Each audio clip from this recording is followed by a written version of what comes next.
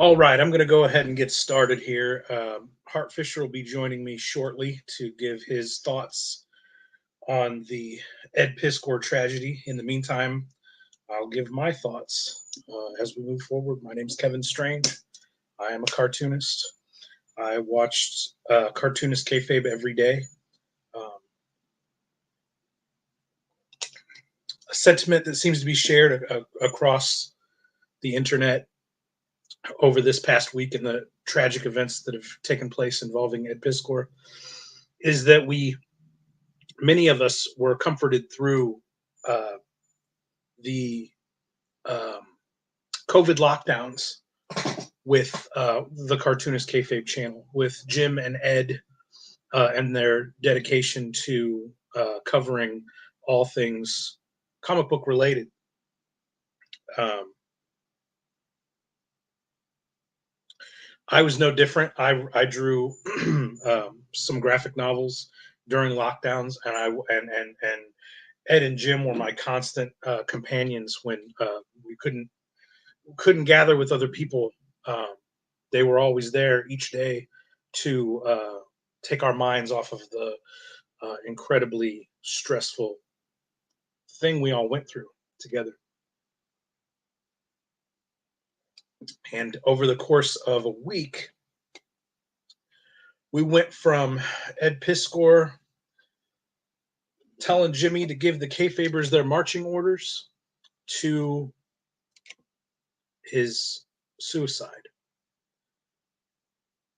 And this was all brought about through a series of accusations of misconduct from Ed Piskor involving a minor and then involving other female comic book associates that are involved in the comic world, and the extreme tornado of cancel culture, cancel pig pile-ons resulted in Ed Piskor posting a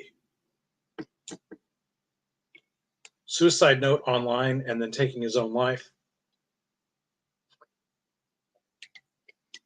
Today, that has been confirmed within the last few hours by his family that he has indeed taken his own life. And I've been watching this situation closely because I've personally been involved in having cancel mobs come after me in the bizarro fiction community, and I've also witnessed many of these witch hunts. Some more deserving than others. Some involving extremely heinous crimes and um, uh, victims that suffered through a lot, and others that others not so much. And I kind of, if you want my opinion on the Ed Piskor situation, it falls kind of somewhere in between. Welcome, Hey, Hart. buddy, how you doing? Live, we're going. I went ahead and got started and did a little. Oh shit, my fucking thing again. Hold on, let me replug this in. It's the goddamn camera. Hold on. I just did a little bit of an introduction, so you didn't miss much. Joining us now to cover this situation, Hart D. Fisher, publisher of Boneyard Press, the publisher of the controversial Jeffrey Dahmer comics. Hart, you were the editor of Glenn Danzig's Verotica line of comic books for a while. You are the curator and owner of the American Horrors Television Network, and many, many other things. But among all those thanks for your patience as I'm trying to get this goddamn camera to work properly. I'm sorry, you guys. I have this problem all the fucking time. Ash Hamilton from Horror Fix, his son gave me this camera, so I'm trying to make it work. Let's see if we go. Huh? Oh, son of a bitch! There we go. You're back again. All right. I'm not going to move. I'm not going to touch the light. I'm not going to do anything. This is my hero shot. Got you. You're looking good, sounding good. Thank you, man. Among all those other things, yeah. So you're a dug in comic dude, 20 plus years experience. What are we? More 30 30. plus years? 30 plus years experience in the In comic fact, book even more if you community. want to talk about the fact that I've been drawing comics since I was 5 years old, and I'm going to be 55 in May. So 50 that's year 50 comic head. years. And I was selling my own comic books as a child. So my mother worked for the Department of Public Aid, so she had access to a Xerox. So I would sell comics to my friends in grade school, in junior high, in high school. In high school, that's where I started doing Build a Bull, and all my friends were in it, like Joe Hubasek, and all these different guys were my buddies. So the characters in there were all based on my friends. You know what I mean? And so comics were a labor of love since I was 5 years old. And all these years later, still going strong in the comic book world. And Why we did have leave a for we a have a while? comment here. We got to We have tell a the comment audience, on this. I left in 2004 because the industry had collapsed. The distribution for the entire comic book industry had completely collapsed. I mean, it was dead. Chaos Comics went bankrupt. So many people went bankrupt. And I went into adult films full time. So I left comics in 2004 to go into post production and movies and adult films and music videos full time. So I left the industry, but I still had my toes in. My friends were still doing it. I was still friends with all the different artists. And that's social media is a double-edged sword.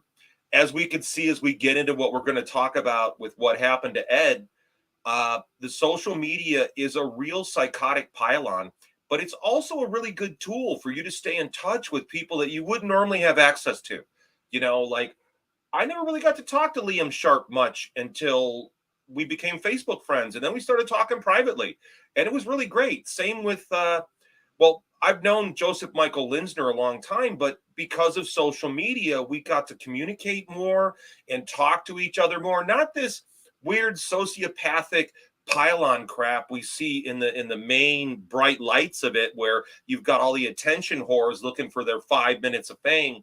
I'm talking about real pros getting together and talk and swap tips. And hey, I just went through this, because I think as we get into this conversation, what I'm going to be bringing up, Kevin, is I've been in this position a lot where I've dealt with a lot of people in free fall in their career, from being crucified over something they did, a horror movie they did with a baby in it, and the baby's got blood on it.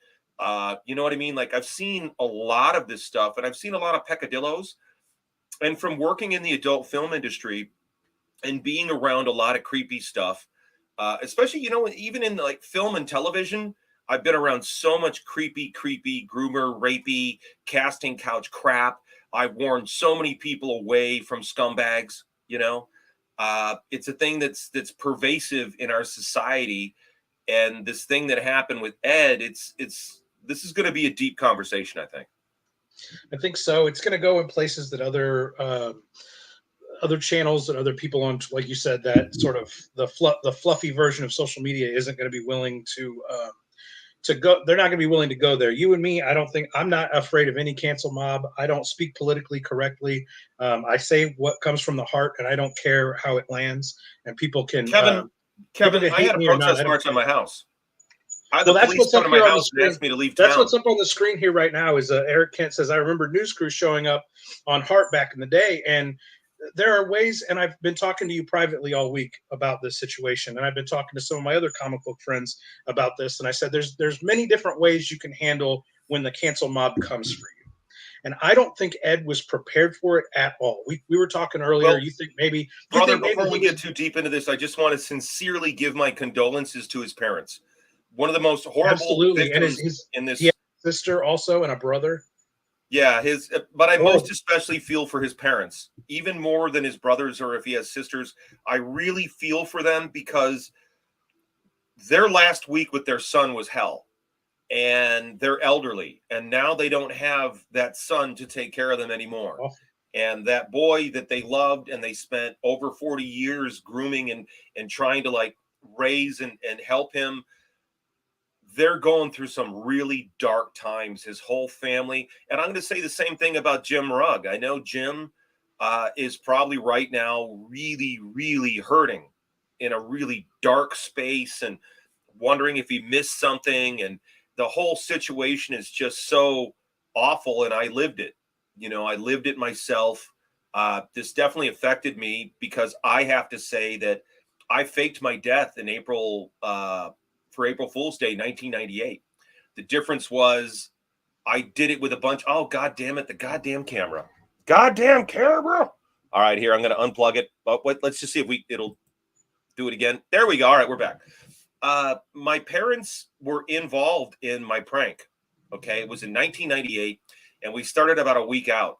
And the people I worked with, like my friends and stuff, were all in on the joke. You know what I mean? So it's really weird for me and really surreal to be here to discuss the suicide of a major man involved in the resurgence of outlaw comics and help brand that name. I think Glenn Hammonds at Raw Comics coined the phrase outlaw comics, but I think Ed and Jim and what they did with their show has been instrumental in regenerating interest in what I felt was a whole generation of artists that were maligned and pushed to the side and were ignored and talked shit about. So the fact that Ed and Jim took this work seriously, I'm grateful. As I look at the camera, I'll tell you right now, I'm very grateful. I'm so grateful for the coverage I got from Cartoonist Kayfabe, the love I got from Cartoonist Kayfabe.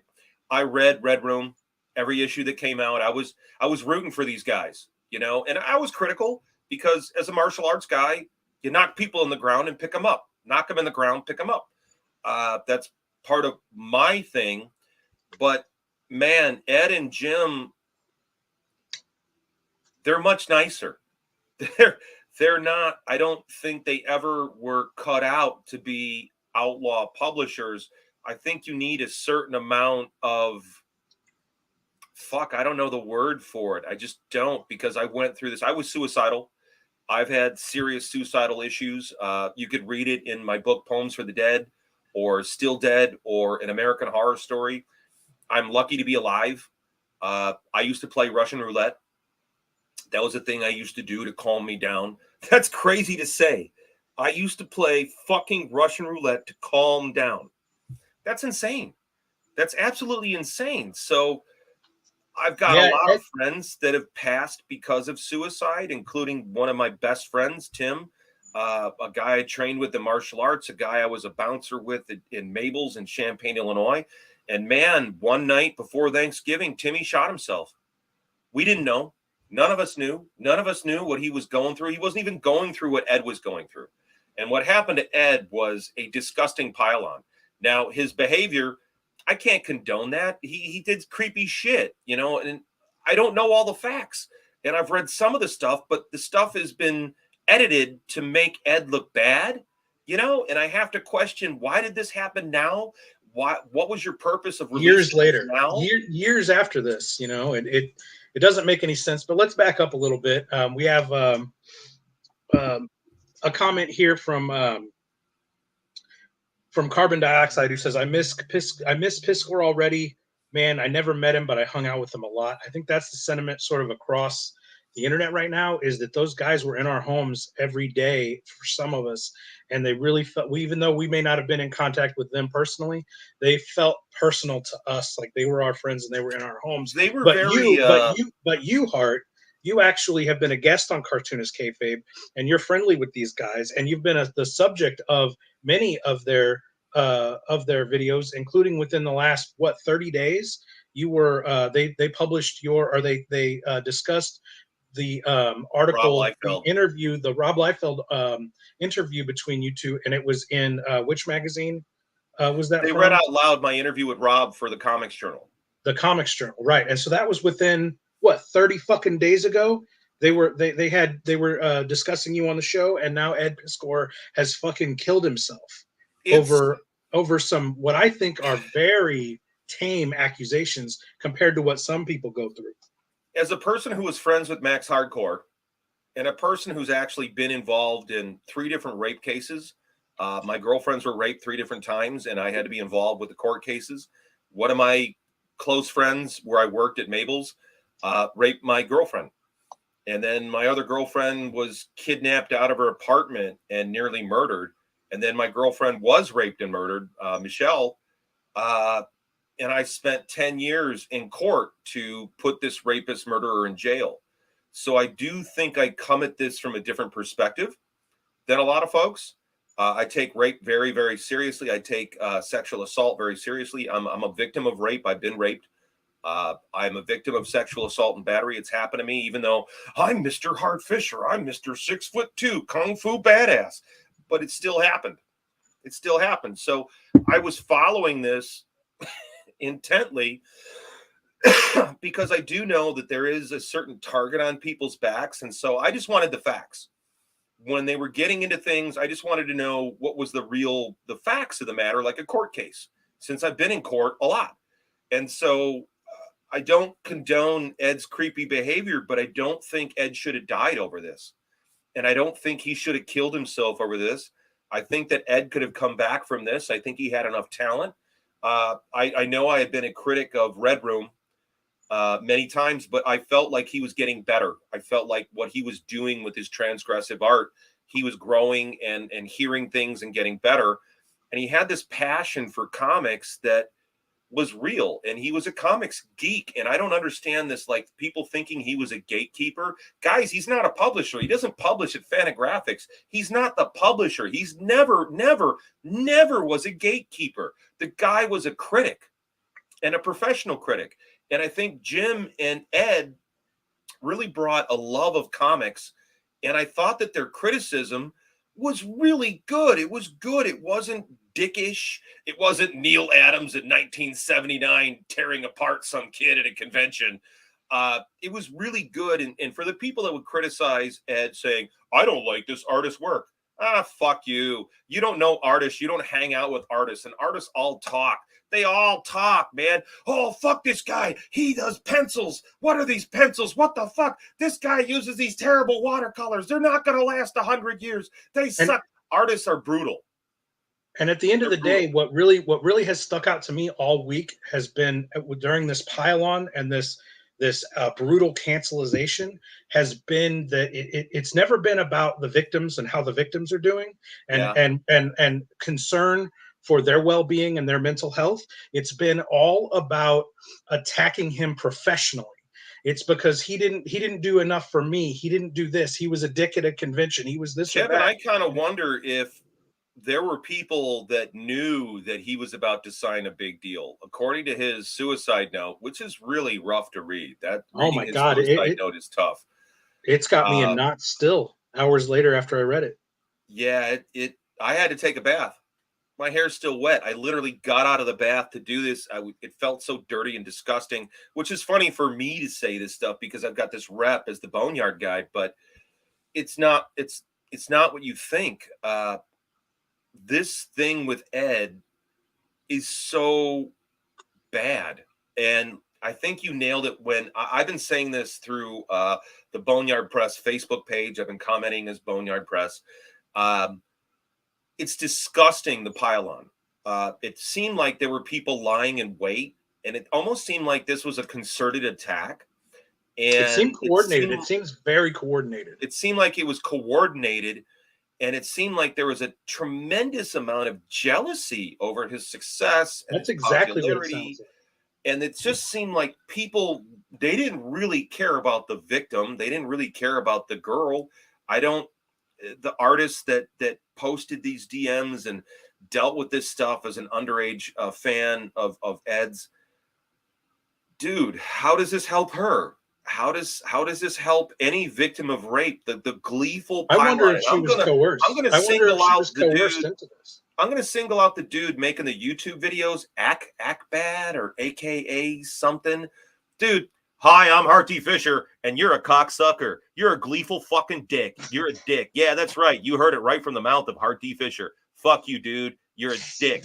He was so gleefully happy about this misfortune because at the end of the day, there's a victim here. There's a sexual victim here. There's an underage girl that was victimized, and you guys are using this as an excuse to it was sickening.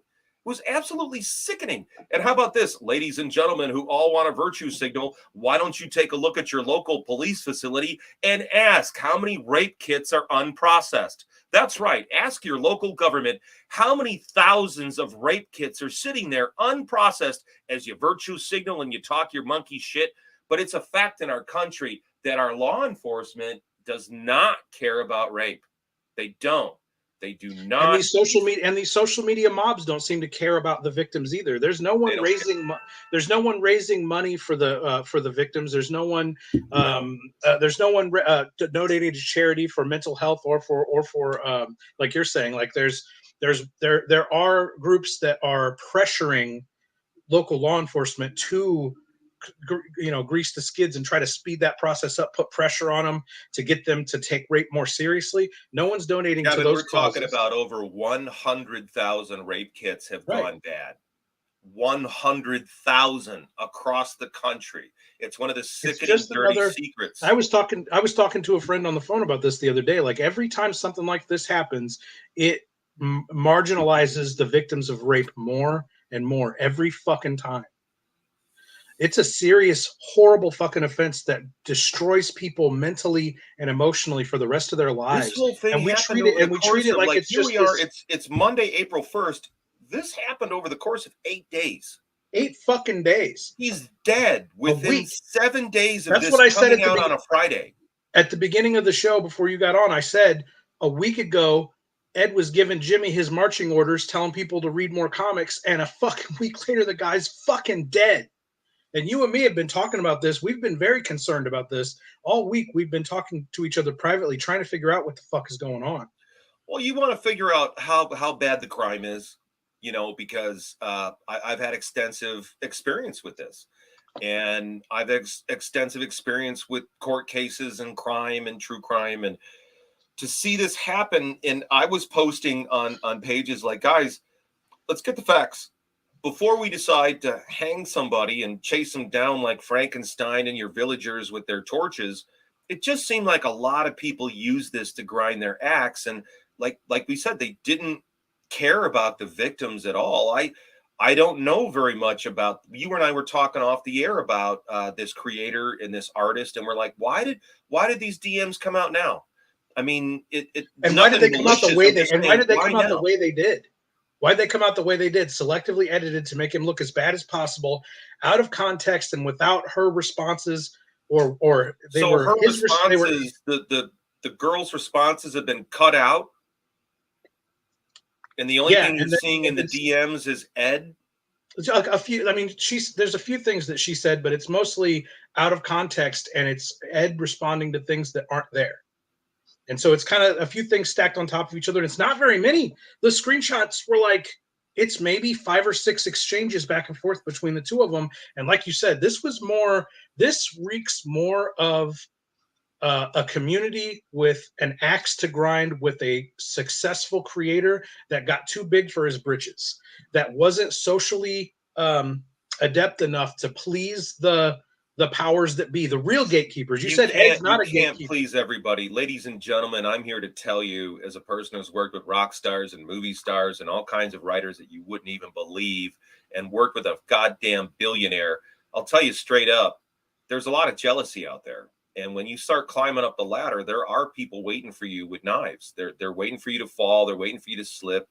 There are a lot of people just waiting to get a piece of you, It's similar to what is happening with, I don't know if you're familiar with Eric July. He runs I don't know Eric July. He's just a comic book crowdfunding guy. He's doing really well. He's had 4 comic book crowdfunders over $1 million in a row, and he sidestepped the gatekeepers and he became really successful. And they've been trying to tear him down now for a little over a year, trying to destroy him.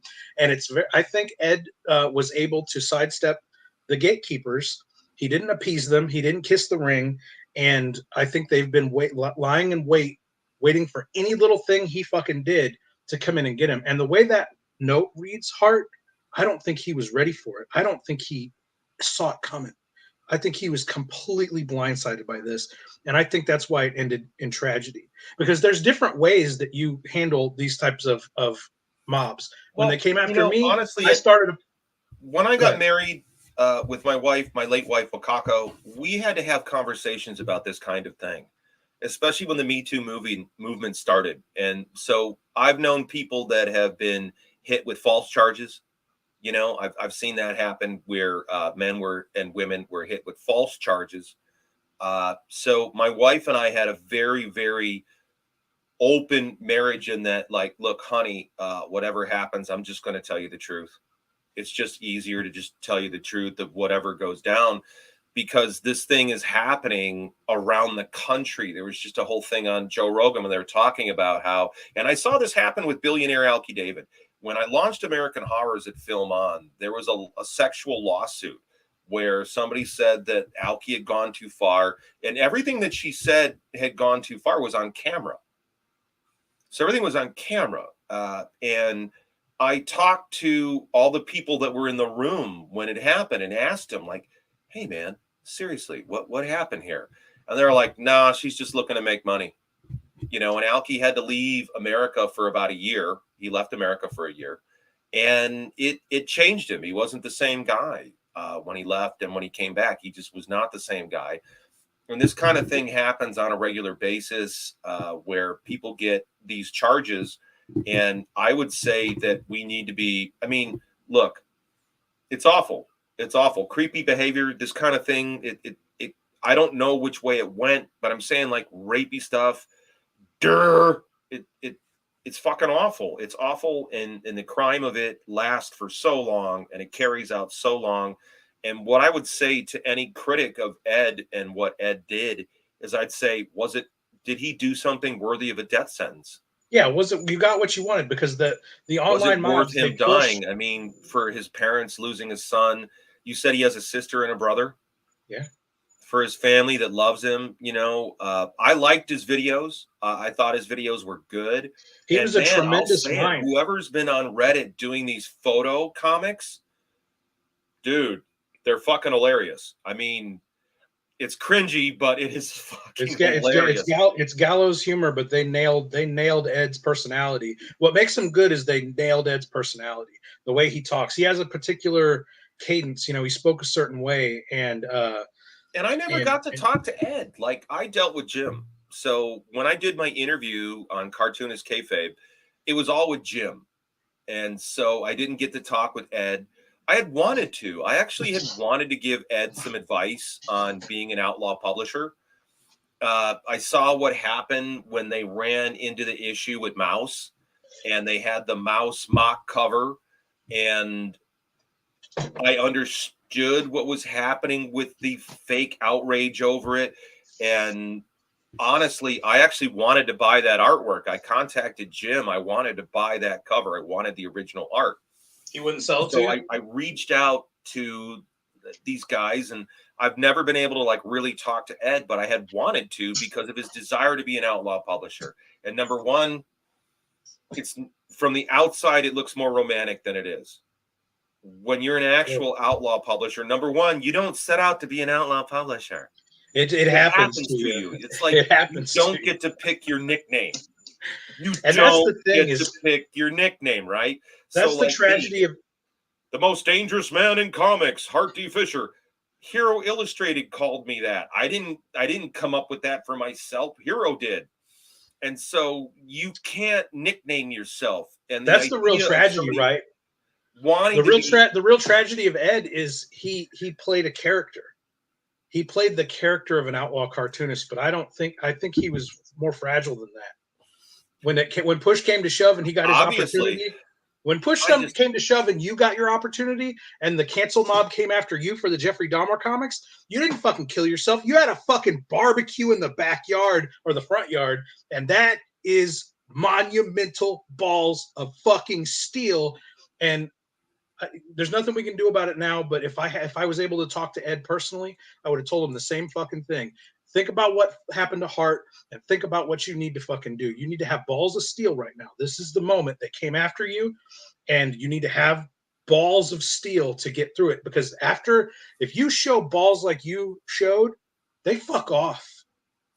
When they don't, when they can't hurt you, when bullies can't hurt you, they fuck off. Everybody out there that's done some bad things, that's made some mistakes, even they're really bad mistakes. I'm friends with military people. I'm friends with convicts. I'm friends with ex-cons. I'm friends with people that have shot people in the face. In order for us as a society to go forward, we have to understand that when you get caught with your shoe in a pile of shit, you as a person have a chance to make a decision. Am I going to own my behavior, grow from my behavior, and be a better thing? Like one of my friends growing up in Champaign, Illinois, one of my close buddies, he was a white supremacist, and we helped reform him. We helped him learn, dude, that's stupid. That shit is stupid. And so he got a chance to reform and learn and go beyond that thought process. And our culture will not even acknowledge that anymore. Because the truth about the internet cancel mob today is they want to push you to suicide. Like you said, that YouTuber, there are Twitter, Two or three anonymous videos Twitter a day accounts. going up. He was so gleeful. He was like a pig and shit. Wee, pig and shit. They don't want disgusting. reform. They don't want to help the victim, and they don't want to help the perpetrator reform. They only want, what they want them to do is they smell blood, and they get an opportunity to try to get a guy to commit suicide, and that's what they fucking got. And I hope they were they're trying to happy. get him to kill himself. I think that's the underlying. I think that is the underlying fucking belly. Kevin, they want him to squirm for a while. They want a dog to kick for a long time. Suicide's too soon for them. Well, a week is too soon for them. They wanted him around to suffer so they could kick him. They wanted to be able to kick him. They wanted to be able to crow. They wanted to be able to virtue signal. And there's a lot of people on the edge. I've got several members of my crew here in Wisconsin that have been dealing with lifetime bullying issues. And they're on psychomeds because of their depression over being bullied. And I've seen them get attacked on Facebook and stuff. Even some of the people that have worked with me were all proud and like, wow, I'm working for American Horrors. This is great. And then these douche flybags would come in and just undercut any sense of self-worth. And Ed was flying pretty high, but I think Ed earned it. His artwork is good. He was not only that, his mind, more comics. His mind for comics is among him and Jim created the best modern hub for comic book history that exists. I really think there's a better thing. They shined the light on things that I thought were ignored. I really enjoyed their not just for me, but the other creators in the independent scene. They really shined a light, and they really changed the lives of a lot of guys. They changed my life. Because of their shows. I wouldn't know you personally if it wasn't for your appearance. After your appearance on Kayfabe, I was so excited. Your energy on that interview with you and Jim got me so excited. I reached out to you and I said, hey, and we developed. God, I thought I was a bit of a crazy dick on that interview. You were, but I loved it. It was so different from you. Your personality is so unique in comics that so many comic guys are the same, and they're so low energy, and they don't really add. Their artwork might be great, or their writing might be great, but their personality wise, they don't really add a lot. There's only a few. There's Brian Polito. There's you. Even there's Todd McFarlane. There's a handful of guys that really. Jim Steranko. I'm just naming people off the top of my head now of guys that have a real true. I got to bring up Billy Tucci. Personality. I got to bring up Billy Tucci. I love Billy and I love his wife, and I think they're fantastic. I feel the same way about Joseph Michael Linsner. I'm a big fan of them as people and as a couple and a power couple. Brian, I can't get behind anymore, but those are personal things involving me and Brian that aren't for the public. Fuck you, Brian. There we go. That's some classic. Oh, no, motherfucker. You should run the other way when you fucking see me coming, you piece of shit, you fucktard. But that's a different broadcast for a different day. Yeah, no, I feel it keeps coming in waves thinking about, because this is all so new and fresh. Ed passed just a few hours ago. I can't believe it. I woke up to you telling me. Yeah, I as we have this discussion and as we're talking about this right now, I'm tearing up and thinking maybe if we would have had this talk publicly 5 days ago, and Ed was able to see it, maybe it would have changed the course of what happened, because nobody came to this fucking guy's defense until he was dead. Nobody fucking stuck up for this guy, not even Jim. And I think, I have to say that I said some stuff that wasn't necessarily sticking up. It was like, hey guys, let's reserve judgment till we get more facts. Hey, let's reserve putting up Like the you noose said, on the there's tree until we get more facts. Hey, ladies and gentlemen, let's get more facts. something as tame as what he did. The reformation of that is easy. Don't do that shit again. Oh, okay, I won't do that shit again. It's such a tragic loss over something that seems so fucking petty. He's It's dead, dude. crushing. He's gone. He was. He was I mean, he was he was I don't know Ed. I don't know Ed. He just seems like he was a comic book geek, and he lived and died by his comics and his love for hip hop and what have you. And a lot of the guys that are into outlaw comics, it's because they are soft.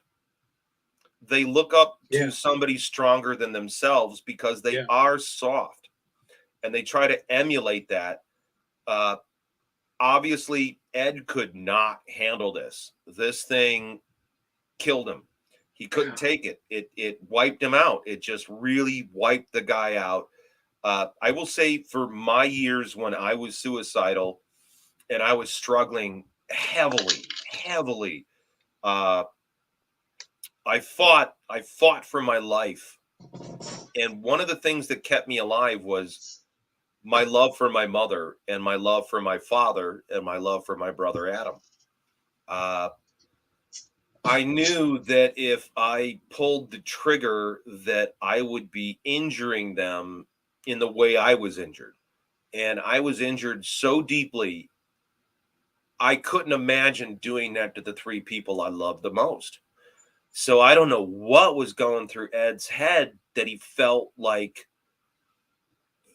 he just really fucked his parents. He really did. He just, oh my fucking God. It's the end of their life. And now they have to deal with this. Jesus. He tried to rationalize it in the note. He tried to rationalize it as they were going to get a financial, a financial windfall from this. But I don't know, nobody gets paid for suicide, brother. Why do you think they set up fake murders? Insurance doesn't cover suicide. It wasn't the insurance he was talking about. It was the money he's owed through publishers. But it's so hard to get money from publishers when you're alive that I imagine this shit's going to get tied up in lawyers forever. I don't know if the parents they're not going to have the strength to pursue this in court after your loved one is murdered like this, because he murdered himself. That's what he did. Oh, this Ed is absolutely killed himself. He killed it. He did 90%. The cancel mob did 90%. He went ahead and did the last 10% himself. The cancel mob. I hope you're proud of yourself. I hope you feel real good. I think that's what they want. You said they want him to twist in the wind. I agree with that. Probably they longer. wanted to have him around. They didn't want it to happen so quickly. They didn't want it to happen so quickly. He could have come back from this. I think that Ed could have come back. He had enough talent. I mean, we've seen this again and again. Wasn't there a whole crusade against Warren Ellis, the writer Warren Ellis? Oh, yeah. Over the same kind of thing? Same type of thing, yeah. I will say that my cousin Nancy's a judge, Kevin. I don't know if you knew this, but my cousin, who I grew up with, she was a prosecuting attorney in Dallas, Texas, and she was involved with prosecuting sex crimes. And she's now a judge in Texas. So at one point in my career, Nancy warned me. She was like, Hart, do not talk to your underage fans. And I'm like, I've got this person I'm talking to right now that's suicidal. And I'm trying to tell her how life is worth sticking around for. Even though it hurts right now, it can be better later. You may be suffering now, but you can get past it. You can get past it. You will get past it. You think that this thing is so humiliating and overwhelming, but you can get past it. And so my cousin was like, Hart, you can't talk to this underage girl. You can't, because if I got you in my courtroom, Hart Fisher, I could make you look like anything I wanted to. Exactly. And that stuck with me. It was tough. I argued with her quite a bit because I knew my fan was in trouble. And this is around the time I published Poems for the Dead, which has a lot to do with suicide. And this right here bears out what she said is truth. Be careful who you're talking to online. Be careful what you're saying to people. It doesn't even have to be the opposite sex. It could be some 17-year-old guy that Oh, came for out and sure. said this stuff, you know? For sure, yeah. And the notion of like making your house available to artists coming through town. Which is what Ed said in the suicide note. He tried to rationalize him telling her she could crash by saying, "I've had lots of girls crash at my place when they were in town for comic stuff, and I never tried to fuck them. Ask them." That hurt me so fucking bad reading that, because if he would have said that right after the allegations came out, I think this would have all taken a different turn. I don't think that cancel mob would have been so would have felt so confident. Would have been so what's the word for it? But just felt the green light to go ahead and fucking pile onto him and absolutely destroy his They would have fucking kept life. going. They would have kept going. It wouldn't have stopped. They would have kept the harassment up because they finally had something. Because these are little small people that have nothing. I ain't talking about the victim. Okay, the victim's a separate issue. It's all the commentators. Their lives are shallow, Who small. don't give a shit about the They don't victims. have That's anything, so they virtue signal and they jump in, and they're part of the bullying mob. They're part of that mob that drags you down and kicks you to death in the middle of the street. Man, it's just so much to look at. Dude, I think if he would have, and it doesn't matter now because it's over and the man has taken his fucking life, which is I'm still processing it. It still doesn't seem real to me, but he took frequent trips to Japan with Jeff Darrow, with cartoonist Jeff Darrow. Oh yeah, and Jeff Darrow lives in France. And tell me that if Ed had taken an extended stay in Japan and had signed a couple of publishing deals with some French publishers, that he wouldn't have been able to keep the money coming in, and just sort of let this thing go for 2 years, for 3 years, stay off the continent. Japan doesn't give a fuck about some text with a 17-year-old. They get more upset over drugs. France doesn't give a fuck about some text to a 17-year-old. He could have, with Jeff Darrow and his connections to French publishers in France, he could have got him some money. No, I think it was the humiliation, man. I really do. The humiliation. It was definitely the humiliation. It really was. That's the sentiment in the suicide note, is that the shame he felt. He couldn't face his family. He said, "I can't go back to my hometown after what they did to me," because literally the local fucking news went and pounded on his dad's door and had his dad out front, his elderly dad out front, going, "My boy didn't do nothing wrong." That sucks. That sucks. Well, my father was sitting there when I'm on Jerry Springer, and my father, who was crippled up with terrible arthritis and a lot of physical pain, my father's in the audience of Jerry Springer while a audience member stands up and says, "I want to know what kind of piece of shit raised you." They said that. That's a quote. "I want to know what kind of piece of shit raised you." They said that in front of my father. And I looked out in the audience. I saw my dad. Well, we're a couple of Southsiders, so we see things a little fucking differently. Right. My dad was grinning because he knew. Right. He was a good dad. My father was a good man. And he was a good man. And he raised a good son. That's why you and me are doing this right now, because we're a totally different fucking breed, and I don't give a fuck what somebody says. I've been the subject of the cancel mob. I've had cops come to I've been swatted. I've had the police come to this door right here and say, "We got a phone call saying there was a young woman crying in your house." I said, "By all means, come in here. I'm alone." They could have shot me fucking dead. Kevin, that happened to me at a hotel room in the Hyatt in downtown Chicago at the 2015 Mad Mobster Valentine's Massacre weekend. I had a bunch of Marilyn Manson jagoffs report to the hotel that I was holding a woman against her will in my room. And what was this woman? This was an abused woman that was talking to me about how her boyfriend choked her and abused her, and she wanted to get out. So that's what we were discussing in the hotel room when they called up security, and security forcibly removed her from my hotel room while we're sitting there drinking Pepsis. Right. We're drinking Pepsi. We're not smoking weed. We're not doing anything bad. We're not taking any drugs. We're not drinking. We're drinking goddamn Pepsis. And they removed her. 3 giant dudes. They scared the fuck out of me. I'm okay. I'm a badass, but I'm not Billy Badass. I'm not going to beat up 300-pound ex-gangbangers armed with mace at my fucking door at 2 a.m. I was terrified. I get scared like anybody else. So you never know what's going to happen in this world or this life. I just wish we could have got to Ed personally. If you and me had got to him, I think we could have talked him off the fucking. Fuck, I wish I could have talked to Ed. I've been wanting to talk to Ed for a while about this outlaw thing because I know there are consequences when you want to fly that flag. I know there's things that you see from the outside and you think it's cool. Well, he idolized you for sure. He idolized you for sure. That's where the whole outlaw comics persona came from. But that was an definitely feel that I was a hero to Ed. I definitely think I was, based on how they talked about my work and who I was in the industry, especially for what age he was. Because as you know, Kevin, as a fan of comics, what age group you are will facilitate your fandom, like with different horror films. What horror film you see first will influence how you feel about other horror films. And Ed was really trying hard, especially, he was doing the hip hop thing. And he was doing Red Room, and I had my own criticisms of Red Room, but I thought that I admired what he was trying to accomplish with it.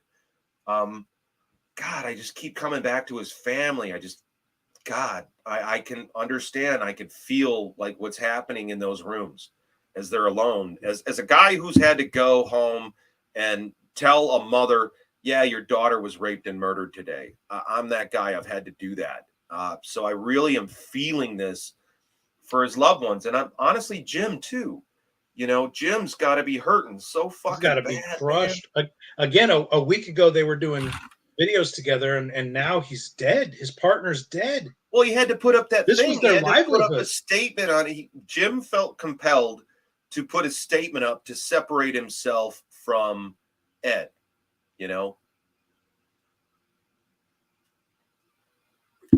This guy's comment here, Pillow 4 case studies. Brother, nobody could save Ed. Nobody could save Ed. It was Ed's decision, the pile-on, the bullying.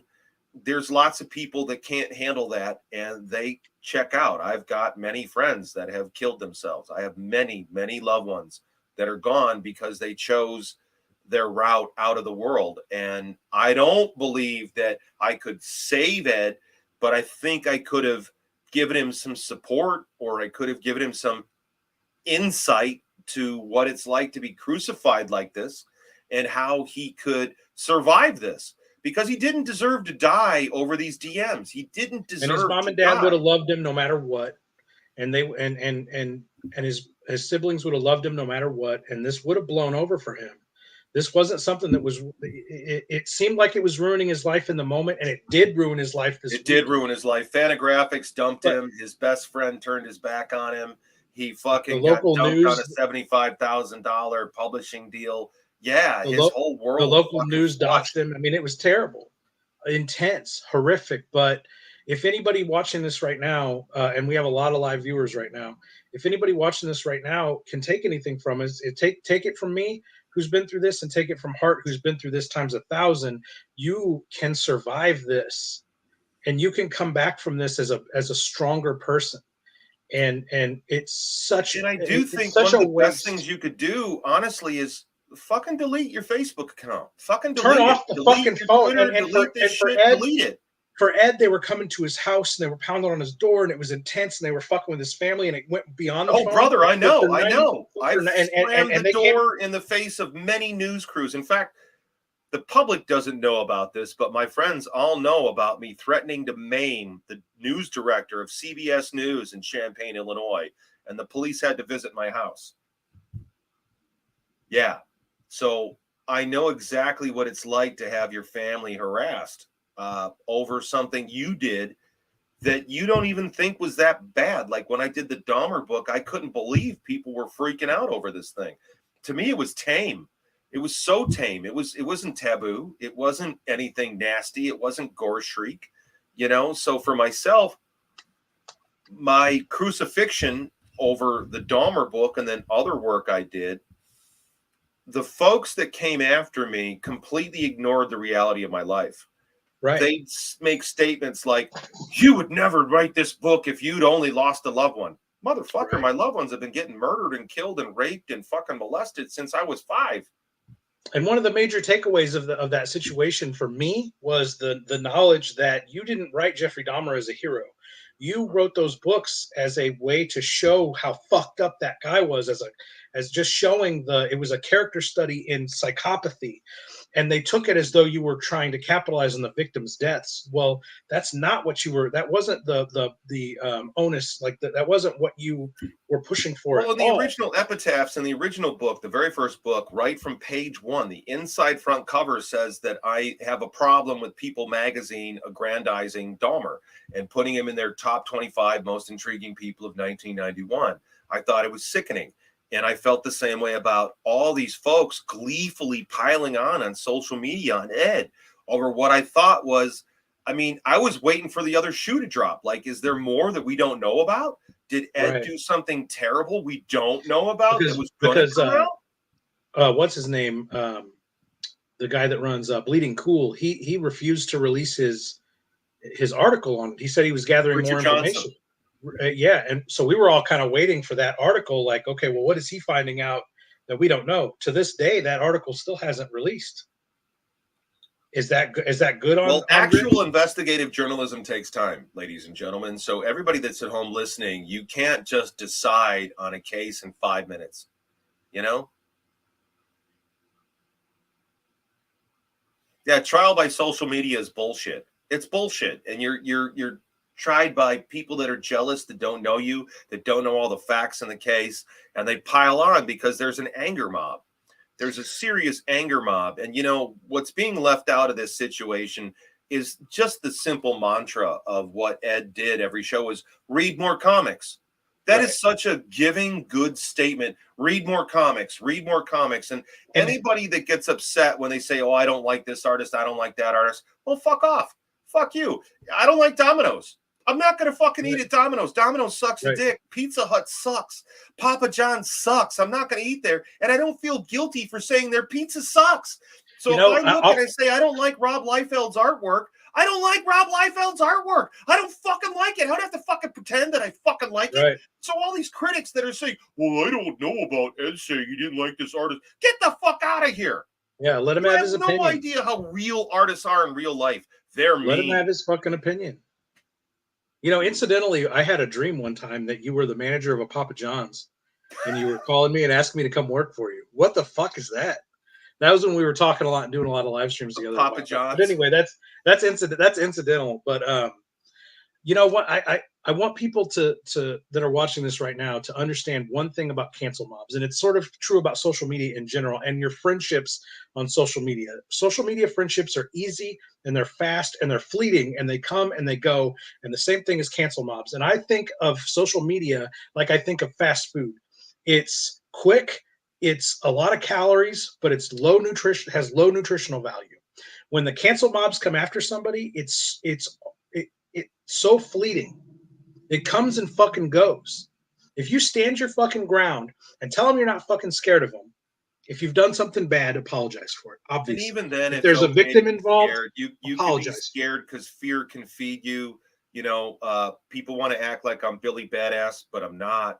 Fear does drive me. And fear scares me. You know what I mean? And so fear of failure scares me, but it doesn't control me. Like a lot of fear drives me forward. Like I learned how to ride that horse, but I've been riding it for a long time because I've had a violent life.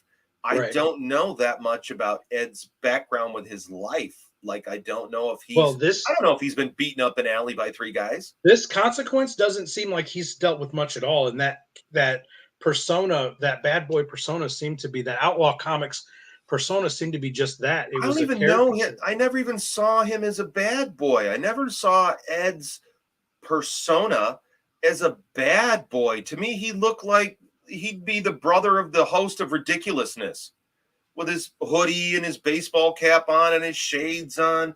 That was just kind of his jam, and he was into hip hop and he liked that kind of look. And I never thought he was a badass. I never thought he was an outlaw publisher. I thought he was a fan, and I appreciated the the sentiment, and I appreciated the love from the show, because the show really helped a lot of people. I don't know if anybody wants to accept that or talk about that in the midst of their jealousy rage, but Cartoonist Kayfabe really helped That's a lot the of people. fucking truth. That's the It fucking did. truth. And that's A lot just of people. another layer. That's just Not another one, layer not of the two, not fucking three, not tragedy. four, not five. A lot of fucking people were helped by Cartoonist Kayfabe. Not And Ed just and the Jim, professionals. thank you Guys. Thank you both. Absolutely. Ed, man, rest in peace, dude. You R.I.P., shouldn't have done buddy. it, bro.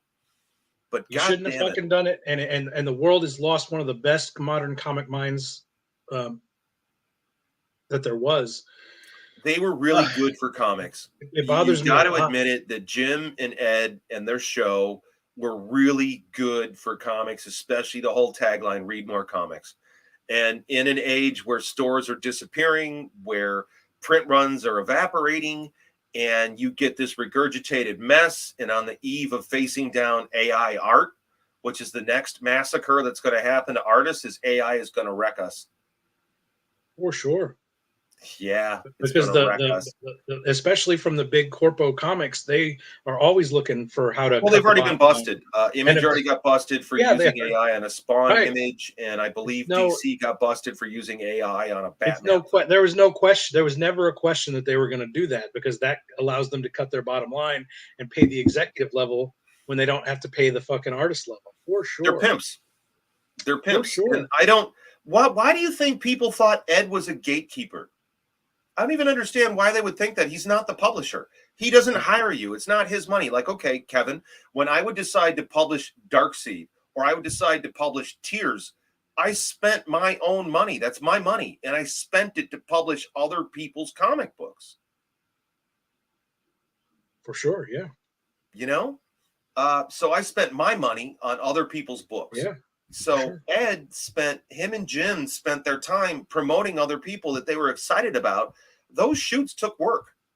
Well, that's one of the main kind of issues that Ed would always talk about, was time management, because he was a working cartoonist and he made his money from drawing comics, but Cartoonist Kayfabe took up the majority of his time. He was always looking for hours he could fit in to draw comics, because his channel, the promotion of comic books and the comic book culture, took up so much time and energy from his schedule, and that, you know, he was so dedicated to it. And it's so fucking heartbreaking to lose that guy, because I don't know about you, but I don't think Jim's going to keep going, especially after maybe if Ed had fled the country, lived in Japan for a little while. Why would you flee the country over some DMs unless you did something more worse that's not coming out? I'm just saying, if he was still around and Jim could do the channel and Ed was just kind of laying low, that would be one thing. But no, you know, think about Jim right now and what Jim's going through. He's got to be hurting real bad. Jim, wherever you are, buddy, my heart is with you. You too, and pal, because I know you're hurting also, man. And I'm thinking of you, Jim. I got to catch up with these. We're getting so many comments in here. I want to get them on screen and give them their time. But I like this comment here. This seems an extreme response to being accused of being a sex pest. I just don't think Ed has ever been through this before, brother. I don't think he was such a darling, and he had so many accolades. He was an Eisner Award winner. He had this gallery coming up, and he was a Pittsburgh darling. He had been on the Pittsburgh Nightly News more than once. News channels had brought him on as the local comic book celebrity. The thing is, that kind of success breeds a lot of jealousy. Okay, it really does. But I dealt with that in my own life, where people see you on these shows and think that they want a piece of that, and they're jealous. They want their comic to get the same attention your comic is getting. They don't understand that you've been working for years and years and years to get to that point in your life. And part of Cartoonist Kayfabe was that, like, you're creating a group of people that are into your personality. And so I think that part of Cartoonist Kayfabe fed into Red Room, because Red Room, I will say it, Ed's artwork on Red Room was really good. I've just been getting into it, and it's really goddamn cool. He had really such a good. recognizable style over Hip Hop Family Tree or the X-Men Grand Design. I didn't see Red Hip Hop Room. Family Tree, and I like It's the same design. Switchblade Shorties. Is that the other Yeah, one? that's another tragedy. I was thinking about this all week before he was dead, and before that was even an idea in anybody's mind. I was thinking to myself, because he's been talking a lot on recent shows about he's been working so hard on Switchblade Shorties that he's been grinding his teeth in his sleep and had ended up with a tooth problem that he had to go to the dentist and deal with this fucked up tooth from all the teeth grinding. And I thought to myself, that happened to me. All the stress over, people protesting, marching my house, fucking people breaking into my house while I'm out of town. I can only imagine, brother, that all the robberies, all the death, all the murder. Brother, I've literally cracked 2 of my molars in half, lengthwise. I can only imagine that kind of heat, brother. And the agony of cracking those teeth was unbelievable. My hands were shaking. I was in so much agony, and there was no pain pills that would work. And my doctor, who diagnosed me with PTSD, she was talking about how tooth pain in the Army, because she's active duty military, she said tooth pain is one of the most debilitating pains you could have. In the Army, they consider that you're off the field of battle. Tooth pain cannot be supervised or surmised. It's unreal. It knocks you down. So that was for me grinding my teeth. I didn't know Ed was doing that. Do you think it's the stress of trying to be successful, or? He seemed to be he wanted to do this as a daily strip, Switchblade Shorties. He wanted to every day for a 4-panel. Because I know he was trying to do that with Red Room. He initially announced Red Room as a monthly book. And I came out and I was public, and I'm like, look, dude, you want to be outlaw, you got to take it further. This is good, but you got to take it further, because there's no emotional underpinnings in your book. There's no emotional scars.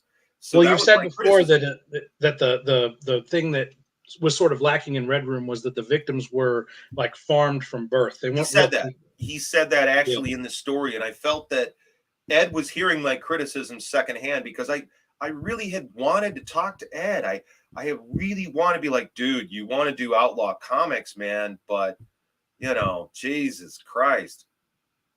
Here you go. Well, hey, Dana, nice to hear from you, buddy, but it's not worth dying over, buddy. Oh, you guys got everything wrong. Virtue signal someplace else. The real boys are talking real tragedy. Let's break that down a little bit. This loser is a coward who only focused everything on comics. There are certain individuals. He didn't have a wife. I like how he says girls. He says girls. So do we know that he did this repeatedly? No, he only did this to this just the particular one person that came forward. Well, a couple other girls came forward, but they were of age, and they just said they had awkward exchanges with them they weren't similar. Awkward's he wasn't not grooming, a death sentence. Yeah, he wasn't grooming age. Other. What the fuck? So hey, Donna, eat a bag of dicks. Yeah, well, fuck you. For people like Dana, they don't understand that some people, men and women, some people do dedicate their lives to their careers, and they really want to put something into the universe. And they want to put something into the world. I did since I was 5 fucking years old. Exactly, it saved my life. Comics saved my life.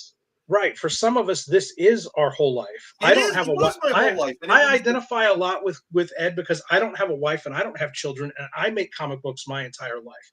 I'm never going to kill myself over a cancel mob. I'm too fucking tough for that. I've been bullied my entire life. I've had to start my career over 3 times, Hart. I was an independent filmmaker. I was a novelist. I don't know what you're talking about at all, Kevin. Right. And there are some guys that can be zeroed out and can start over, and they don't give a fuck. I don't give a fuck. Dude, let's get this guy's quote off the screen. Let's get him off the fucking screen. I don't even want to think about this fucking jagoff anymore. We love comics. Why do you think we're here? Exactly. We have a fucking passion. Right now. That's the thing about people like that. They don't have a passion for anything. What you need to do, brother, I'm going to put him back. I'm going to put him back on for just a second. What I want you to do, brother, is I want you to dig deep into your soul and figure out a passion and purpose for yourself that will drive you 24 hours a day. If you can find that, you're going to be among the very special, because it's better than any drug you could ever do. It's better than any sex you could ever have. If you find your fucking purpose in life, you will live it, breathe it, shit it, piss it, and eat it every moment of your life. And that's what Ed Piskor lived, and you can suck a fucking dick and die, bitch. That's how it was with Boneyard Press. Boneyard Press was a war. You published some of the best fucking comic books that have ever been fucking released through Boneyard Press. Boneyard Press will go to long after you're fucking dead. Long after you're dead, Boneyard Press will still be around and will still be alive, which is much more than can be said about this motherfucker. Not the guy that's on the screen right now, but this Dana motherfucker. Well, that's the sad thing about Ed, is I felt that Ed had a lot more stories to tell. You know, I felt Ed had a lot more to give to the industry. He was getting better every book. Every issue of Red Room was getting better. I read, he was so hearing my recently criticisms, and I think he was incorporating them into the work because he was getting better. And for the guy who said his art sucks shit, fuck you. Suck my dick. I'm a publisher. I work for Danzig. I've spent millions of dollars publishing, not my money, other people's money. And I could tell you his art was really good. It was really, really good. I mean, I know my shit. This dude keeps running his mouth. It's okay. Let him run his mouth. Yeah. Forget him. Neither. We're both on here today because we want the perspective of two dudes that'll never fucking give up in the face of a fucking cancel mob. Suck my fucking dick, motherfucker. Man, that's all I ever have to say to you. Suck my fucking dick, motherfucker. You can't phase me. You don't know half the shit I've been through. You don't know half the shit fucking Hart's been through. If we were going to fucking kill ourselves, we would have done so years ago. I lost my girlfriend in a car accident in fucking 2004. I've never gotten over it. I've never had an emotional relationship with a woman as much as I did her, because all I ever think when I'm in a relationship is this woman could die at any fucking moment. And Head, I'm sure, Hart, rather, I'm sure you can. I'm almost 2 pints into the fucking American Honey here. I'm sure you can relate to that. That it's difficult to pair bond once you've tragically lost a fucking loved one.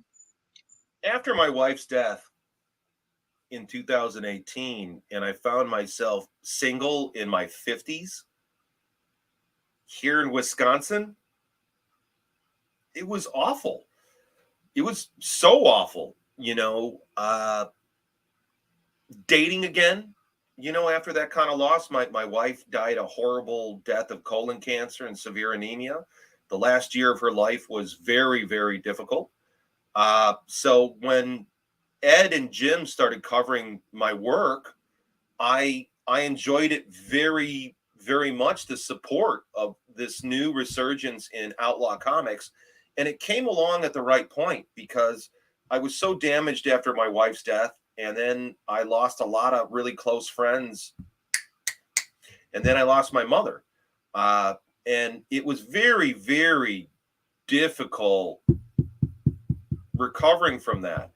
So again, that's part of why I'm coming back to, like, man, Ed, his folks and his brothers and his sisters and Jim, they're in for a bad year. This is going to be a tough year for those guys. It's none of their fault. You know what I mean? Like, Ed made his own decision. At the end of the day, Ed's responsible for what Ed did. And he's hurt a lot of people. He was injured and he was hurt and he was scared because he's a comic nerd. Like, I don't even know why people think he was some kind of a badass. He wasn't. He was just a comic book nerd, and he loved comics. And I get that because I was that picked on kid. I was that kid picked on by everybody. Me too, brother. What are you reading? What you got there? Absolutely. All the time. So I think the comics world has really lost somebody that I really think that he helped the industry. I think he helped the industry far more than he hurt it. Tremendously helped the industry. Him and Jim both of them. Let's talk very briefly. I don't want to focus on this out of respect. Here, hold on. Let me you chat a minute. I got to get it. Joe Boo needs a refill. I'll be right back. All right. And yeah, I'm still in my bath towel. Here, I'm going to, let me see what I can do here. No, I can't.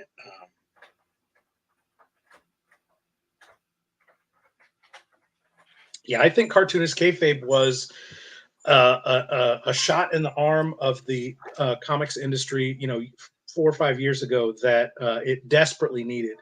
It desperately needed some guys that had absolutely committed brains to the art form to the art of comic books. And before Cartoonist Kayfabe, I don't think there was a channel on YouTube that could go as hard and as deep into the minutia of comics, because they would Ed liked to say that they would put comic books under a microscope, and they would, from the penciler to the inker to the colors to the color separate. They did whole videos based just on what comic color separation was before digital colors came around. They were famous for talking about the Ames guide to lettering. They introduced a whole generation of comics creators to hand lettering comic books. I mean, you just the absolutely historic interviews with like Kevin Eastman and Peter Laird, the creators of the Teenage Mutant Ninja Turtles. Those the deep dives into those first 8 or 9 issues of Ninja Turtles are unfuckwithable. Unfuckwithable to get Peter Laird and Kevin Eastman. They hadn't been quote unquote in a room together in 20 fucking years. And they got them talking together publicly again for the first time in decades. I mean, this show did so many things right. So many things right. We're backing up on. God, are you actually reading the comments? I don't really read. Yeah, things. We're backing up on the comments. They're good. We've only had the one troll, and I could block him, but I let him talk. I don't give a fuck. Fuck that motherfucker. That motherfucker could suck my dick. I do want to touch very briefly, out of respect to him. I don't want to spend a lot of time on it, but I do want your thoughts, because you're friendly with Jim Rugg, because he did the interview with you on Cartoonist Kayfabe. Tell me what you think of Jim's decision to disassociate professionally with Ed over the weekend. That's a tough one. Me and my buddy Trike were talking about that today. Trike, salute out to Comic Alley in Delavan, Wisconsin. Trike's a big fan and a big supporter of independent comics, and he's one of the only comic book store owners I know that has a Boneyard Press section. Amazing. So Trike and I, my local comics company does, or my local comic shop does too. Bigfoot Comics in Collinsville, Illinois, or Belleville, Illinois. The funny thing is I had been wanting to send the guys a box of books. Like, we've got the new Poems for the Dead hardcover just came out, and I've got an American Horror Story. And so I have the big book of Dahmer over at the printers right now. And I had wanted to send these guys a bunch of stuff because I thought they did such a great job reading the Rob Liefeld interview out loud. And one of the things I liked about Jim and Ed was they were professionals in their criticism. So they totally were pro. I think they helped advance comic book art. I really think Jim and Ed and their constructive criticism to you fucking whiny bitches in the comics section, their constructive criticism of different people's artwork was good. It was very good. What they had to say was important, and I think they really helped another generation of comic artists coming into the business. And I thought that they really nailed it. They understood their craft, and they were pros. Because I like the fact, like, especially Jim seems to be more of he could take on different styles. Like, if you look at my artwork, it's Hart's artwork, but Jim's work seems to have several different styles. He's a chameleon. He can really do, because with those, because you mentioned the mouse controversial cover, but because he nailed that, he seems to be able to nail. He was so good. He nailed that. He did Rob Liefeld. He did Todd McFarlane. He did so many awesome styles. I just saw today, because Cartoonist Kayfabe has sort of been in the news all week. I just saw. I don't know if you are you familiar with Charles Burns' Black Hole comic book? Jim, yeah, I have the collection of it. Jim did a fucking cover of that, but it's his own face, and it says Red Room across his eyes instead of Black Hole, and it looked exactly like Charles Burns' art. Jim is like a chameleon artist. He's great. He's amazing. What do you think about him throwing Ed under the bus over the weekend?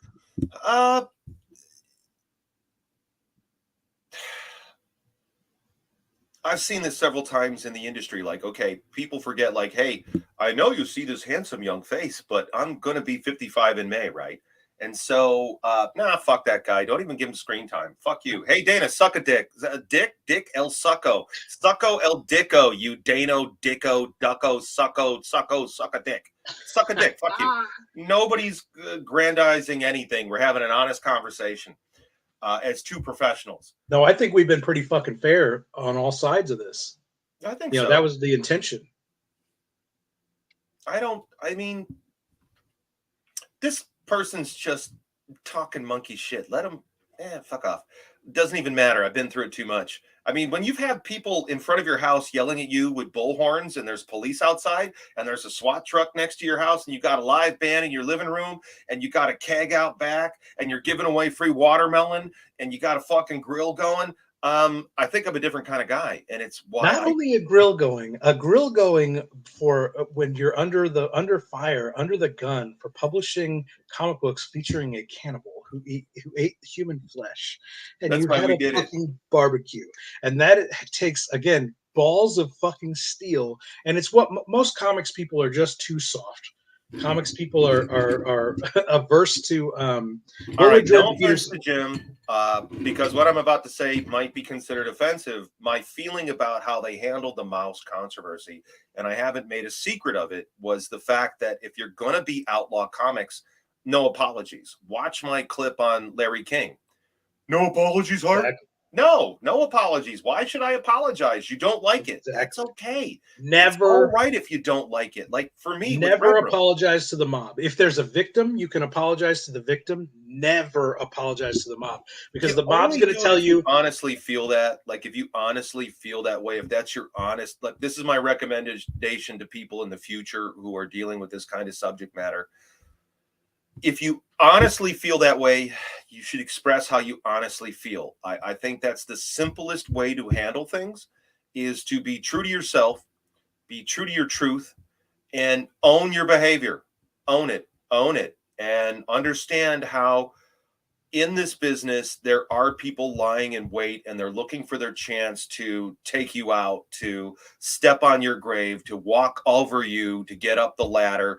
And again, I keep coming back to this notion of why people thought Ed was a gatekeeper. He wasn't a gatekeeper. He was a critic, and he was a good critic. Him and Jim were really good critics. I had 2 of my books broken down by those guys, all right? Yes. So I sat there and I watched the Kill Image book and I killed the Kill Marvel. And even though I didn't agree with everything that they said, I thought that they had a professional criticism. Their criticism and the fact that they laid in the history behind the book and what was happening at the time. They weren't giggling girls. I thought they were pros. I felt like I was hanging out with other professionals, because a lot of their conversations are the conversations that guys would have off camera. We'd be talking about together. Like the folks at home have no clue what it's like to be hanging out with Bernie Wrightston and Joe Linsner and blah, blah, blah, whatever name you want to drop. And you're all hanging out as artists. You're all hanging out as professional comic book creators. You're all like, oh, man, I love Barbarella. Oh, man, all your drawings. Linsner, all your chicks look like Barbarella. God damn it. You know what I mean? Like you talk to each other and you get this for sure professionalism. And some of that is lacking on camera. And I thought that Ed and Jim brought that backroom thing out, and they brought it on camera. And, dude, they really were great. They were really a good team. The cartoon that's been playing on Reddit with photo stuff, again, man, the way you guys have gleefully piled onto some of this stuff is kind of sickening. But I do have to say that photo cartoon was pretty funny. That photo cartoon was making me laugh, and it was mostly making me laugh just because they captured Ed perfectly in his cadence and in his quirky speaking style. Was it needed right now? No, and it probably added to what made the man fucking kill himself. So, praise for it is probably inappropriate right now, but that shit was funny. And I think guys like you and me have been through so much tragedy that we have to find gallows humor. We have to find I watched the gunfight happen in front of me. Right. I've handled dead bodies. I don't have time for your Twitter bullshit. You got to be able, yeah, drama bullshit. You got to have a certain gallows humor when it comes to shit like this. When you otherwise, how can you go on? How can you go another day? Well, my feeling about it is, I would ask the people at Fantagraphics, guys, why'd you bail ship so fast? You knew he was Mr. Outlaw publisher guy, and you liked having him in name only, but you didn't even give him a week. Fantagraphics, you couldn't even give the guy a fucking week. You couldn't give him one fucking week. I'll give Fantagraphics this. They never released a public statement. They were quoted in an article. Okay. Absent of a public statement of their own. Okay. And their specific quote was, "We have no plans for future projects with Ed Piskor," because they didn't.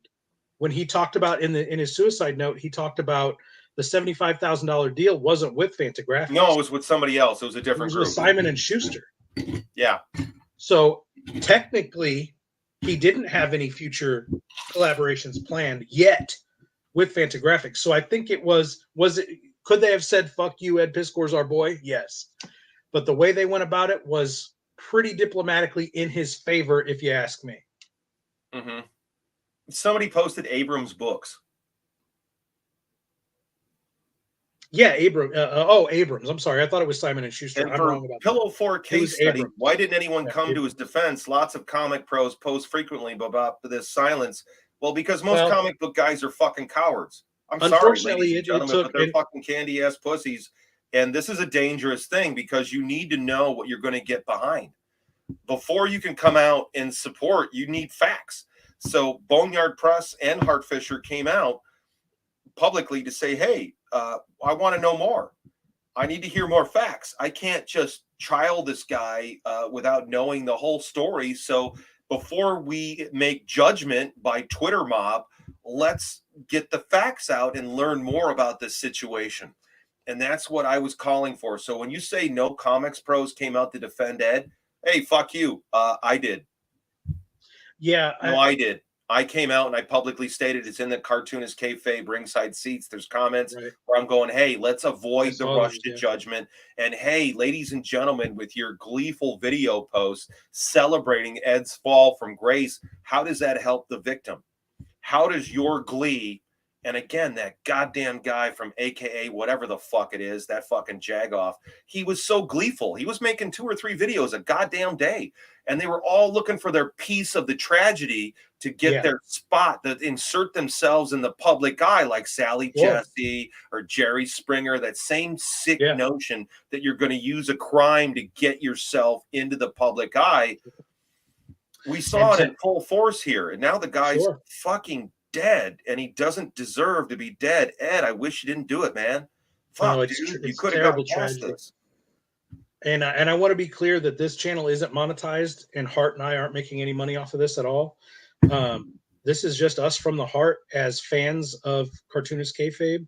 In Hart's case, a guest, a very front and center subject of Cartoonist Kayfabe. We just want in the last couple of years, since my return to comics, in the summer of 2021, since the summer of 2021, A, I was an interview subject on the show with Jim, and B, they did 4 other shows. So I've had 5 shows about my work on there, and it made a difference. It actually really helped me sell more books, which was the mantra: read more comics. Yeah, read more comics. Yeah. My appearances on Cartoonist Kayfabe enabled me to reboot my mail order.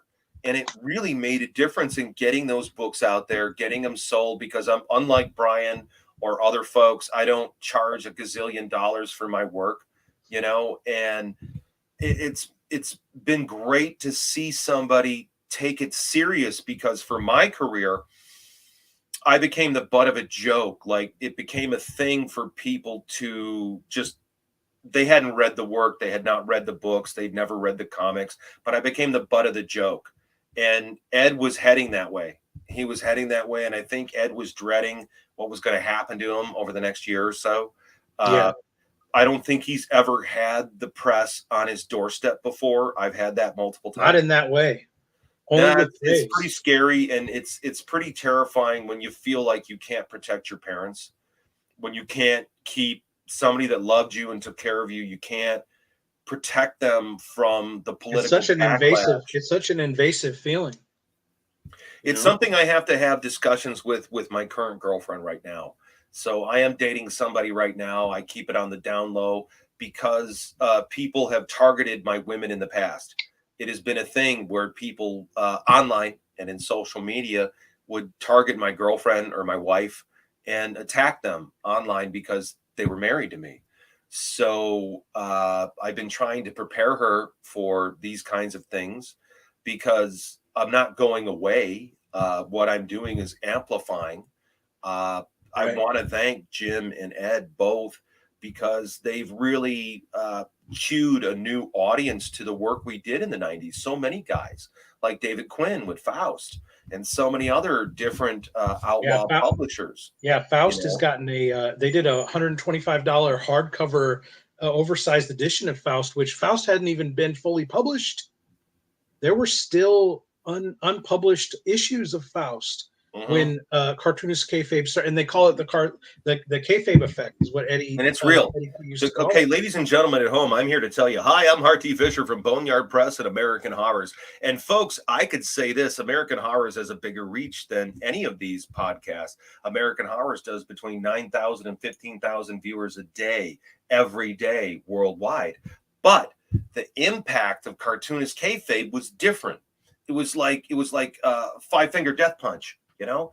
It was directed, and it made a huge difference on the sales of all these different books. A lot of the guys, I'm in touch with all these different comics creators, all these guys like Frank Forte and all these other different creators from in the day. We talk, and Kayfabe made a huge difference in people's ability to get a fucking Subway sandwich. Fuck yeah. No fucking shit, dude. As a fan of Cartoonist Kayfabe and as a passionate lover of comics, I've spent thousands of dollars on comic books since I started watching Cartoonist Kayfabe. My comics education was basically over the last 4 years has been Cartoonist Kayfabe, and it's week after week. It's like, oh, I didn't even know that fucking book existed. And they cover everything. They cover Japanese manga, they cover French comics, they cover American outlaw comics, they've covered power comics in the past. The thing about, okay, when you're a fan, when you're a consumer of this culture, people always want to like put you in a ghetto or a grotto. And the thing about creative people is they're into all kinds of stuff. Like I did a music video for the band Obituary. So I directed this music video for one of the godfathers of death metal, Evil Ways. And so I did this, and I couldn't believe it when I found out the lead singer and the drummer were country music fans. Most of the music that these guys listened to was country music, and they liked hanging out in redneck bars, and they had their death metal hair all pulled up under their baseball caps, you know. And I think Ed was living the dream, and part of what happened is the dream crashed. You know, he was riding high on the success and enjoying the success of Cartoonist Kayfabe, enjoying the success of his books, and it hit this wall, and it crushed him. It crushed him. Such a fucking tragedy, man.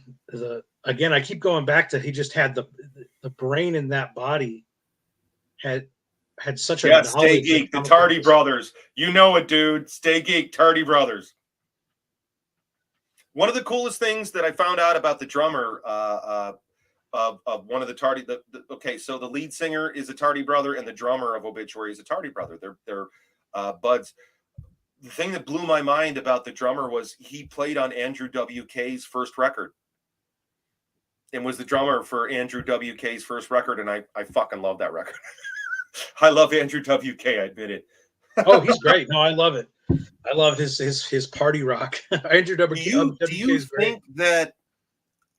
Do you think that Fantagraphics is going to keep his work in print? Like who printed Hip Hop Family Tree? I don't know who the chat will be able to tell us that. I'll tell you this tonight. I had a bad feeling. I already had the third. I have the Crypto Killers Red Room graphic novel. I went ahead and bought the other two because I don't know what's going to happen with those fucking books in the future, dude. Oh, they're done. They Unless don't have Boneyard a. They Press don't gets the have a. right and reprints them. Yeah, they don't have a contract to reprint them. Hmm. They're gonna have to Maybe get permission Boneyard from his should. elderly parents. Maybe Yeah, Boneyard Press should reprint those books. You should get in contact with those parents and reprint that stuff. That's going to be necessary in the future to keep that alive. I think about it about my work all the time. How the fuck am I going to keep this shit? I signed a Trauma deal for my movies. All 7 of my movies are available through the Trauma Now streaming service, not because they offered me any money. They offered me pennies on the dollar. I did it because if I died tomorrow, that stuff will still be up there in perpetuity. I've been It's wrestling very with that, important. Kevin. I've been wrestling with that myself. I mean, I've had a lot of close brushes with death, and I was suicidal for many years. And now I've outlived everybody. Isn't that a Everybody fucked up that I would thing? leave my work to is dead. It's a sad thing, but all the people I care about and all the people I love from my past, they're gone. They're all dead. So I don't know who to leave this to, you know. And luckily, I'm in a pretty good relationship right now, and she's 22 years younger than me. so she'll be able to keep it going. She can outlive me if she plays her cards right. The chat says Fantagraphics did Hip Hop Family Tree. Okay, so is Fantagraphics going to keep that in print? I don't know, man. I mean, the book didn't turn into a shit book just because of what he did. Just because of what he did doesn't mean that the work is garbage. That's what I feel about like Red Room. Is I really admired what he was trying to do. I mean, I was a harsh critic. You know, I was definitely a harsh critic of it, but I liked it. And I liked what he was doing. And I thought that he was a really good artist. I thought the guy could really draw, you know, his use of like, he does have such a cool, unique style. Really good. I've never seen anybody draw like that. It's such a cool, unique style. He reminded me a lot of S. Clay Wilson with more zipatone. Okay. I can see that. S. Clay Wilson's a motherfucker. I was at that Bigfoot Comics that carries a bunch of Boneyard stuff. I picked up a Zap Comics that has a big 16-page S. Clay Wilson. It's a Devils versus Demons comic. Fucking crazy. It ends up being a huge. Hey, Anthony Timmons, the Trolls on X are out in force now too. Well, let them suck a dick. They're only covering themselves in shit. Ladies and gentlemen at home, let me tell you a little secret. When you wrestle with shitty people, all you do is get covered in shit. Exactly. That's it. So you should just avoid shitty people and avoid giving them attention, avoid feeding their malignancy, because frankly, again, Ed, this thing that Ed did, whatever it was, wasn't a death sentence. The guy didn't deserve to die. His humiliation and shame over this is profound. It was profound enough. I want you folks at home to wrestle with the fact that all the folks that went after him online, his shame was more than he could bear. Whatever this leads to, because I've been waiting for something more horrible to come out. Literally, I have been just saying, hey, folks, let's get the facts in. Let's find out more about this case, like a legal trial. I wanted to hear more. I was concerned that there might be more, but I don't think any of this is worth taking your life over. And it isn't. To the people at home, the people that are listening to me, the comic book artists that are out there, I'm here to tell you, I've had my life burned down more than once, and life is worth living, okay? You think it's over. You think it's bad. You think you're fucked. But you can get better. You can move forward. You can have a life. You don't have to build a better life. You don't have to hang yourself or do any of that stuff. No matter how bad it seems, it can get better. Unless you're in a fucking holding cell in the tombs of Rikers Island, Jesus Christ, you can get through this. I'm here to tell you. I've been there with the gun to the side of my head. I've been there with a shotgun next to me. I've been there, and I'm telling you, you can get past it. So whoever's hearing this, you can get past this. And that's what's so sad with Ed is Ed, this wasn't that bad. It doesn't demean what happened with the victim. None of this demeans the person who was wronged or feels they were wronged. but it's not worth dying over. It's not worth destroying your parents. Well, like you said, It's not worth destroying your family over. You can apologize for your behavior. You can be rehabilitated. Yeah. You can choose not to make those same mistakes again. You could try to make it up. Try to do right. Yeah, you can try to make up and try to do what can right. I do to make this better? How can I work to make this better? I made a mistake. How can I go forward and make what this charity better? can I donate to try to make this better? Fuck donating to a charity. Fuck that shit. I like action. I'm not a fan of donating to charities. Sorry. Sure. No, yeah, action's much better. There are many paths forward, and there's very little you can do that you can't rise from and make a better life than the one you had before over. It's these, our careers. Let's talk about that for a second here. We just keep rising in viewers. The longer we do this, we probably should have cut this half an hour ago, but I keep it going because we keep getting more and more viewers as we go on. Dude, it's not about the fucking viewers. Fuck the viewers. Fuck that bullshit. We had to talk about this. What I'm saying is there's a lot of people who need to hear this right now. The more people that are watching right now, are hearing this message that this is recoverable. Kevin, this dude looked up to me, and this is killing me. Exactly. It's fucking killing me too. And these people are hearing our message right now. And this is an important message. And I wish we would have done this 5 days ago before he fucking died. I wish it didn't take his death for us to get on here and talk to each other over. But what I'm seeing by more and more people jumping into this stream and watching this is that this is a message that needed to be heard. This is what people were looking for during this entire tragedy. And I wish we would have done this sooner. And we've been talking about it. We've been talking in private, and it didn't occur to me that we should jump on and really get in the middle of it. I didn't think it was going to fucking come to this. I didn't think the man was going to fucking kill himself today. It's horrible. And it keeps hitting me in fucking waves. Like you said, this isn't something to fucking kill yourself over. You can recover from this. You can take action to atone for behavior like this. This isn't the worst fucking behavior in the world, even though the fucking Twitter mob made it out to be this was the worst of the worst. Well, they threw in all the buzzwords, grooming, all these different child predator, grooming, all the worst of the worst of the worst. Well, honestly, I kept waiting for like this other shoe to drop. I was waiting to hear like he did this horrible shit and be like, oh, fuck, because we've all seen that kind of behavior from folks. I've seen it, I've seen it throughout my career. I know so many of my friends growing up as a kid were molested and raped. My girlfriend's raped. Me raped. This is a thing that's like been in my life, and I was just hoping to God that horrible details didn't come out that Ed had been doing these terrible things. Sure, I was rooting for him, and I made some public statements about, hey, we got to get more facts because it had only been a week. What happened to me is when my girlfriend was murdered, we were in the middle of making The Garbage Man, and we had just been on the local news for, remember the author of the infamous Jeffrey Dahmer comic book? Well, now he's making a movie. And so that's on Thursday night. That's on all the press and all the news on Thursday night. Right. And then on Friday morning, she's dead, raped and murdered. My father almost killed too. From Thursday night to Friday fucking morning. Yeah. So this thing here is very, to me, very similar with that kind of thing. Yeah. That very personal. This news came out about these DMs on Friday last week, or a week, like 9 days ago on Friday. Yeah. And it blew up within 5 hours. The parasites were all over it.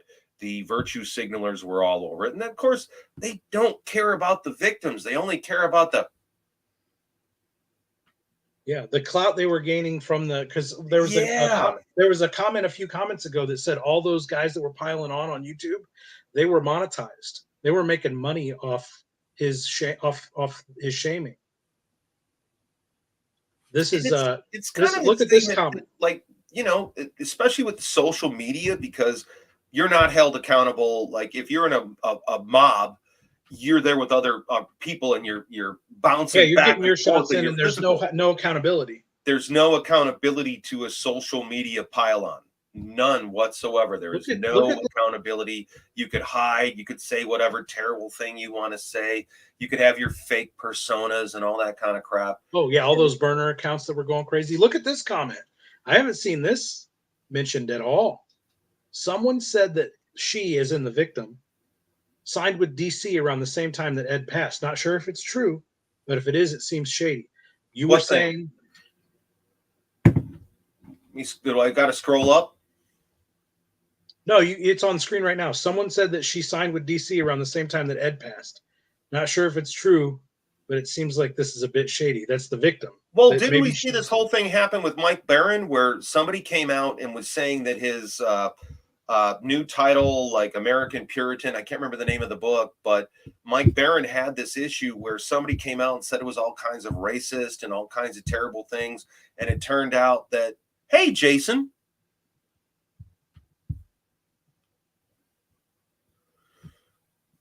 Good to talk to you, even though it's a terrible, terrible thing we're dealing with, Jay. Jason Moore did a bunch of stuff for Boneyard. Okay. Shouts to Jason Moore. Oh, yeah. Oh, yeah. I do. It's so hard to figure that stuff out of like why the surface now. You know, it seemed like directed, like he was about to sign this big deal. I don't know why this person decided to do this now. I can't speak of their perspective. I mean, when you're dealing with the sex crime victim, and even this, like, it's hard for us to be honest about it and go, well, just some creepy DMs. It's not that bad. But man, that can really fuck with you, and that could really mess with you. Sure. I would say that this would be a good warning to other comics creators. Ladies and gentlemen, I would say be careful what you say to your fans. I would say you're going to have to be careful of what you do. You know what I mean? You and I had this warning from my cousin Nancy, a judge in Texas, like, Hart, careful, especially if you talk to any of your underage fans. You got to be careful. And I think that this should be a warning to everybody. You thought you're trying to be cool, but you're not cool. Or maybe you are a creepy dude, and you should reevaluate what you're doing. Because, man, if you're 40 and you're attracted to underage girls, under 18, dude, you got to take a hard look in the mirror. You know? Yeah, I don't think that for me to make the crack about my girlfriend being 22 years younger than me. Hey, ladies and gentlemen, she's 32. I'm just old. She's a grown woman. She's 32 years old. She's a grown ass woman. Yeah, when you're younger than me, she's a grown ass adult. It should have been nothing more than really than a wake up call for the guy. He's a reclusive cartoonist. He doesn't have a family. He doesn't have a wife. He doesn't have kids. And apparently this girl was paying him a lot of attention, and he just didn't know better. And was it wrong? Absolutely. He shouldn't have been talking to that girl. And the minute he found out she was under 18, that should have been the end of it, and it wasn't. And that's not okay. But all this should have been was a wake up call for him. He did so much.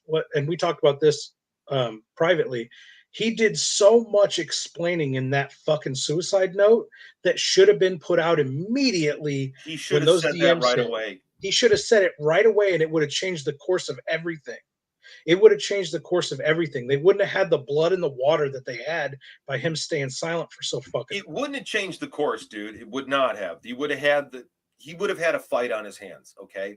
He would have definitely had to deal with some stuff. It wouldn't have ended. And so what would happen is, as he went forward in his career, whatever success he would have would be dogged by this accusation. It would come up again and again and again because news people don't care. It's about selling clicks. It's clickbait. It's clickbait, you know? So they wouldn't care. They wouldn't care that the press doesn't care the damage they're doing to your life. The fucking press doesn't care about your mom crying in the bathroom. The press doesn't give a fuck. The people at all these different press agencies don't give a fuck. They're looking for their dollar, their cupcake. They're looking for their click. Yeah, their click Yeah. through for their advertising dollars. That's all they care about. We're the ones that care. We're the ones that are like, man, I wanted to see where Ed was going with Red Room. Oh yeah, no, I wanted to see it because I felt that Ed was moving forward as an artist. I didn't really care about the hip hop stuff. That's not my jam. But I wanted to do a cover. I wanted to do a cover for Red Room. I want to do an alternate cover for Red Room. Right? No shit. What do you make of this? Trying to make a man kill himself is a much greater crime than flirting with some 17-year-old over the internet he never met. It's not a crime at all. Definitely the crime is bigger than the punishment is bigger than the fucking crime in this case, I would say. I can't let Ed off the hook. Ed made the decision not off the hook, but for do fuck's this sake. to himself rather than face the future. Dude, he made this decision. And I get it, but at the same time, I come back to his parents because I know for myself, when I was going through my darkest times and I was sitting there with a shotgun next to me and a bottle of vodka, I clung to the love of my parents. That's what saved me. The fact that I couldn't do to them what had been done to me, that kept me from killing myself. My love of my mom, my dad, my brother Adam. I think I mentioned it earlier in the broadcast, but that's what kept me. I fought. I was so destroyed over the loss of my woman. I was so wrecked. And it was in the middle of all this other crazy shit because I'd already sued Marvel Comics before my girlfriend got killed. I was already involved in the Jeffrey Dahmer controversy before my girlfriend got raped and murdered. You know what I mean? So this thing with Ed, I'm just like, dude, Ed, man, I do wish I can't say like we could have saved him, but we could have given him like a lifeline. And said, hey, we could have talked to him and like given him an option. Just talk to us. Talk to me for an hour. Just fucking burn my ear off for an hour or two. Yeah. Make it 3 hours, 4 hours. Yeah. Fuck. My friends have been there for me after my wife's death. Oh God, my poor friends have had to deal with drunken, stoned Hart Fisher, grieve, fucking stricken, crying, screaming, raging, breaking stuff. So I've been that guy who needed his friends to save him. And I don't know how Jim feels about his proclamation. I understand why he made his internet proclamation. And Jim is the one that's going to have to look at himself in the mirror every day and wonder, like, fuck, did I make a mistake? You know, and I get why he did that for his career. Was it worth it? Was his career worth his friend's life? If he didn't know his friend was going to die. He didn't know that, but in hindsight, if my friend was going to kill himself, I'd give up a lot. I don't know about you, but I'd give up a lot. Oh no, I've already been there. No, I've already been there. Man. If it means saving my friend's life, I'd give up a lot. I can tell you this right now. I don't give a fuck if anything I say here today cancels my fucking comic book career. I love comics more than anything. I'm so fucking passionate about comics. It's all I do morning, noon, and night. Okay, this notion that somebody could cancel your comic book career, I'm here to put that's a myth. Right. They can't. If you make good comics, if you make a comic that somebody wants to read and you could get the message out there, people will buy the book. So this notion that somebody could cancel your comic book career is a lie. It's a myth. It's bullshit. Hi, I'm Hart Fisher. I went from being canceled. Okay, here's the thing that happened and I forgot about, dude. All right. So it's 1992. Shit happens. My girlfriend's raped and murdered. Capital City Distribution, the second largest distributor of comic books, sat on 1,800 copies of the Dahmer biography book. And a year, they were lying to all the retailers and said, I never shipped the book. They were telling all these guys, I didn't ship the book. And they sat on it. And a year later, they tried to twist my arm into getting me to buy back 1,800 copies of the book. Right. And when I refused to buy the book back, they burned it. They burned my books rather than give them to the stores that paid them money for it. Right. okay. And then they did the same thing with the Rectum Erectum book. A little bit later, they didn't like the cover and they wanted me to buy back 400 copies because it was the Rectum Erectum Halloween Fun book. So I bought those back. I was a nice guy. Oh, no. And I think Ed's a victim of being too nice of a guy. He couldn't take this. He couldn't take his mom and dad being harassed. Well, where did he grow up? Pittsburgh. So Pittsburgh, Pennsylvania. That's where I'm born. Did you know that, Kevin? I did not know that. I was I born thought you were in a Chicago boy. Pennsylvania. So I'm from Pittsburgh. And I don't know that much about his background, but it just seems like the stuff with his parents. And also, when you grow up with no self-esteem, I think if you guys check into his history into high school and grade school, I'd be willing to bet you'd find a whole Stand By Me tale. I'd be willing to bet that you'd find a guy that was belittled and picked on for his interest, and he gravitated to folks like myself who were out there duking it out and standing up, and he Fighting liked for the little outlaw guy. culture Fighting for the because he wasn't right. outlaw. He's not that, and That was in just a way, it kind of killed him. Yeah, that was just a character. That was a pro wrestling character that he played. When it really came down to it, like you said, you earn outlaw. You don't give it to yourself. You can't decide to call yourself an outlaw publisher. That tag is hanged up around your neck like a pariah. All right, It's not a badge of honor, man. It's something that happens outside. Here we go, Hart. You ready for this? Here? Oh, Jesus, this guy again? Fuck this guy. Fuck him. Fuck him. Fuck him. I don't even want to hear. Fuck this guy. Fuck this dick. I'd rather talk to Pillow 4K Studies. No, Pillow 4K had something interesting to say a little bit ago. What did he say? Oh, no, this dude. This dude said, thanks for sharing these intimate details in your lives. But that's the thing about me and Hart is we're pretty much an open, and I think that's why I get along with you. And what spoke to me about your Kayfabe interview was you and I are very similar in a lot of ways. And we've been through tragedy and we've come back. We've been the phoenix that's risen from the fire of tragedy over and over again. And your story really spoke to me because I've been through so much of the same. And one of my dirty for guys like us, Kevin, one of my dirty secrets is that I've spent a lot of time with at-risk people.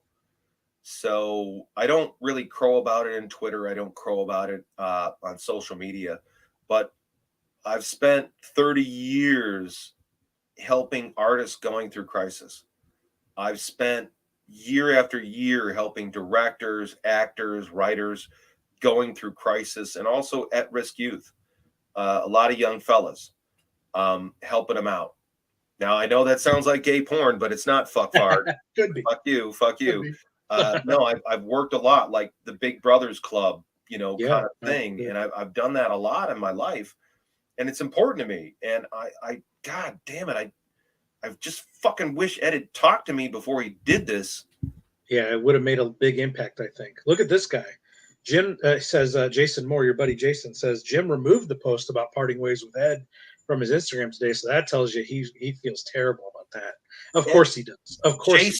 Jason, Jim has got to be in agony right now. Ethan Van Sciver was talking about Ed Piskor. Well, what does that matter?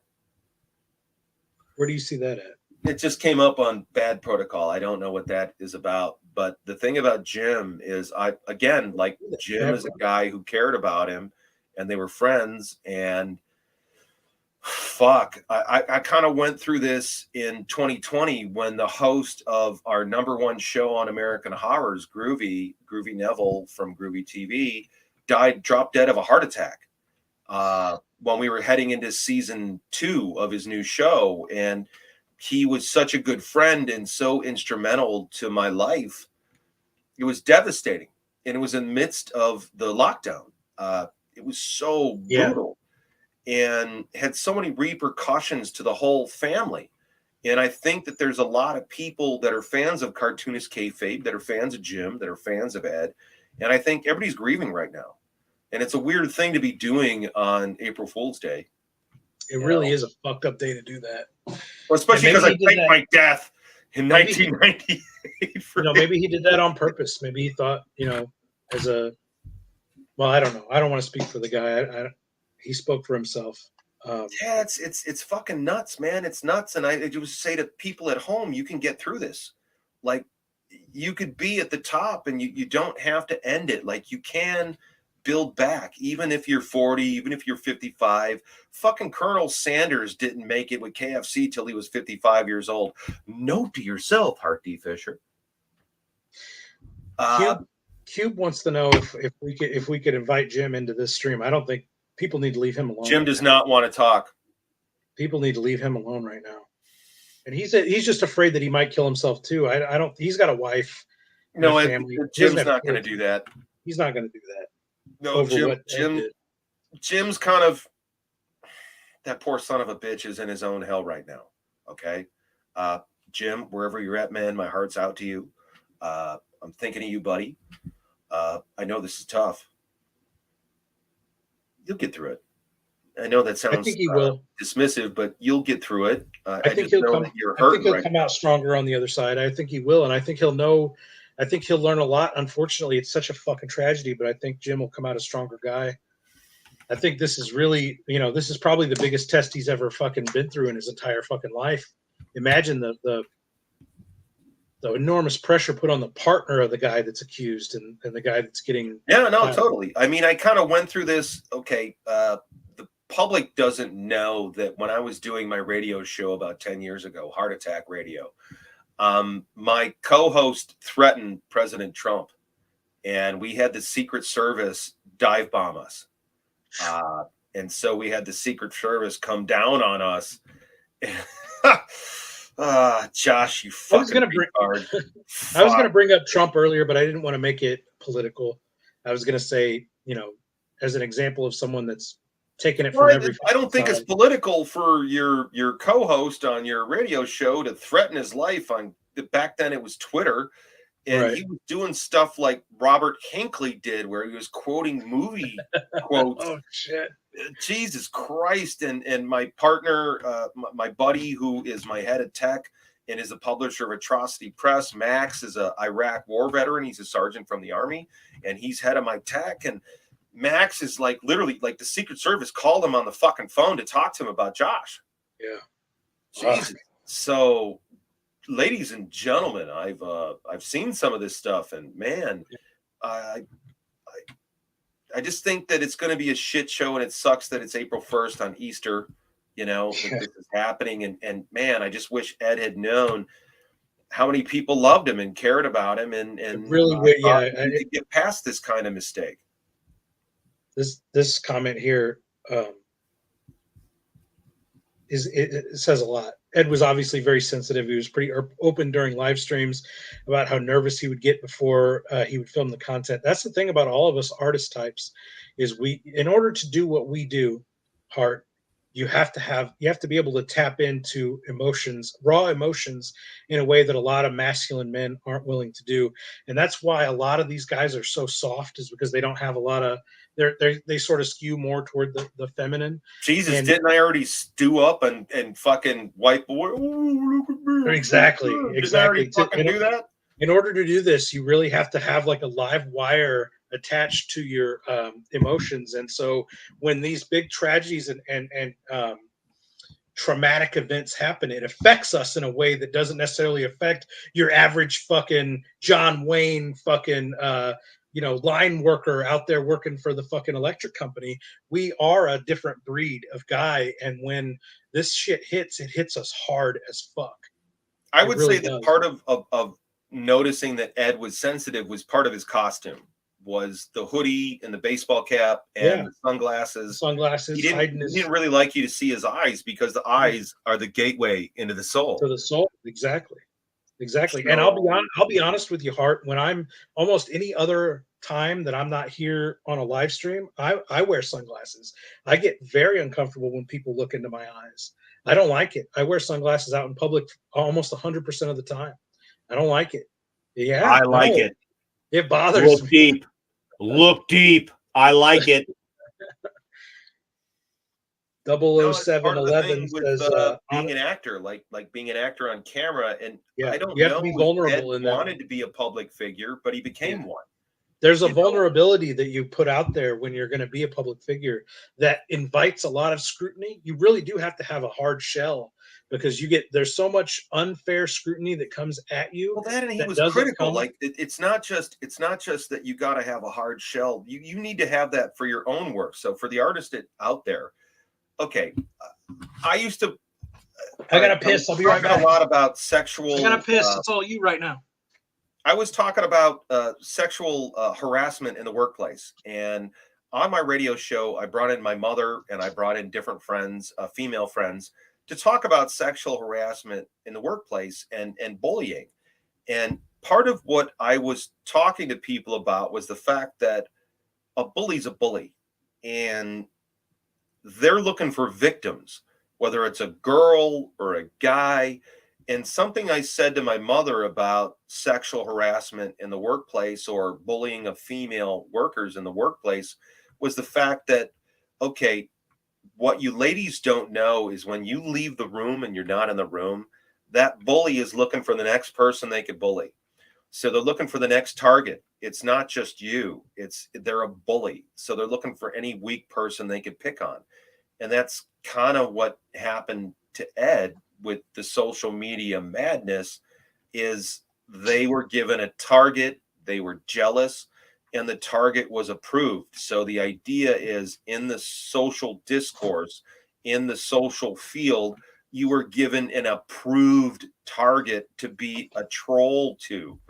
And because this target is grooming people, or is this other whatever bad label you want to put on it, they have now become a safe target for every fucking troll just waiting for their chance to go after somebody. With any bone to pick over Ed, with any bone to pick over Ed, or it doesn't even necessarily have to be Ed. It's just anybody. It's whoever the current target is, which was so dangerous. That's one of the most dangerous things about social media dogpiling and the cancel. I'll say that the Q's Tube here has a comment, and I'm going to say, yeah, his look was definitely hip hop.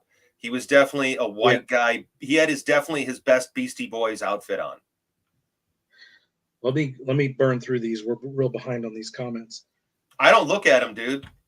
I'm just giving them. I'm giving respect to the chat. I really appreciate everybody dropping in and hearing our side of this. I'm sorry, guys. I'm more of a prick. I didn't know Ed personally, but I feel guilty and I wish I had done more as a fan. Oh, and I'm wearing I should have been more vocal about the situation. I think all of us feel like we should have been more vocal about the situation. It was so fast. It went so fucking fast. It was only a few days. It was a few days between Jimmy give them their marching orders and a suicide note. It's insane how fast this went. And we all have regrets. We all wish we would have done more. Well, okay. Pillow 4K study says in real Ed Piskor fashion, he made a joke in his last letter, which was sorry for making a mess. How did Ed go? Did he his head off? Did he, with him saying that, I'm guessing he blew his head off. But he made mention. This is morbid, but we're going to go ahead and get into it. He made mention of wearing a backpack and his license plate number. I think he shot himself in his car. Okay. It doesn't matter. That's not. I mean, that shouldn't be a fucking anything. No, it is. It's part of the story. It's just part of the story. Men typically go violently, hanging, shooting. We don't take pills and go to sleep. We don't do we don't take passive ways out. We typically do a very violent exit, especially when it comes from a violent situation, like the trauma he experienced from this social media mob. He will transfer that into his method of suicide, which is again, I'm sorry, it's a morbid topic, but it's something sociologists and psychologists talk about. Did he shoot himself? I don't know that for a fact, but I would say 90%. I would say for certain that's probably what he did. Trying to figure out where we were at here in the comments. Man, I had a bit to drink tonight, buddy. I'm trying to process all this. What is this? These guys had big dogs on their show, referring to the comics industry professionals. Well, they I had tuned Todd in on a last. couple of times. They had Gary Way from My Chemical. Yeah, Gary Way from My Chemical Romance. Gerard, my ass, get the fuck out. I was going to mention him. I was going to mention the. I was going to mention the. What do you call it? Him ripping off your lyrics from your poetry book, but I didn't know if it was appropriate here. It's okay to talk Plagiarism. about how Gerard plagiarizing Way your Homes lyrics for the Dead for their lyrics Yeah. for My Chemical Romance. It's a fact that's out there. It's in the sphere. It's a real thing. I think we need to how get. I I think dealt we with need it to is put. part of why Ed liked me. You know, Ed, it's a weird thing for you to be a hero to somebody and have this person that looked up to you kill themselves. That's difficult. I like this comment. I like this comment here from Lon. He says it sucks because I was waiting to hear what Ed had to say before I said anything online, but by the time he shared his feelings, it was too late. You and me have been doing this all fucking week in private. What do you think, Hart? I don't know. What do you think, Kev? I made you know? public statements. I made public statements as Hart Fisher, and I made public statements as Boneyard Press. And my statements were, "Hey, let's hold the hangman's jury, and let's get more facts in the case." So I was waiting to hear more facts, and I wanted to know where this was leading because the DMs and the grooming. Man, I've dealt with a lot of rape, murder stuff, so I wanted to see where this was going. Was there a list of people? Were there a bunch of people? Was this a hit piece? And like you said, it happened so fast.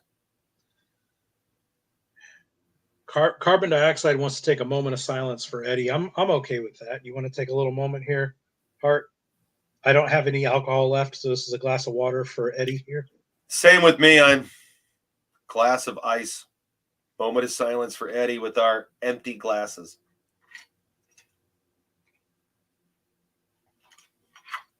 Such a fucking tragedy, dude. I can't believe we're having this conversation right now.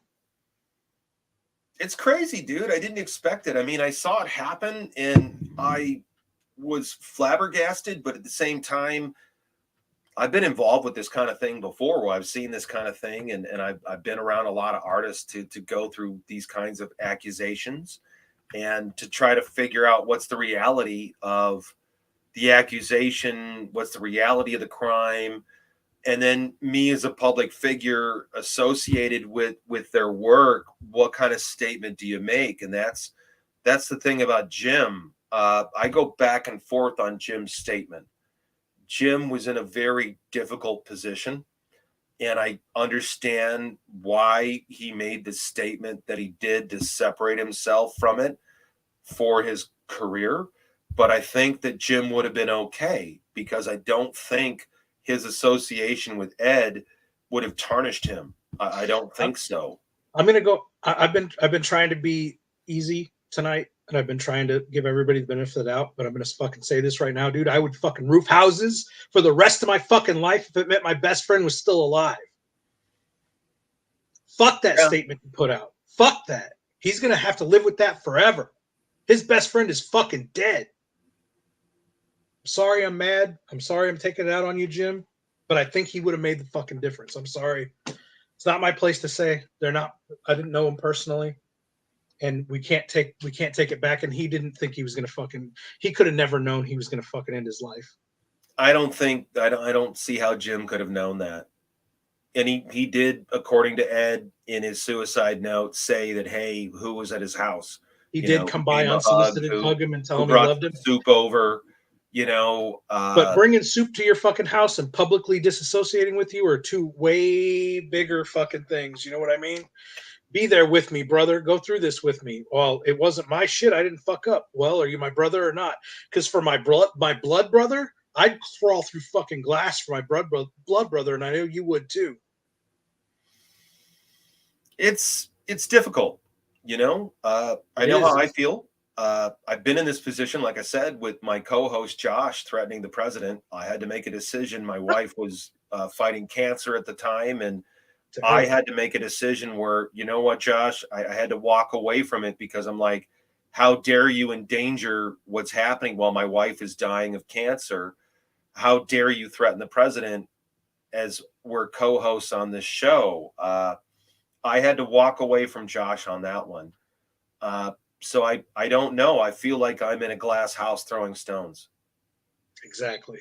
It's not appropriate for us to pass judgment, especially at this early. I mean, it's only been a few days since the allegations come out. It's only been a few hours since Ed took his life.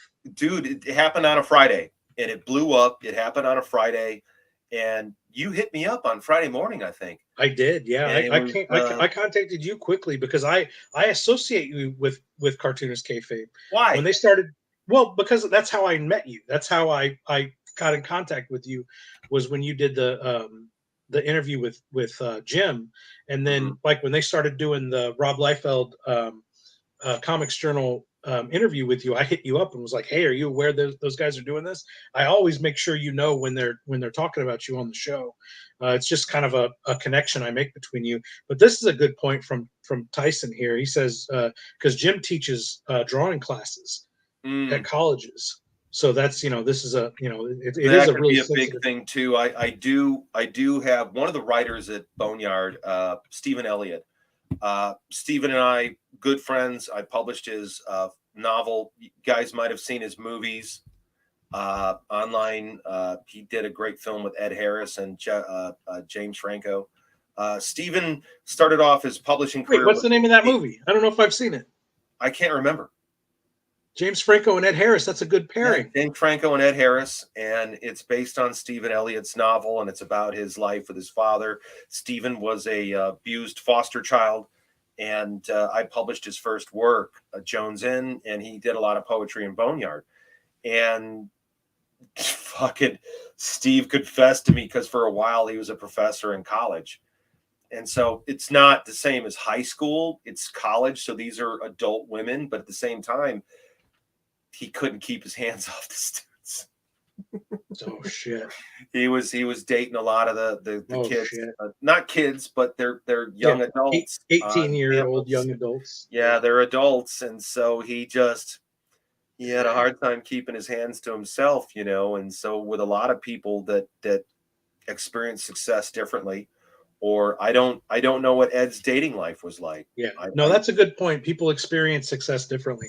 This is another point. Jim was super worried because he's a young adult author with underage girls as a subject of his major works. He's known for Street Angel.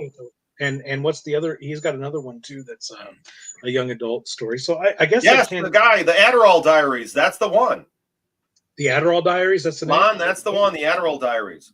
There you go. The chat always knows. Well, Lon Joe, here's a little known fact for you. I'm the first publisher of Stephen Elliott, and he used to live with me. Oh, yeah, Murray Island Jim says he wants to say some mean things. Well, Tyson, we're not going to put you on the screen. You could say all the horrible things you want. Have fun, Tyson. Take this moment where we're talking about a guy who took his life and throws shit around. Good job, Tyson. You're a wonderful person. Good job, buddy. Yeah, there's a time and a place. The Plain Janes, that's the other. Well, the Adderall Diaries was based on Steve's real life because Steve was abused. His mom died of cancer on the couch, and we were old friends going back to U of I, and we did a lot of fun stuff together. I'm very happy for Stephen and all his success. We've done a lot of poetry together. So, yeah, the Adderall Diaries, the secret life of Boneyard Press, and how many different people's careers we started. Yeah. Well, we're over 2 hours here. I think we've said our piece. I think the chat has said their piece, and I really appreciate your time tonight, Hart. Your time. I don't know, Kevin. I think we got another good 15 minutes here. I think so. I'm in love with your kitchen background there. It always your is. Collection of Ginsu knives on your stove, and your stove looks clean. Good job, buddy. My stove does not look that clean. We're in my home office. This is where I'm at. I'm in my little office at home with the American Horror's Werewolf behind me and a bunch of stuff. This shit with Ed, again, I just want to go to anybody who's at home. Oh, virtue signaling. Ladies and gentlemen, you can make it. It's not that bad. You don't have to die. Okay, even if you're on the middle of a social media witch hunt, even though every motherfucker you know is talking shit about you on Facey Fucky, it's not worth your life. It really is not worth your life. For a motherfucker like me that's been bullied my entire life and that's been gone up against, I've never been a popular person. I've always been weird. I've always been an outcast. The shit I'm into has never been trendy or popular. For me, when the mob comes for me, when I'm socially shamed, when I'm bullied, it's always an opportunity to just show my fucking strength. I don't give a fuck. Fuck these motherfuckers. The dirty little secret about comic books is most people don't understand that most of these guys are social retards that are spending all their time at home on a table, and they're in their own little world, and you're drawing. And that's where we want to be. You're trying to escape from the bullshit of your life and what's going on in your life. So to have this immersion, it just seemed like Ed had everything ripped away from him. It just seemed like his whole world was yanked out from under his feet. And I can understand that. I can kind of get it. I mean, I never thought the Dahmer book was going to blow up the way it did. I didn't know that was going to happen. I didn't know people were going to freak out about A Taste of Cherry for Danzig. These things happen to you. You're almost like a bystander. And so folks at home, you may feel that it's overwhelming, and it is overwhelming in that moment. It is overwhelming. But just hold on, man. Hold on. Hold your breath. Clip to the edge of the boat. Hold on. You can get through this stuff. You can get through this. And that's the one thing I wanted to tell Ed was, Ed, you can get past this. This won't be the end of your career. You can. Or the end of your fucking life. Christ. Even if you have to roof houses for the next fucking 10 years, that's not that bad of a fucking job. Well, you're still alive and you're still listening to your parents laugh, and you're still making jokes with your friends and having beers and eating a good slice of pizza. And still making comics in the evenings, man. It's okay. You get through it. And the like you said, the central point here is you can get through it. But really what you have to understand is this culture, this internet culture moves so fucking fast. People that want to stay fixated on you can't stay fixated on you for more than a week or two. This thing was already dying down. It was already starting to end up in the background. There were a few people that were trying to keep it forefront, but they were losing ground to other stories. They needed more victims to add to the fire. If they had a bunch of victims, if they had like 5 or 6 people, if they had something else that upped the level, they could have made it go further. But it really, this thing that happened, Ed, wasn't worth killing yourself over at all. It really wasn't. No matter what you it's such a tragedy. Here's a good question, and we got a lot of comments to get through here. How do you suggest we help people in Ed's situation in the future, even from a distance as online supporters? Go ahead and here's the trouble.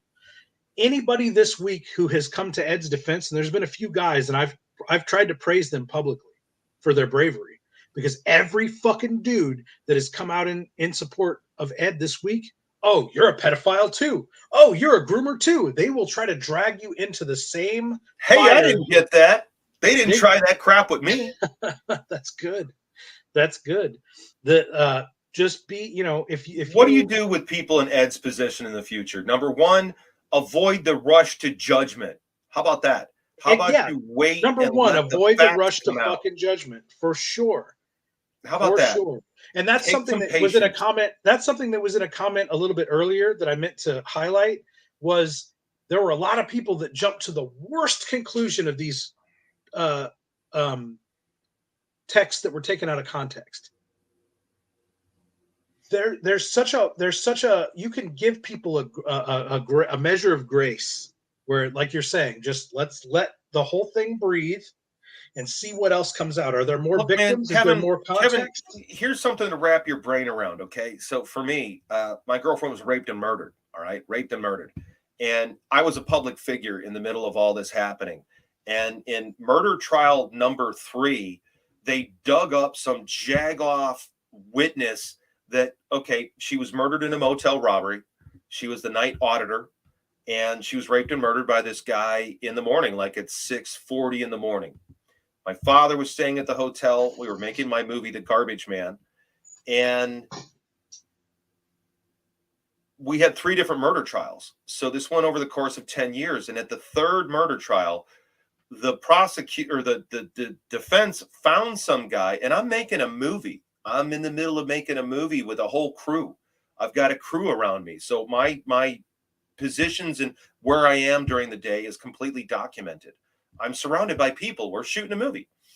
So we're doing a time-lapse photography shoot, and this witness that they dug up on murder trial number 3 testified in open court that he saw me beating the crap out of my girlfriend in front of the hotel where she was killed the night she was murdered. And they allowed this guy to testify. They let him. That's perjury. This is murder trial number 3, and my whereabouts were well documented because we were doing a time-lapse photography shoot with camera in my driveway at my house, and we're playing poker and hanging out. Literally got the time-lapse photography. Literally got the time-lapse. Yeah, it's time-lapse photography. Yet still, this douchebag was able to actually testify in court that this was real and not get hit for plagiarism. Not plagiarism, I mean for lying. What do they call that when you lie on stand? Perjury. So even though they knew this guy was committing perjury, they allowed him to testify. So I would say that about what's happening with social justice warriors online. You're just going to let anybody say anything, and you're just going to believe anybody because you felt like it, because it enabled you to pick on somebody. It enabled you to victimize somebody. It enabled you to beat on the drum and attack somebody. Right. I would say you need to hold your roll, motherfucker, and you need to get your facts straight. Get your facts fucking straight. Absolutely. This is an important point. Hey, Tyson, you're cute, buddy. You're adorable, but it's going to take a lot more than that to troll me, you cunt. Sorry. This is an important point here that original girl that put out those out of context screenshots, she freaked out just a couple of days later and said that everything was going too far and she didn't intend for any of what was happening to happen. And then she locked everything down. She did what she did when she did it. I don't know that person. I don't know why they chose that moment to reveal these. You said, I don't think we're ever going to know. I don't think we're ever going to know. Maybe Yellow Cerberus number 18. I did see that local news media went to Ed Piskor's town and his parents' house. They did the same thing to me. My parents and my father and my mother were both harassed to the point from the press that my mom, who worked for the Department of Public Aid since 1969 in Illinois, my mother, who was the welfare lady who went to the projects in Cabrini Green and the Randolph Taylor homes, they fucked with my mom so bad she couldn't tell her fellow employees who her son was. Meaning me and my brother Adam, because of all the lies in the media about me. There's been so many lies about me in the media and online. It's disgusting. It's disgusting.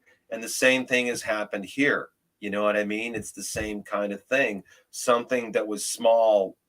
It's hard to say small because a crime's a crime. I don't know what that girl went through from this. I don't know where she was coming from with her post or what she thought she was going to achieve or even what the people around her were piping into her ear, because I know that when I went through my damage, dude, no joke, the first murder trial, I had 2 friends that were seriously telling me to try to kill the guy in court. Yeah. And I can. I'm a trained martial artist. And I had to walk right by this guy, and they were trying to get me to kill him. They wanted me to do it. And I'm like, no, I'd be throwing my whole fucking life away. And I've got parents that love me and a brother that loves me and friends and family that love me. And that's the thing that Ed forgot, dude, you have moms and dads and family that love you, bro. And you got friends that love you, bro. And you could get through this, man. You could get through this. And I goddamn wish someone had said this to him and got through to him. Dude, you're worth more than this. You're more valuable than this. You shouldn't just jump off, man. It's a tough life. This isn't easy what we're doing, and you're selling yourself on your own personality. And there are going to be jealous people that are out to get you just because of what they perceive you to have. This again, this notion of gatekeeper, this ridiculous notion. It's really sad, dude. I just really wish I'd gotten that chance to be like, Ed, let me talk to you, bro. Yeah, you asked me for his phone number today, and it was too late, dude. Yeah. It was too fucking late, and it breaks my fucking heart because I think you could have made a fucking difference. I think if you had his fucking phone number yesterday, you could have fucking made a difference, dude. I think so. I do. I mean, I couldn't save the guy, but I think talking to him, and I've done this a lot. This is a private thing for me. I've helped a lot of artists get through crisis like this. A lot of different directors, writers, comic book artists, professional writers. I've helped a lot of people deal with this kind of crucifixion. And Ed didn't deserve this, in my opinion. What a weird day, what a weird weekend, right? And I'm already hiding. Easter weekend. I'm already hiding on April Fool's Day. Easter weekend and April Fools and your connection to it. It's so fucking weird. I like this comment here. Being a comic artist is a very lonely occupation. I think that another lesson to learn here because a lot of the people that watched Cartoonist Kayfabe were artists and creators themselves. Make sure you have a social life. Make sure you have people who love you and care about you.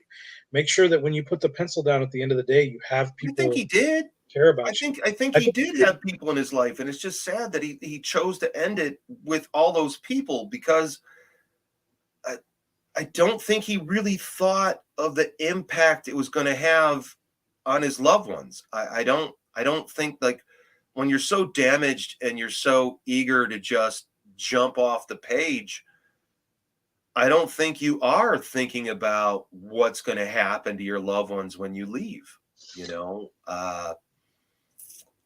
All these people that care about you, the damage you're doing to them, that's a thing that really kept me alive, is understanding that I had people that cared about me, that I had people that were invested in my life, and it kept me from ending my life. It really did save me. So my friends in Champaign and my fans, the fans too, the fans saved my fucking life, man. At all the comic conventions and shows and after the poetry readings at Poems for the Dead, that shit saved me. The fans saved my fucking life. And I feel like, Ed, you only had a week, bro. You didn't. One fucking week, man. One fucking week. Dude, you could have rallied out of this. And it's the message I have for people at home. You can rally past this. Even if it's a week, even if it's a month, even if it's a goddamn year. It's a couple of years, yeah, you can get through it. You can figure it out. If you have to roof houses for 2 years, that's a small price to pay for the rest of your life with your elderly or work at McDonald's. Work at McDonald's, whatever the fuck you have to do. Listen, dude, I'm not above fucking anything. I fucking DoorDash to pay the bills when my art doesn't fucking. If I'm coming towards the end of the month and I can't pay fucking rent, I go out there and fucking deliver food. I don't give a fuck. I'm not above that.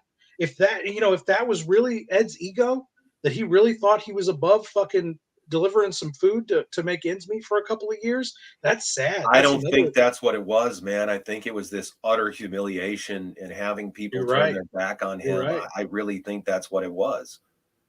For myself, when I went through my tragedy and when I went through my damage, I had good people in my life.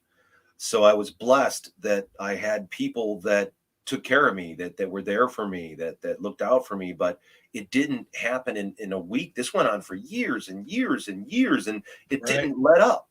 It never let it. Dude, it never stopped. Right. I still get these cracks. I was on some fucking talk show, and the host was like, "Oh, this commenter said, why would you let a racist like Hart Fisher on your show?" And I'm like, racist? Where the fuck does that come from?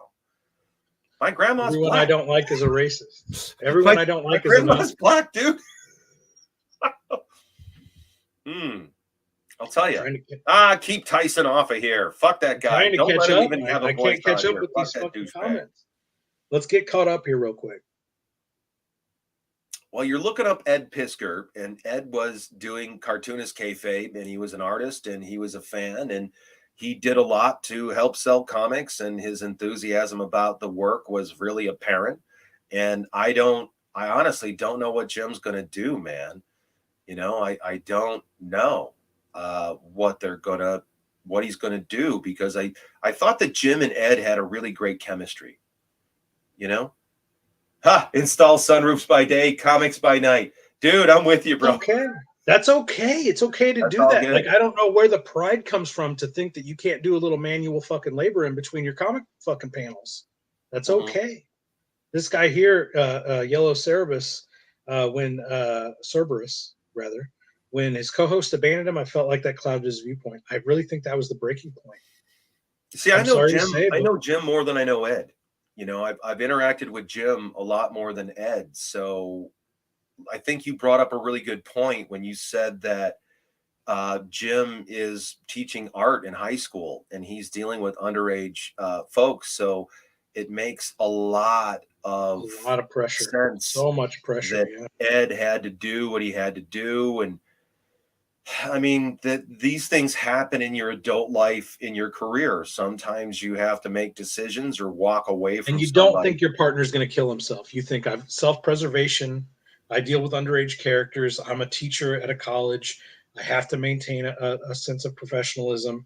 And you don't think that decision is going to lead to your partner's death. You just don't. Yeah.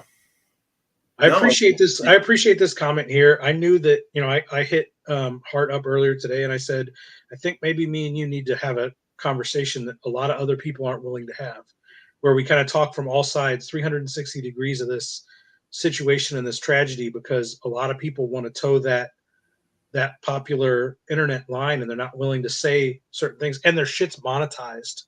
And so they're afraid of the words they say demonetizing them. And we're not making any money off of this.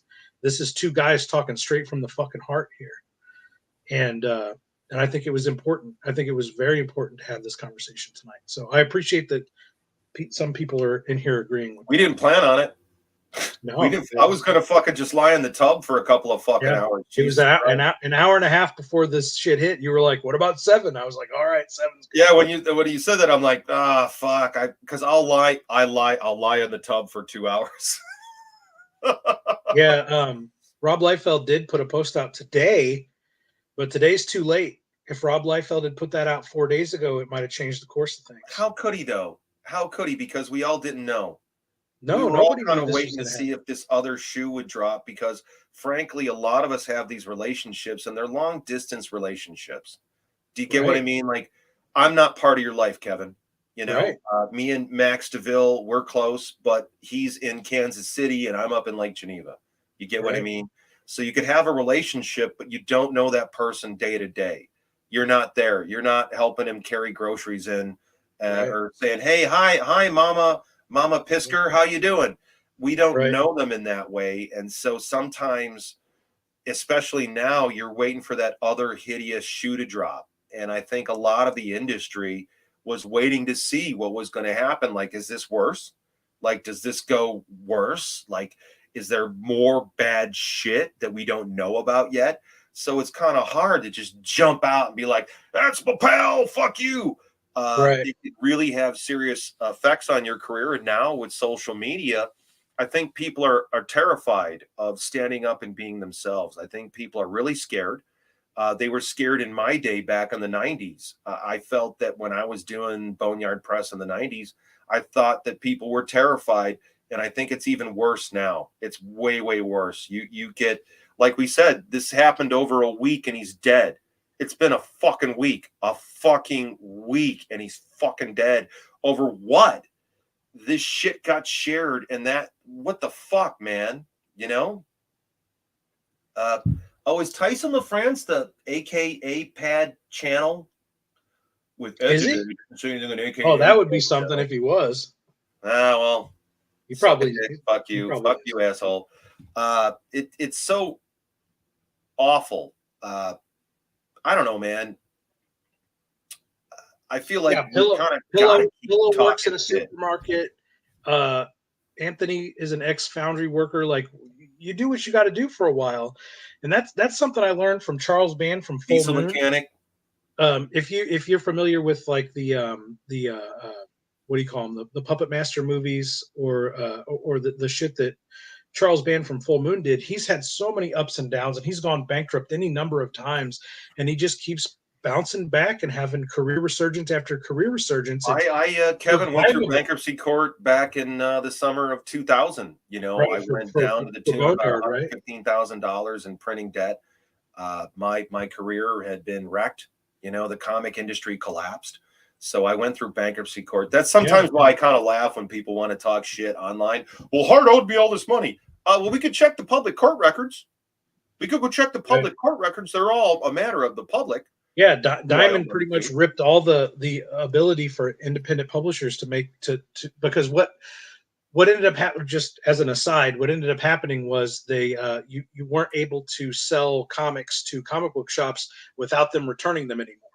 They wanted a return policy where, like you were saying, they wanted to send back. What did you say it was? 15,000? Well, for me, it was Capital Distribution. What they did is, and this is in 1992, 93, they sat on the print run of the Jeffrey Dahmer comic book, the second printing, and Capital City Distribution was based out of Milwaukee. So Capital sat on 1,800 copies of the book. They lied to the stores, told the stores that I didn't ship them, which... Thank you, assholes, for telling the stores that I didn't ship the books I shipped you. That's not good for my business. And then they sat on them for a full fucking year. Then they came back to me and said, hey, we want you to buy them back. 1,800 books a year later. Then when I wouldn't buy them back, they burned them.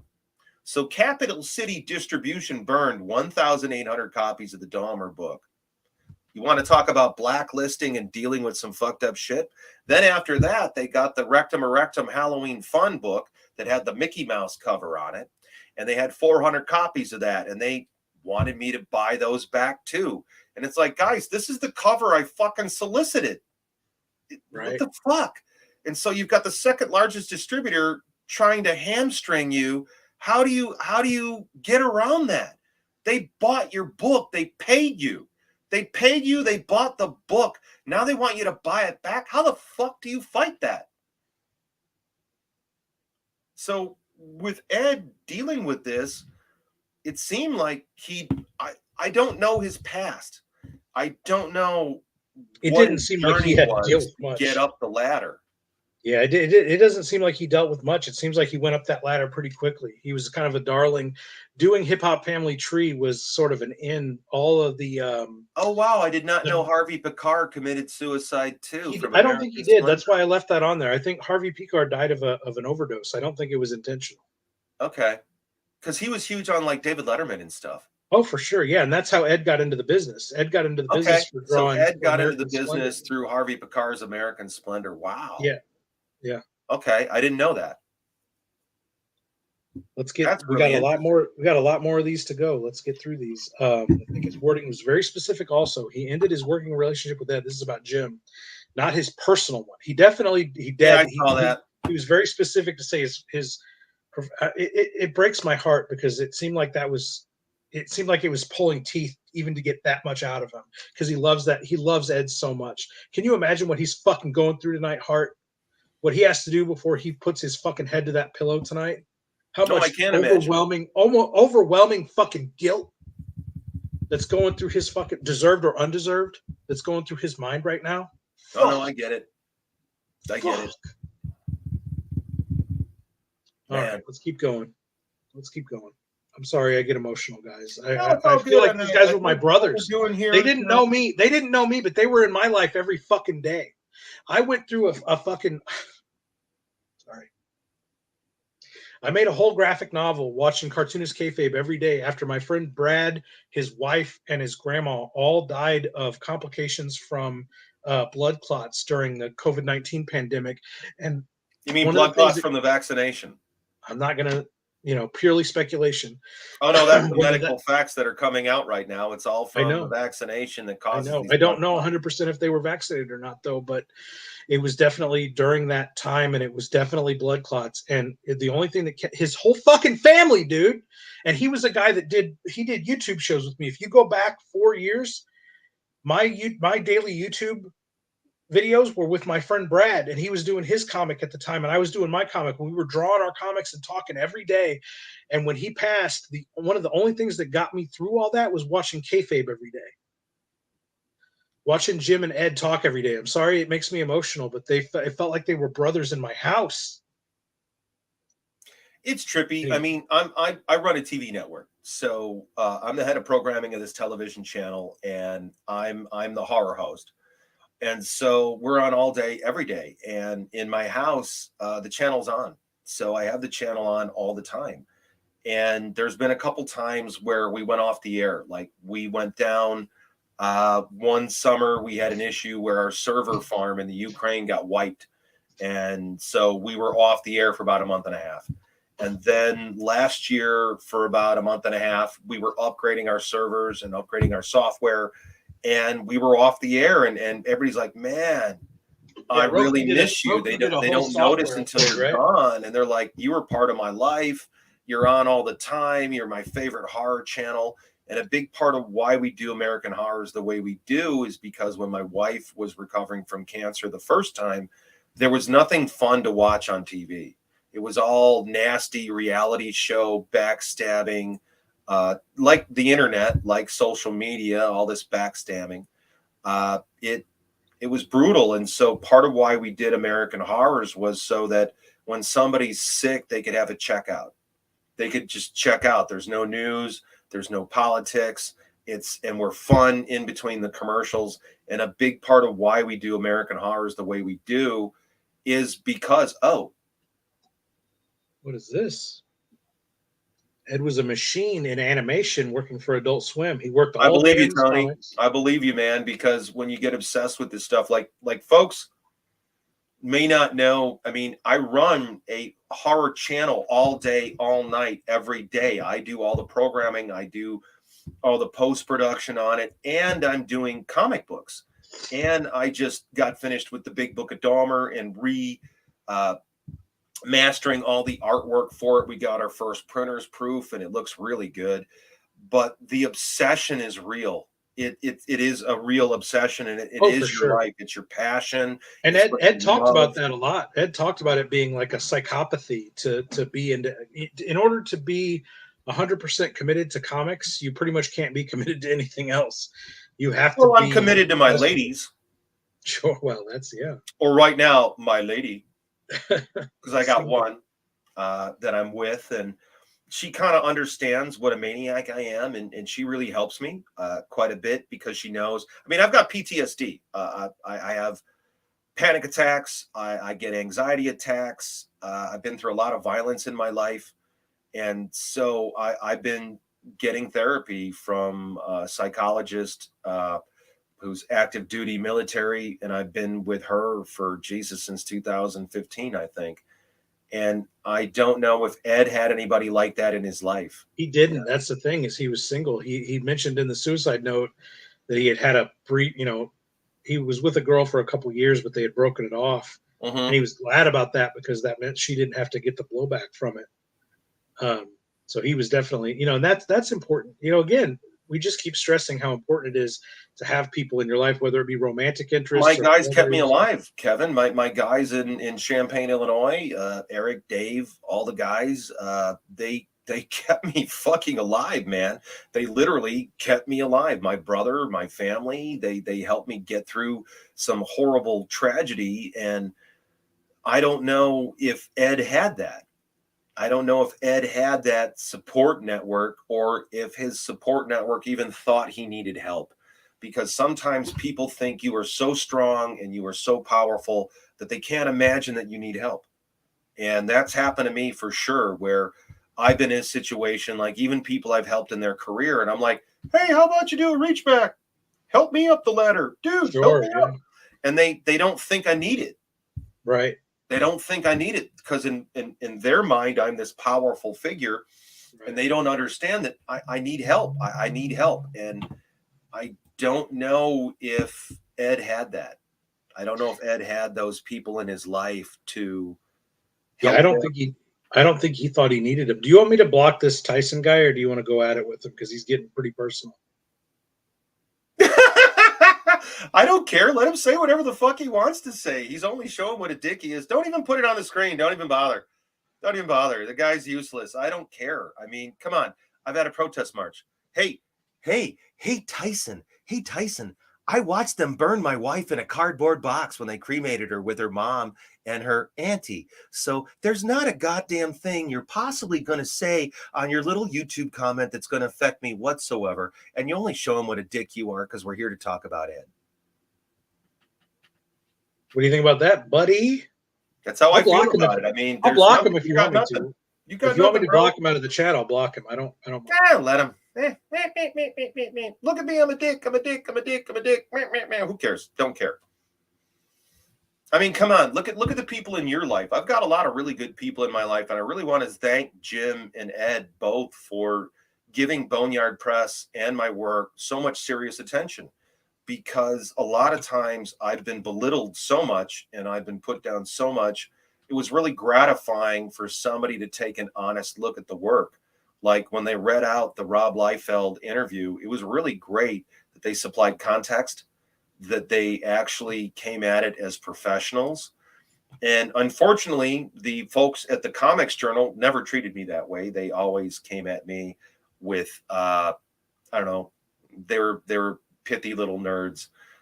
But the guys at Kayfabe, they took it serious, and they had a lot of really good insight into the industry, Jim and Ed both. And it's because of their love of comics. And it is overwhelming. I mean, one of my best friends is a guy named Trike. And Trike right now, he just moved his comic book store, okay? So he was in downtown Lake Geneva. Now he's in Delavan. And the dude's been working 7 days a week, every week on his store for months, man. He's been in there every day, bro. Every fucking day. So I think that that's the kind of passion that is necessary to succeed in comics or in films. Don't you kind of have to have that, Kevin, to get your movie carried by Troma? Oh, for sure. No, you have to be crazy about it. That's what I was saying earlier about Ed used to always say it has to be almost a psychopathy to constantly be pushing your shit forward. And I was pushing to get distributed by Troma for 15 years. I was rejected over and over and over again, but I felt like that was the home for my movies. That's where they needed to be. I was inspired by Lloyd Kaufman and Troma movies, The Toxic Avenger, Class of Nukem High. From the time I was a child in the mid 1980s, I was watching those movies, and when I got to make them, and then the idea was like, oh, if I could get these distributed by Troma, that would be a dream come true. And eventually I did. This guy wants to know, El Yuka wants to know, was the Roseanne comic book episode in the 90s inspired by you, Hart? I don't know what that is.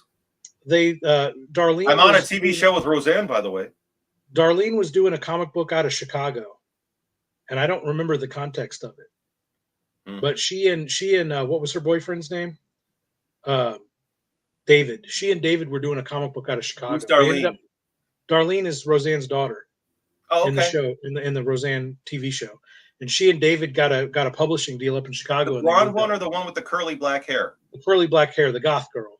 Okay. Her and her boyfriend got a comic book deal out of Chicago and moved up there. So I don't know if that was inspired by you or not. I have to go back and watch the episode. I don't know if they mentioned. I got no clue on that one, guys. And I used to like the Roseanne show. And Greg wants to know what your horror channel is.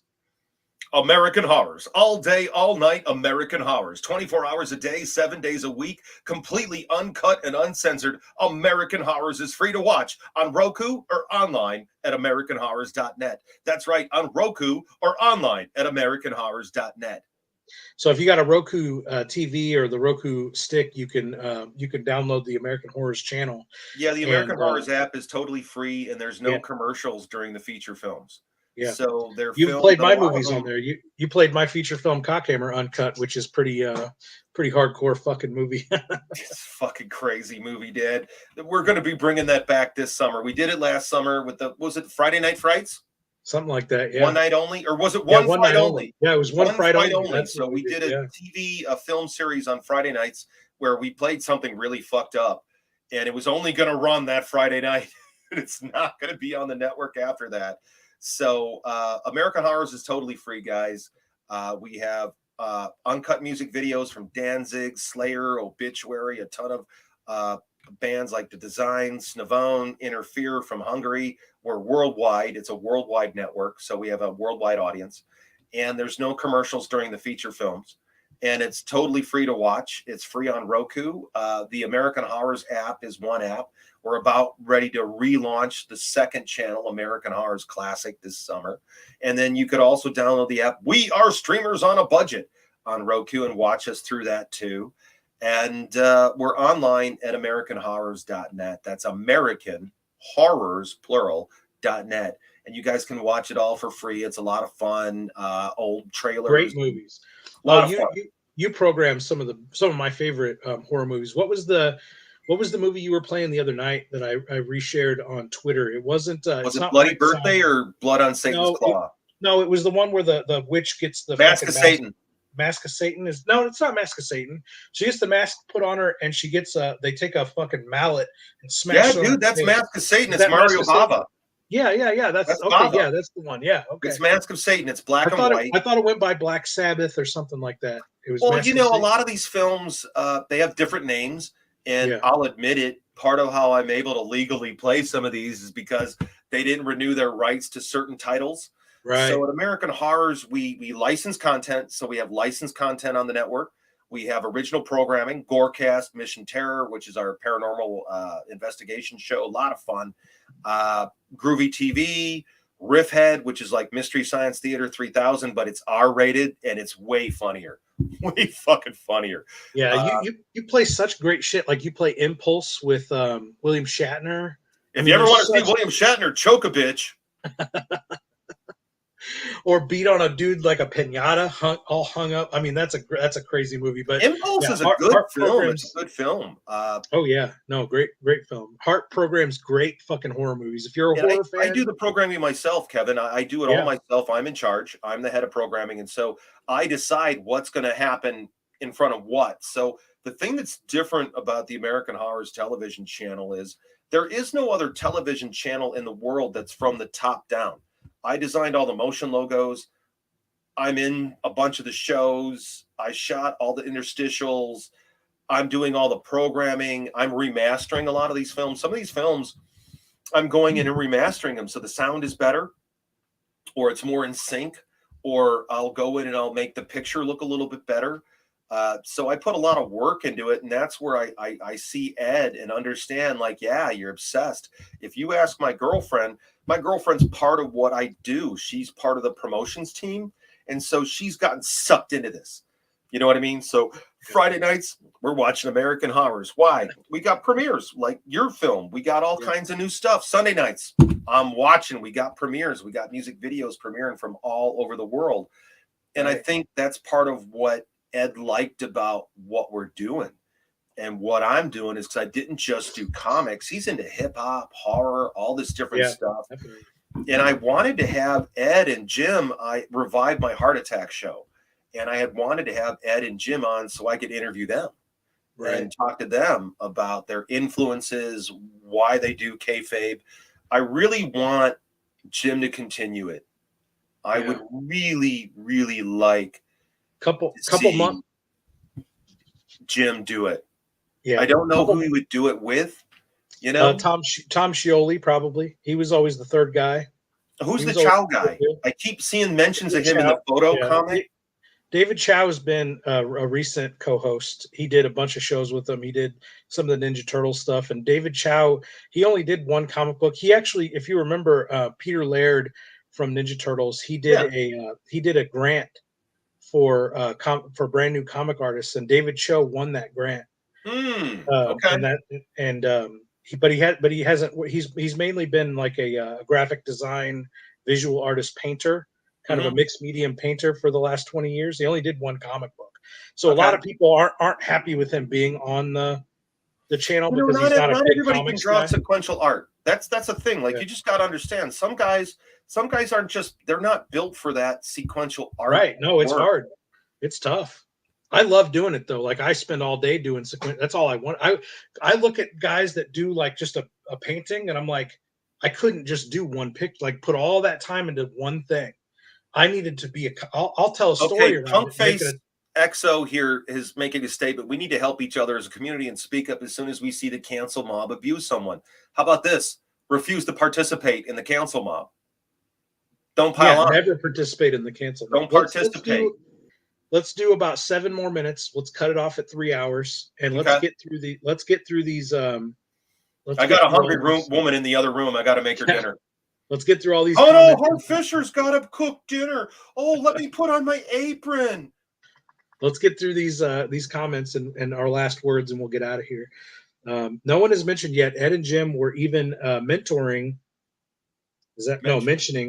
how the channel was about to pop off since the McFarlane interview. They were very close to 100,000 subscribers, and again, that breaks my heart. Before Ed died, all week I was just thinking like that momentum from that 100,000 subscribers is dead if they're not putting new videos out. But this dude says they had 26,500,000 views, which is awesome, and that goes to show just how influential they were. As far as being as comic historians, they were second to none. Punk face, fish, orange eyes. What? Just saw the comment there, dude. KO Joe. Peach Brothers troll. That Tyson guy's still trying to troll. We're skipping him. Well said, Hart. One of the main reasons I know who you are, Hart. I guess that's the channel.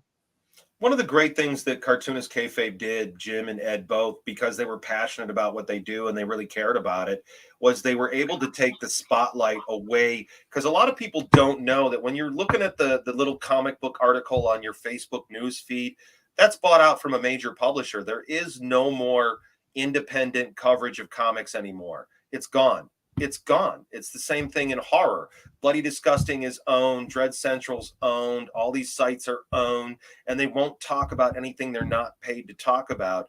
And so Ed and Jim, dude, some of those fucking websites when I was young, back in 2009, 2010, let's put it this way. Fangoria.com premiered the Cockhammer trailer when it first came out. Then there's a night and day difference between those horror websites today. They don't pay me any attention. When I release a new horror comic, they won't even respond to my email about it. They used to premiere my fucking trailers back in the day when they weren't owned by, corporations, when they weren't, corporate fucking shills. Well, I'm going to address the comment up here for Yellow Cerebus 18. And I would say to anybody listening, folks, there's no shame in asking for help.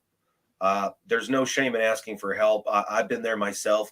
I've cried in front of a room full of people more than once. I've cried on camera. We've been brought to tears here tonight. I mean, I'm a big crybaby. Don't let your ego be so fucking big that you kill yourself over your shame when you could ask for help. Yeah, get help. If anybody learns anything from this, it's that.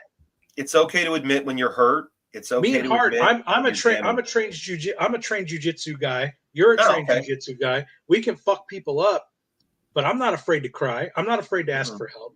I'm not afraid to stand up to a fucking cancel. I'm not afraid to face my shame. And maybe it's because of our martial. And you're much more trained. You're actually a what's his name? Your Gene LaBelle and Gokor Chavichi. Yeah, Gene LaBelle, Judo Gene LaBelle, with his fucking his famous story about choking out Steven Seagal and making him, was it shit his pants or piss his pants? Oh, he shit his pants. That was the second time. For Tony there, if you are fed up with me and tired of hearing me pontificate, you could watch me get choked out. Just look up Hart Fisher training with his sensei, and you can see Gene LaBelle choke the shit out of me. You keep jumping way forward from where I'm at. Let's keep going through these. No, but definitely reach out, ask for help. Be humble. If martial arts teaches you anything, it's to be humble, because you have to tap out. Okay, for myself, I've been blessed enough, like in my life, I've been coached. Okay, so I was on the swim team since I was like 9. So I had a coach. And then in school, I liked school. I enjoyed school. So I had teachers that took interest in my work and helped me. My art teacher in high school, Rhonda Levy, thank you, Rhonda, was there to push me forward and keep me focused on what I wanted to do. And so after that, I went into martial arts. So again, you're coaching. You got people coaching you. I had people that helped me get into the comic book industry, like my guys at North Star Studios, Dan and Big B. They all got me in, and I kept getting advice from people like even Danzig. Danzig has been instrumental in giving me good advice about the business. Mark Brooks, director Mark Brooks, is good advice. I've been getting this coaching. And then for myself, I sought out help with a doctor. I just thought I was fucking crazy. I just thought I was nuts. And I wrote it off. And then I finally got help, and I sought out help.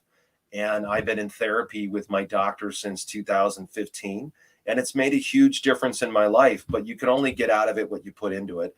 Sure, and it's not always easy. So if you're frustrated with the first person you're with, if you're frustrated with the first doctor, that's okay. It takes a while to find the right doctor. It's not so easy. So I would recommend that there's anybody out there hurting, talk to your friends, find out, reach out, go talk to somebody. Talking gets it off your chest. Getting out there and sitting in a room and hearing other people talk, you know, about their traumas or their dramas, you know, it's a thing where it's okay to be hurt. It's okay to need help. There's nothing wrong with that. And some of the strongest people in my life have all had that. And it doesn't matter if it's a man or a woman, you know, a lot of strong women have really helped me in my life. And I'm going to say that's Dr. Savage, that's Dr. Anne Maria DeMars. You folks at home may know Anne Maria as the mom of Ronda Rousey, but these people really helped me and really gave me advice at crucial periods of time where I was struggling and going through some really dark stuff. So it's important to reach out and say, hey, help me over here. Before we address this comment, do you still roll? Do you still do any grappling at all? I have not been able to really go too hard out here because my wife got sick and I was her primary caregiver. So there was no training because I had to be there to take care of her. And then when I lost her, I'll admit it, I was drunk for about a year and a half. I was drunk every fucking day for about a year and a half. I was not myself. And then we went into the lockdown. So obviously the lockdown, and I'm here in Lake Geneva, Wisconsin. So I have yet to find a dojo that I could train at that's up to the level of instruction I'm used to. I've met some nice people out here. I've met some really good practitioners and some nice people, but I haven't found the club. And frankly, the lockdown, Groovy's death, my mom's death, I'm looking forward to getting back in and rolling now. Well, I want to get back into it now.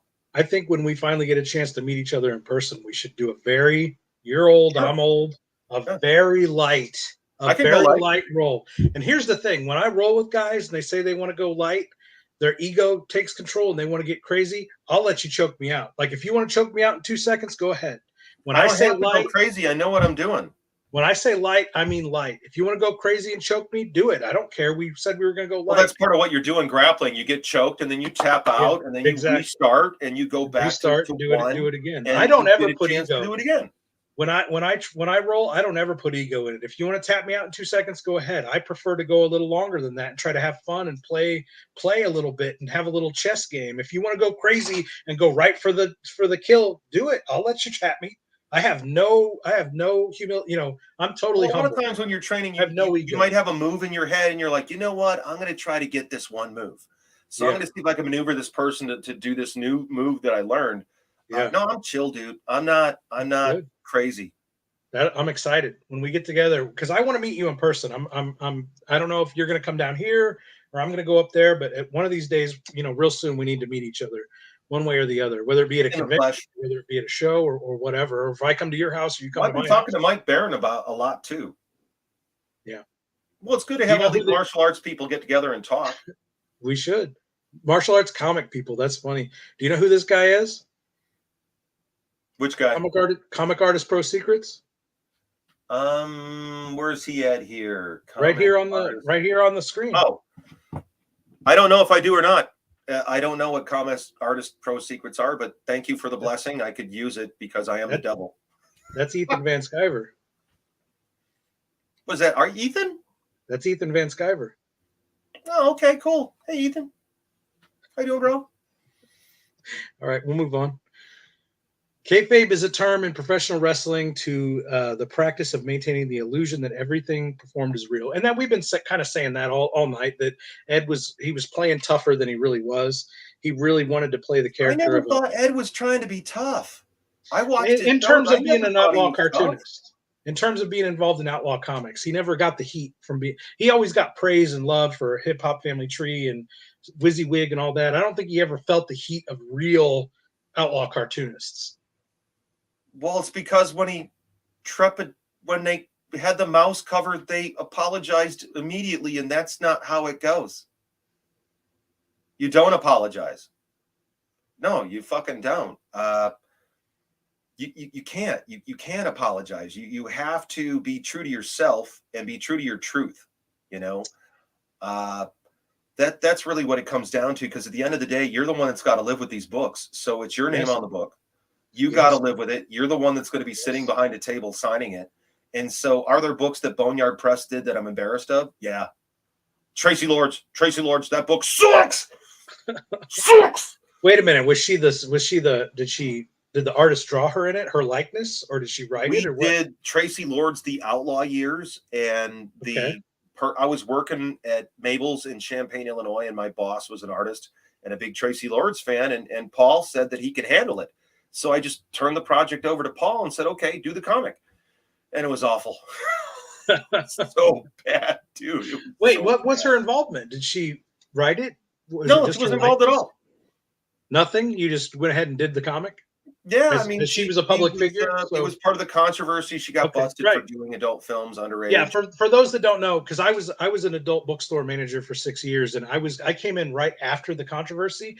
So Tracy Lords she faked her ID, and she started doing hardcore pornography, when she was 15 or 16 years old. Yeah, she waited until her 18th birthday happened. She did one movie and then announced to the world, oh, by the way, I've been underage this whole time. I'm only just now 18. She made a fuck ton of money off that one movie and parlayed that into a low budget horror film career.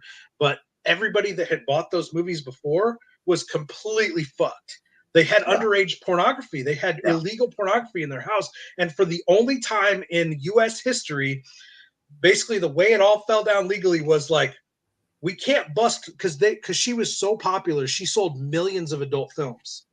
So in millions of households, there was illegal underage pornography, and the American authorities basically had to go, I guess those don't count, and didn't bust anybody. I worked with the producer that discovered her, Sidney Niekirk. He was with Otto Bauer, Audrey Hollander when I was editing for them. This was in the 2000s, so this is way, way, way later. And Sidney had been banned from doing adult films ever since because of what happened with that situation. Yeah. So he was not allowed to. So what he did is he became like the producer in the background, and he was totally mobbed up. He made like Miami Spice and those kinds of like feature film pornos. I mean, so my background is so different than what I'm hearing Ed pilloried for. And I keep going back to that, is I don't think he was prepared for that. I really don't. But anyway, this comment here, Darlene, this is back to the Roseanne thing in the context of the Roseanne show and Darlene's comic book. Darlene and her boyfriend made a comic book that disgusted her parents. I'm going to have to go watch this episode. It may have been inspired by Boneyard Comics. Was it in like an episode of Roseanne? Yeah, in an episode of Roseanne, Darlene and David, they moved to Chicago to pursue their comic book career. They moved out of the house. She left the show to pursue a comic book career for a while. So we're going to go back and watch that. We're going to go back and watch that and see how close that falls into. Maybe they mentioned Boneyard by name. Well, you never know. I mean, the funny thing about doing this work, and like, okay, let's say with Ed and Jim, I think that Ed is going to have an enormous influence on people, and I hope they keep the videos up. I really hope they keep the videos up because I do too. It's such a treasure trove of comic book knowledge. Well, it's a good breakdown of how to be a professional comic book artist, and that's one of the things I liked about watching it was they really understood the process of being a comic book artist. Like even when they were reading Kill Image out loud, and they were talking about never draw the guy's hand in front of somebody's crotch, and I'm like, you guys are totally right on that. Oh my God, it's so good. This guy wants you to make some comics based on the horror films. I know a couple of publishers that license some of those properties, those old horror properties. But what do you think about doing that for Boneyard doing some of those public domain comics, some of those public domain movies as comics. Are you interested in doing any new comics as Boneyard Press? I don't want to make this. This is an Ed Piskor tribute show. It's part of the whole thing. Like, why was Ed a fan of my work? Why do I know Ed? Why do I know Jim? Because they were fans of what I did with Boneyard Press, and they were fans of my attitude and how I handled adversity, and they were fans of how I handled controversy. You know, that's why it's sad that Ed got taken out like this, because he was a fan of these things. He was aware of these things.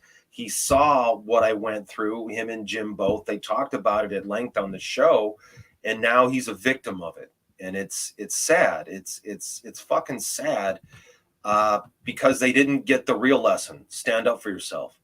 You're going to have fights. You're going to have them. It's going to happen. No matter how successful you are, no matter what's going on in your life, you're going to have these moments where you have to stand up and fight. You got to fight for your right to Beastie Boys. You know what I mean? to make fucking comic books, which is sad. You do. And that's what Kevin Eastman did, you know, and that's what he took his money and produced his publishing company and took over heavy metal. And that's the shit, man. And I've seen that. Look at Todd and what he did. He left Marvel and set up his own thing. As many as people want to talk about Rob Liefeld, Rob left the machine and set up their own thing for themselves. And so with Jim, I don't think it's Jim and Ed. I don't think it's bad for me to talk about Boneyard or what I'm going to do, because frankly, we just finished. I published 3 books in the last year. So we got my true crime memoir about my girlfriend's murder, An American Horror Story, is back in print, and it's available at americanhorrors.net/shop. Then, and that's also about my talk show wars.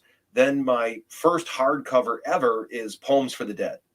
My first collection of poetry, which is a bestseller, is now out in a limited edition hardcover, signed and numbered. The collected edition of the Big Book of Dahmer. And hang on. The Poems for the Dead, to be clear, that is the book that Gerard Way plagiarized for lyrics for My Chemical Romance. Oh, yeah. From Poems for the Dead, my other collection of poetry, Still Dead. We had a court case. We had a federal attorney on this who was hardcore about it. But I walked away from it because Gerard sent his fans to attack me and my wife when she was recovering from cancer. And the fans and their horrible shit they were saying, we were getting thousands of hate emails, thousands. And it was affecting her recovery from her surgery. So for the first time in my life, I shut the fuck up and I took it on the chin like a man. And I walked away from the whole thing because it was hurting my wife. It was hurting her recovery from cancer. So I had to walk away. But Poems for the Dead. That's a historical collection of that's a very important because Gerard Way went on to be the writer of Umbrella Academy. Well, what he did is he plagiarized the poetry for the song lyrics for My Chemical Romance, right, including their hit song, "The Black Parade." Black Parade, right? Oh, dude, I lose my mind when I hear that song. I just start fucking hitting things. So So anyone interested in this historical collection of poetry should check that out for sure. Definitely should check it out. It was published by It was published by Boneyard in 1994, 95. And then it was published again by Chaos Comics in 98. And it was sold in the Hot Topic mall. Burn down the Hot Topic, if you're a South Park fan. So it was sold in Hot Topic. And then my second collection of poetry, Still Dead. And so this is the hardcover. This is my first hardcover. And so it's a reprint of Poems for the Dead. And it's a signed edition. Only 150 copies are being released. And then right now at the printer is the collected Jeffrey Dahmer books, which is the Big Book of Dahmer, which has the Jeffrey Dahmer bio as seen by over 1 billion people in the Netflix special. That's right, folks. Oh, yeah. How do you feel when you've had your work villainized to 1 billion people? 1 billion people. He's not kidding. No, I'm talking the truth. These are simple Yeah. ratings numbers, you know. And so From the that big book of from that Dahmer, super hit Dahmer show, starring Evan Peters on Monster. Netflix. Yeah, Well, Monster. they illegally altered my Dahmer show. books. So what they Yes, did they is they did. photoshopped their own guy onto the cover of my book, and they didn't get my permission to run these books, which is really weird because So they they would use the title. They use the title, but it's a picture of Evan Peters instead of the original No, it's my cover. book. Right? You could totally. Here's the thing. Here's the thing, Netflix. If I decide to go to court with you, I can prove confusion in the marketplace. Oh, that's a big decider if you go to court for copyright law. Confusion in the marketplace. Remember that, Netflix lawyers. And they airbrushed that, and then they also airbrushed. They did weird stuff to the Dahmer versus Christ cover that I don't understand. Like, I drew that cover, so I have different rights to the artwork because it's my piece of art. I drew it. It's a wraparound cover, and on there is there's a cross on Dahmer's or Jesus's boxing shorts in the front, and they photoshopped it to put it on the side of his boxing shorts. And they photoshopped. He gets punched in the head, and his hair is flying out, you know. And they like Photoshop the hair in for some reason. So they just did these minor weird Photoshop things to the covers, which I don't understand. And I would have loved to have gotten Ed and Jim's opinion about this. No shit, right? And so that book now, because of those guys at the Netflix special, because they sold the same lies about me that everybody else does, they told the same bullshit, even though they knew better. That's why I'm reprinting the book. So the big book of Dahmer is now at the printer, and it's 138 pages, and we've got limited editions, and we've got the regular edition. And I went in and I remastered all the artwork. So the art has never looked better. I went in and personally, okay, ladies and gentlemen, I'm an art professional of over 34 years. Okay. I worked for several different ad agencies. I've had my work nominated for Ad Campaign of the Year by AVN. So I bring a serious body of knowledge to the table. It's what I liked about Ed and Jim's show is they brought a serious amount of professional knowledge to the show and imparted that to the audience so the audience could learn from that. And so I remastered all of the Dahmer book. My epitaphs in it is pretty solid. We've got a really good introduction from fellow Trauma alumni, David Hayes, if you know David. David has do I know David Hayes? I published his book, Cannibal Fat Cap.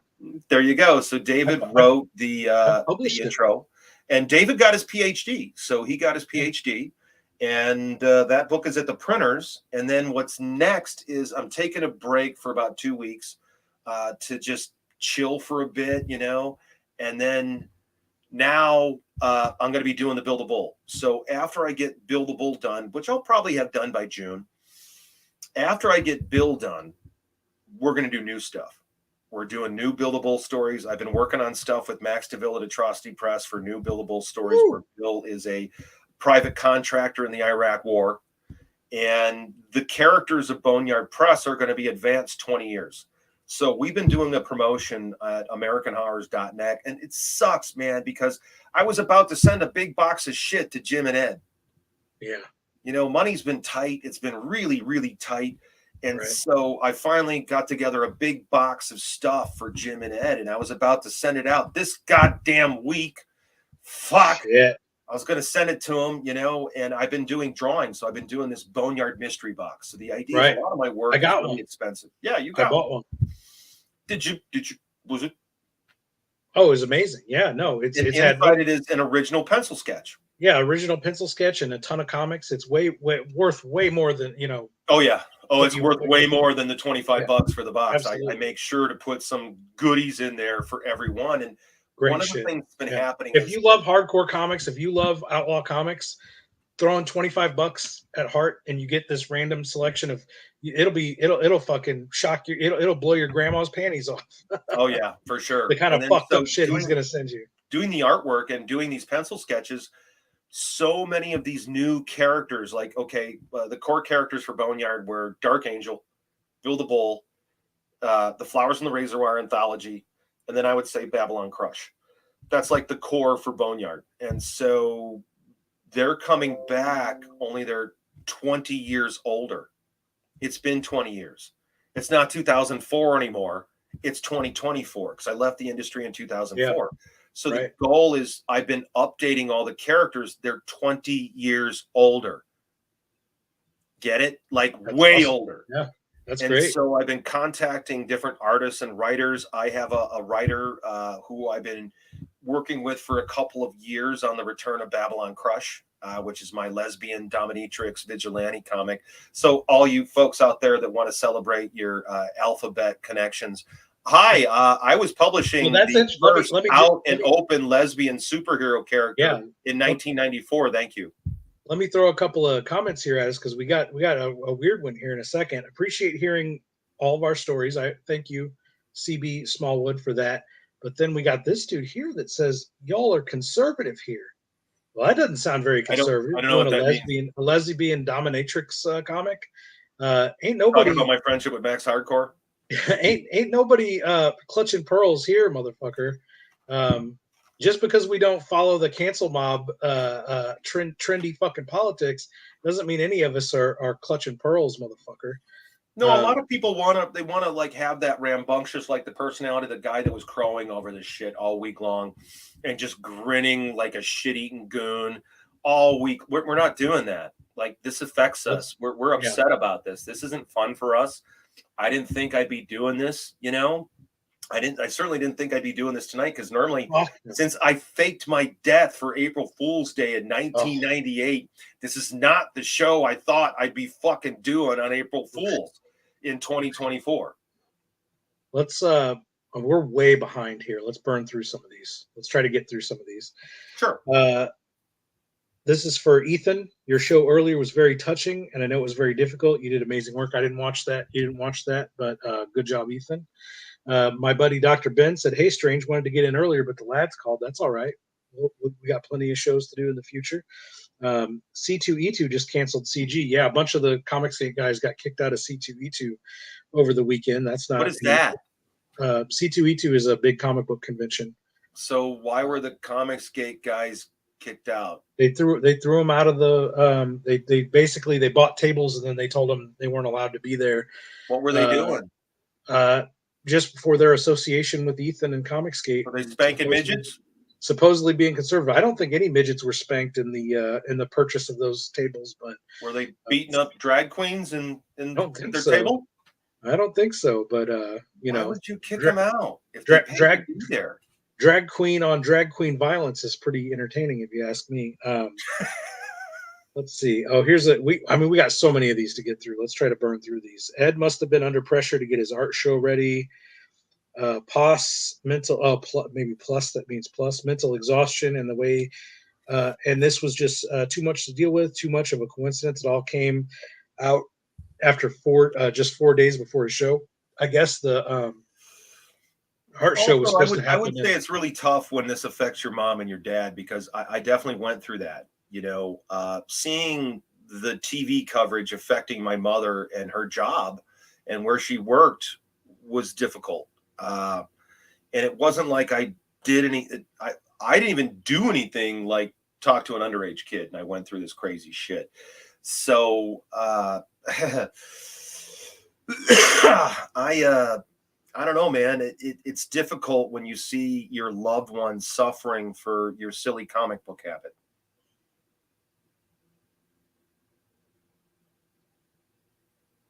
This guy's a bit of a troll. Does Todd McFarlane know? Well, Rob Liefeld put a video out earlier, so I'm sure everybody knows. It's been going through. Like, I was on the phone with Trike today. Like, dude, did you hear this? It's real. You know, this sucks. Shadow Girl says, "I'm looking forward to downloading the American Horrors Roku app after the stream. I'm watching on my TV. Just popped up on my phone to comment. R.I.P. Ed. No shame in asking for help. 100%." Totally, man. And enjoy the channel. What's on right now? Let's take a look here. What do we got on here? Probably something cool. Yeah. Oh, it's Haunt. No, wait, Edge of the Axe. Great slasher film is playing right now. It's called Edge of the Axe. It's really good. Check that out right now at AmericanHorrors.net. Mm-hmm. Thank you for hosting the show. I felt compelled to do it. I called Hart earlier, and I said, do you want to keep this stuff private we've been talking about, or do you want to get this off your chest, and do a public statement?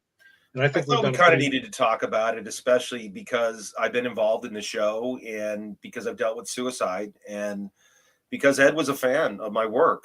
I thought I needed to talk, and I thought that people needed to hear this outside of some crazy, angry pile-on mob, and hear it from some people that have actually been through this stuff. And hey, for the angry pile-on mob, if you wanted Ed to kill himself, he did. Good job, guys. Fantastic. You got exactly what you fucking wanted. J Tunes here says, we humans are in this together. And then he has a G.K. Chesterton quote. He says, we men and women are all in the same boat upon a stormy sea. We owe each other a terrible and tragic loyalty. I think that's pretty, I like that. That's an appropriate quote for the tragedy that's happened today. Anthony says, I gave you a sub. Preach, brother. Thank you. I appreciate it. This is about Ed, though. J Tunes, great quote. Here's Shadow Girl again. Thanks for hosting and talking about everything. I just think it needed to happen. We're going to skip that troll dude. Love old school horror. Well, then you're going to love American horrors. Everybody think hi to Ethan. People are tripping that Ethan jumped in the chat. I appreciate that, Ethan, for coming by and watching us.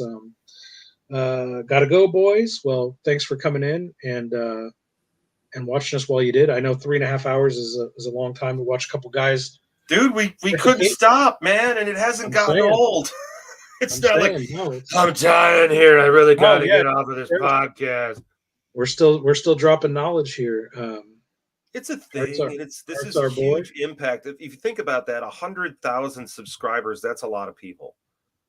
And that's just the subscribers. Yeah. So the impact that they had and the influence they had is pretty big. And I'm sure that Ed was a hero to a lot of people.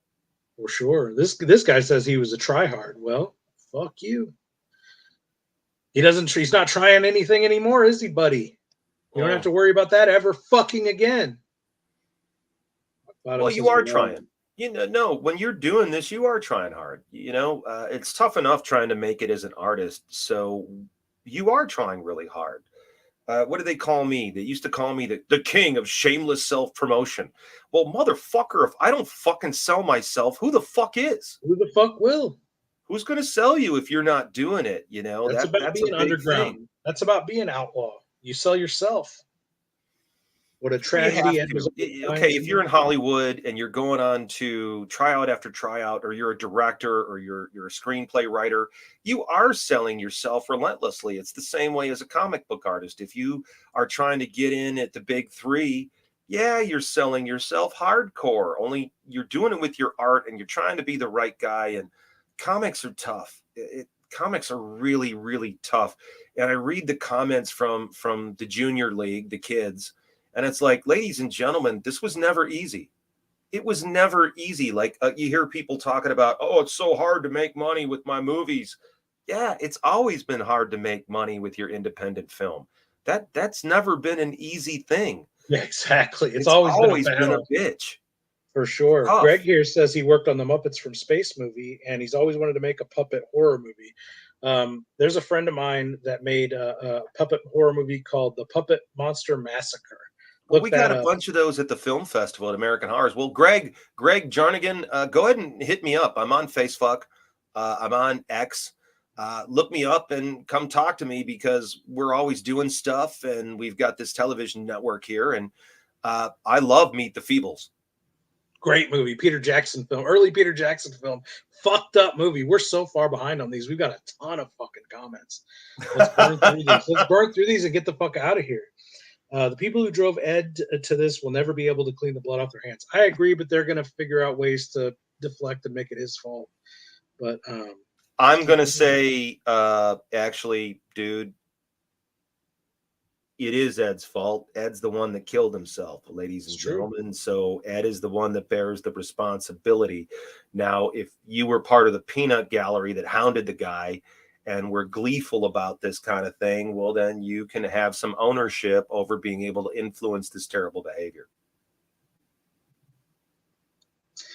This comment here from Figure Drawing, no one that's over 40 would offer a 17-year-old to stay in our place. In Ed's suicide letter, he said everybody was in lockdown. It was COVID. Nobody knew when the end of that was going to be. It was sort of an open invitation for later. In his words, this was later in the future, and it didn't seem weird to him.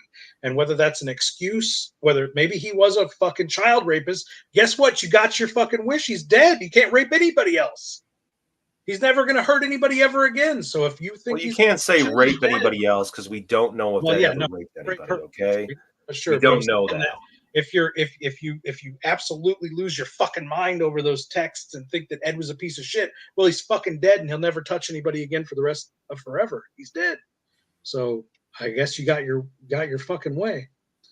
Ooh, here's one for you, buddy. Gerard is such a spoiled brat. What do you think of that? What do you personally think of Gerard Way? Did he die? Yeah, he's fucking dead, buddy. R.I.P. Ed Piskor. He's a fucking dead man. Yeah, Ed died. As far as Gerard and that situation, for me, it's Gary. I knew him since he was 15. Used to talk to his mom. It's just sad. When that kind of thing happens, it's just sad. When someone plagiarizes your work like that, it sucks, especially when it's somebody from your own camp that you were involved in promoting, and you published his very first comic book. Yeah, and hauled those books around in my trunk to convention after convention and sang his praises. And then to have somebody that you've been singing the praises of turn around and plagiarize your work and lie about it, it's tough. But that's happened to me before. One of my guys took one of my screenplays and got it into development with Hollywood, only my name wasn't on my own script. I went through the same fucking thing. I put a bunch of guys on in the fiction world, and they all turned on me as soon as they saw that they could build a social, climb the ladder over my corpse. They immediately fucking, and that's what Gerard did to you. As soon as he saw an opportunity to build off of your fucking the success that you gave him, he took the opportunity. And most people will. Let's be generous in that respect. Most guys, when handed the opportunity, will step on the heads of all the people that gave him an opportunity before them. That's human nature. It takes a very special person to have the kind of loyalty that says, well, if I'm going to go, I'm going to bring my people with me. And he did not do that for you. Most people won't, though. Most people will not bring you with. They won't extend the hand. What they do is most people pull the ladder up. The ladder of opportunity gets yanked up. It never gets dropped down for the people below that. I would agree with that. But also I would say that sometimes in the mind of the person, they already think you're so powerful. So they don't think you need the help. They don't think you need it. And they don't understand, or they don't want to insult you, or, they don't understand that you could use a hand up too. Even like with Ed and Jim, they're successful to a certain degree, but I'm sure Ed and Jim could have always used like more help getting forward with their publishing projects. Do you know this guy? Wonder World Comics? I don't know. It's Wonder World Comics. He says, I forget how much Hart makes me laugh. Never change, bro. I don't know if that's good or bad. That could go either way. I'm just me, man. And I'm changing all the time. We're still not to the bottom of these. These motherfuckers are in this, man. They're locked in. Well, they're in it to win it, and it's a tough moment. And who else can talk about this shit? I know. No, I'm happy. We're jag-offs that don't know shit. I feel real good about this, man. I'm so glad you gave me the opportunity to talk to you. I think it needed to happen. I've got, like I said, I've got my girlie waiting in the other room. I got to make dinner for her. Yeah, I got to make dinner for me. And I'm fine with this. I'm fine with how this is working out and us going through these comments, because I think this is kind of an important moment in comics history. And I think Ed deserved it. Look, we just shocked figure drawing. He's been kind of trolling a little bit. He didn't realize that fucking Ed Piskor is, that's the title of the chat. So I don't know if you're maybe you're still fucking trolling, but yeah, dude, a guy fucking killed himself and it's insane. And I still can't get my fucking head around it because I watch that motherfucker every day. That's the trip. I didn't. And it kind of surprised me because somebody, wasn't even you. Like the first time I discovered the show, somebody sent me a link and they're like, Hart, they're talking about you. It might've been Peter Podgorski. the director of NPR Armageddon, which is a radio show that I'm one of the lead characters in. Guys, if you need a laugh and you need a break and you want to have something funny, I would urge you to check out NPR Armageddon. It's about a post-apocalyptic radio show at the end of the world in Los Angeles, and it's got over 80 different voiceover actors. So if you need a laugh and you need a break from this crap, go ahead and check out NPR Armageddon. It's all over iTunes and everywhere you could find podcasting. NPR Armageddon. And I'm playing me.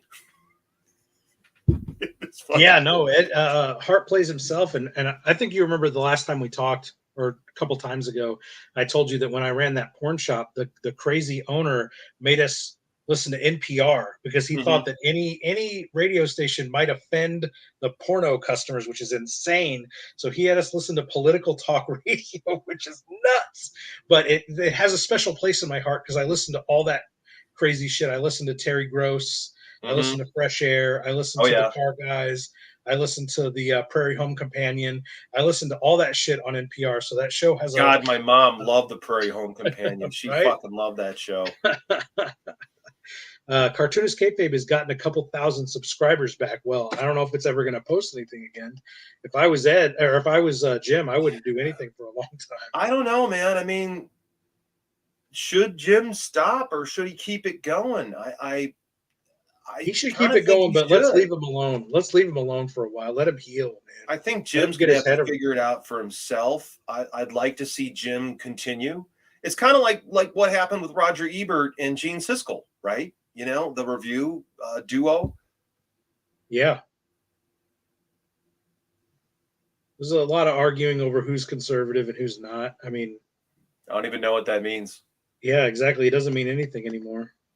Conservative. What are you talking about? Those on the left are pearl clutchers, terrified of racist syrup bottles and episodes of Dukes of Hazzard. I mean, I agree, but I also disagree with a lot of the things on the right. I'm a very, I think guys like me and Hart are so used to the everyone on the being closer to the center, whereas it's so polarized today. It's like this is conservative, this is well, people are deriving their identity from virtue signaling for a social media 30-second bite, instead of actually being involved in analyzing the problem and making a decision based on the facts in front of them. They're more knee-jerk, and they definitely are concerned about what their neighbors are going to say and what their Facebook clutch is going to say. Right. And they're not about the truth. It's about what's not about the truth. And they're not really examining things. And especially these days with news media.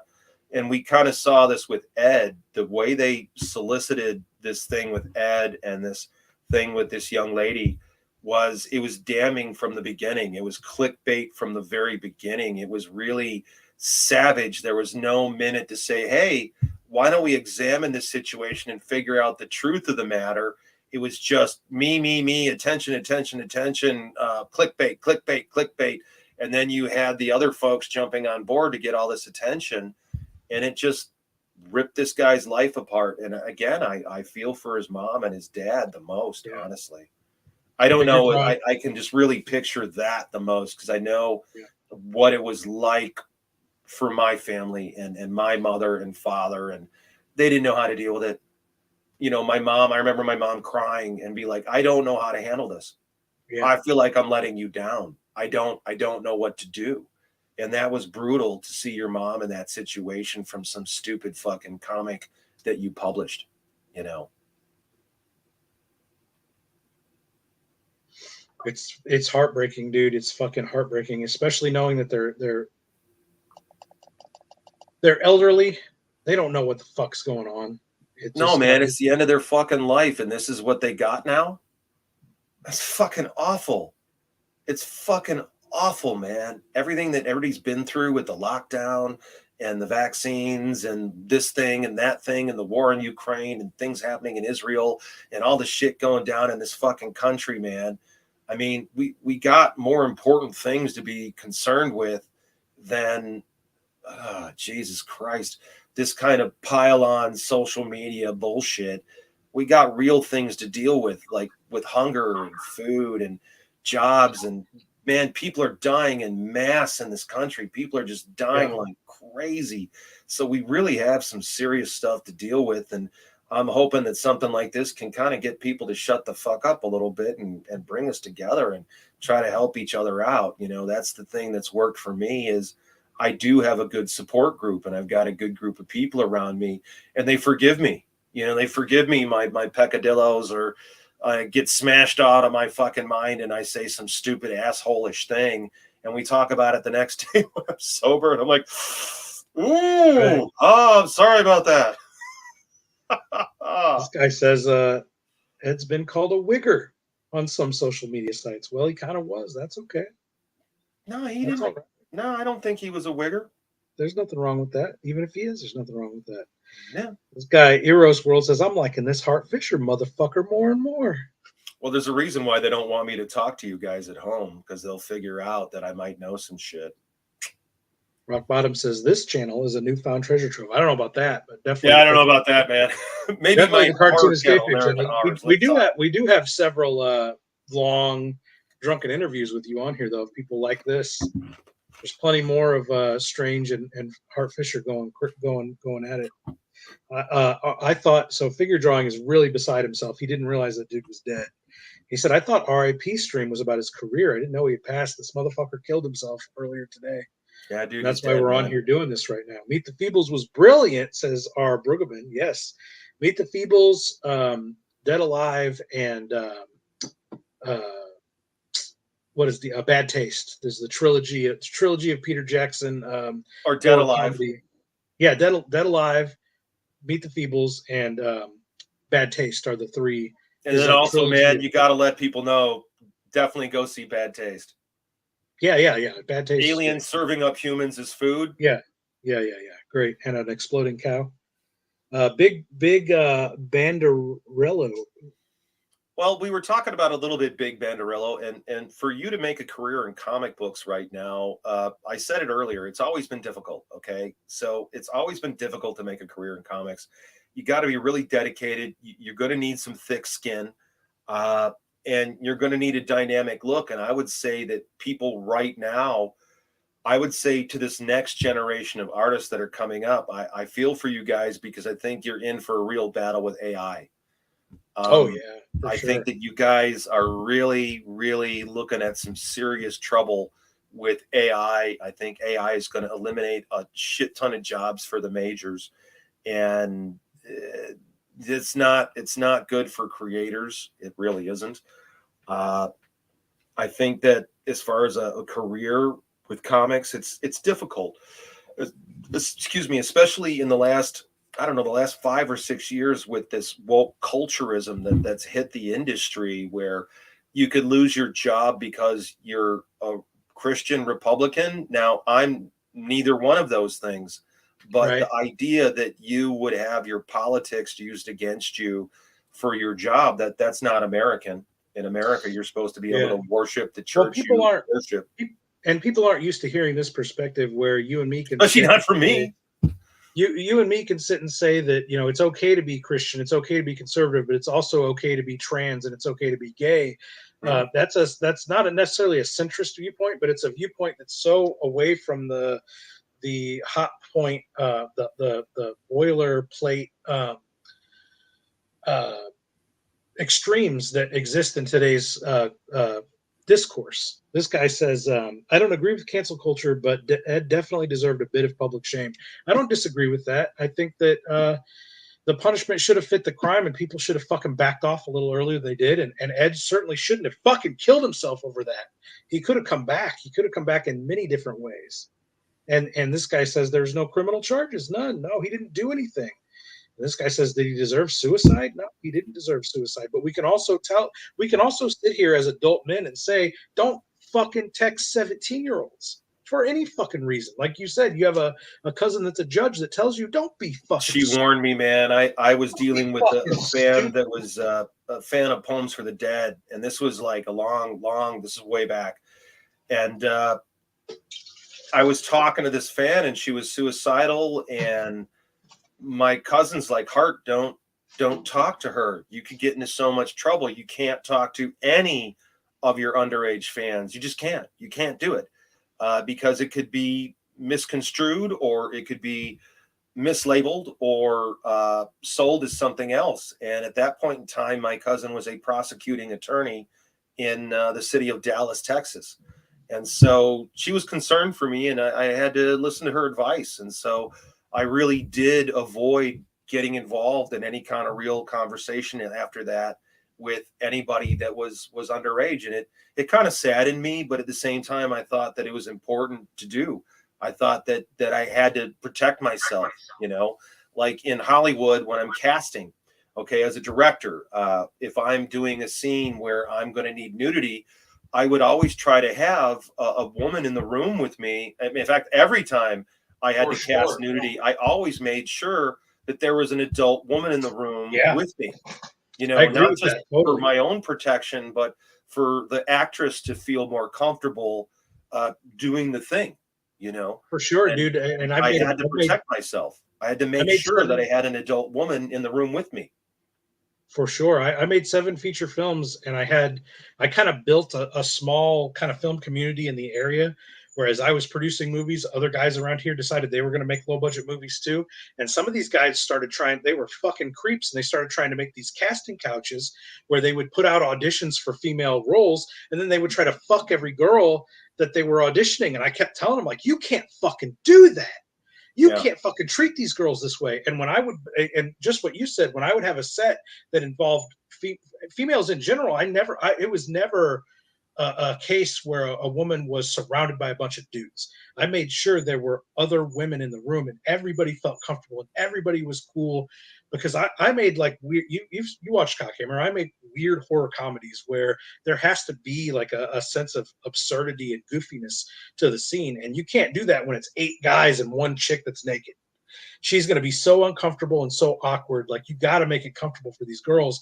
And I would often have like my friend Katie would kind of she was in all my movies. She was kind of like my muse. She was a girl that was in everything I did. And she was always the mentor to other girls that would be on set. I would always say, Katie, go take care of her. Make sure she's okay. Make sure she knows what's happening, and make sure she's comfortable.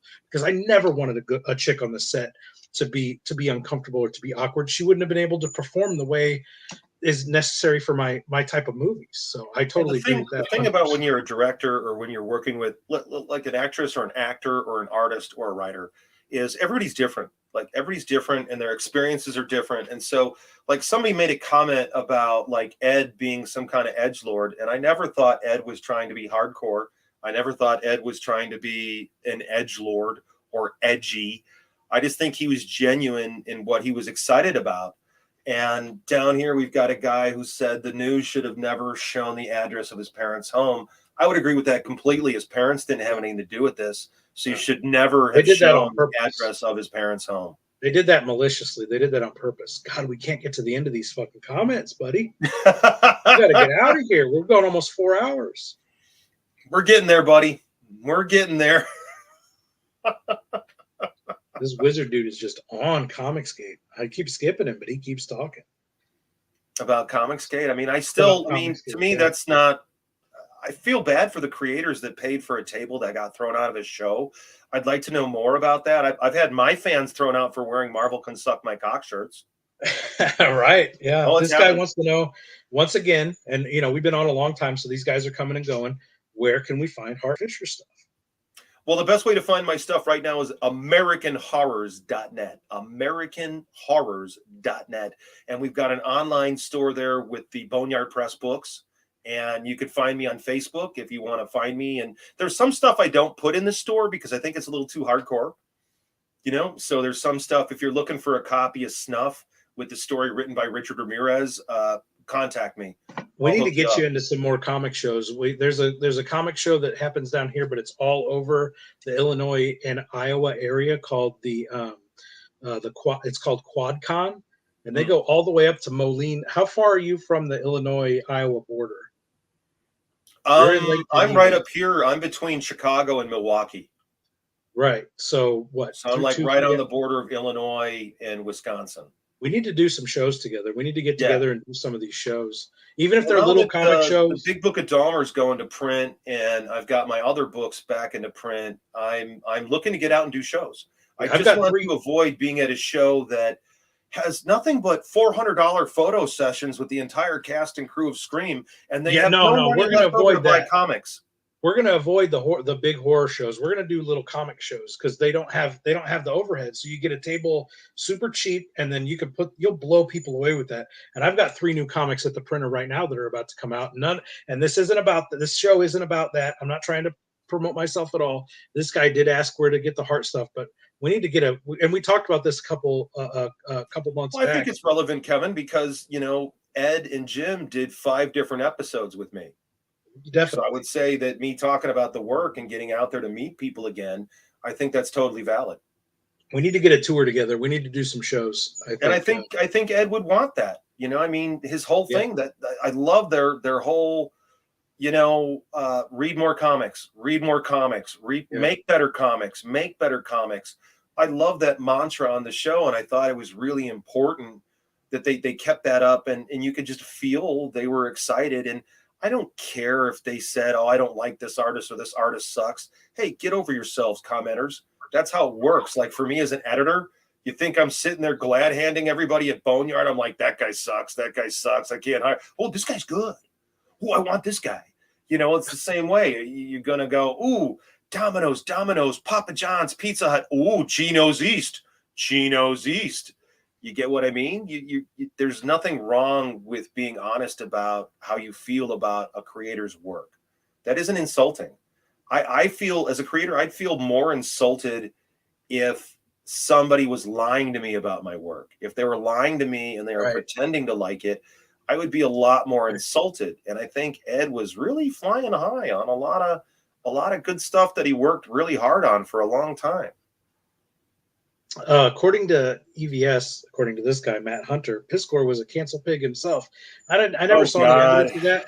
I never saw any evidence of that. I have seen that kind of bandied about this week, but I never saw any evidence other than like by omission. Like, oh well, but he didn't talk about this guy when he did Wizard Mag. He doesn't have to, like you were saying earlier.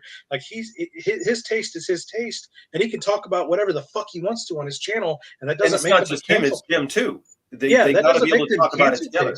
Because they don't want to talk about something on their channel doesn't make them cancel pigs. What makes you a cancel pig is when you attack somebody directly and try to take away their source of income. Selectively deciding who you're gonna, because that would be like saying, Hart, that you're a cancel pig because you don't play certain horror movies on American Horrors. That's ridiculous. That's absurd. That's not what that means.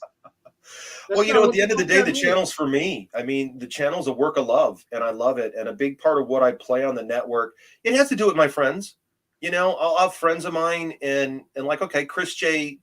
Miller, a director out of LA. I'm in several of his films. The last one was Mortuary Massacre, and I get to play a corrupt cop, and I beat my suspect to death, which was all kinds of fun. And Chris's opinion about horror informed what I played on the network. Now, I didn't necessarily like everything that he suggested, but I felt, man, I really like Chris's taste in horror movies. So if Chris sees value in this, even though I don't like it, maybe I should play it. Maybe I should play this movie, even though I'm not the biggest fan. But my buddy, who I really like his taste, and I think that's what Ed and Jim brought to it, is I thought they brought their own taste and their own love. And I think that's what made the show work. It's what makes Joe Rogan work.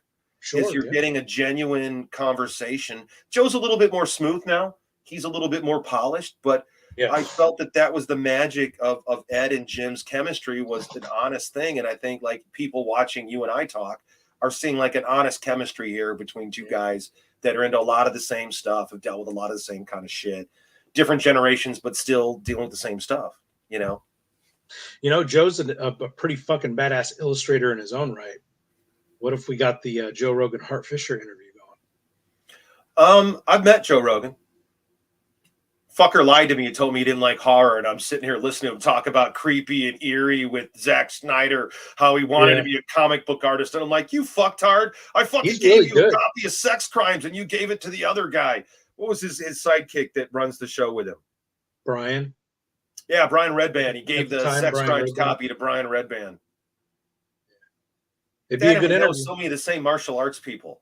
I was gonna say, did you meet him at a martial arts show?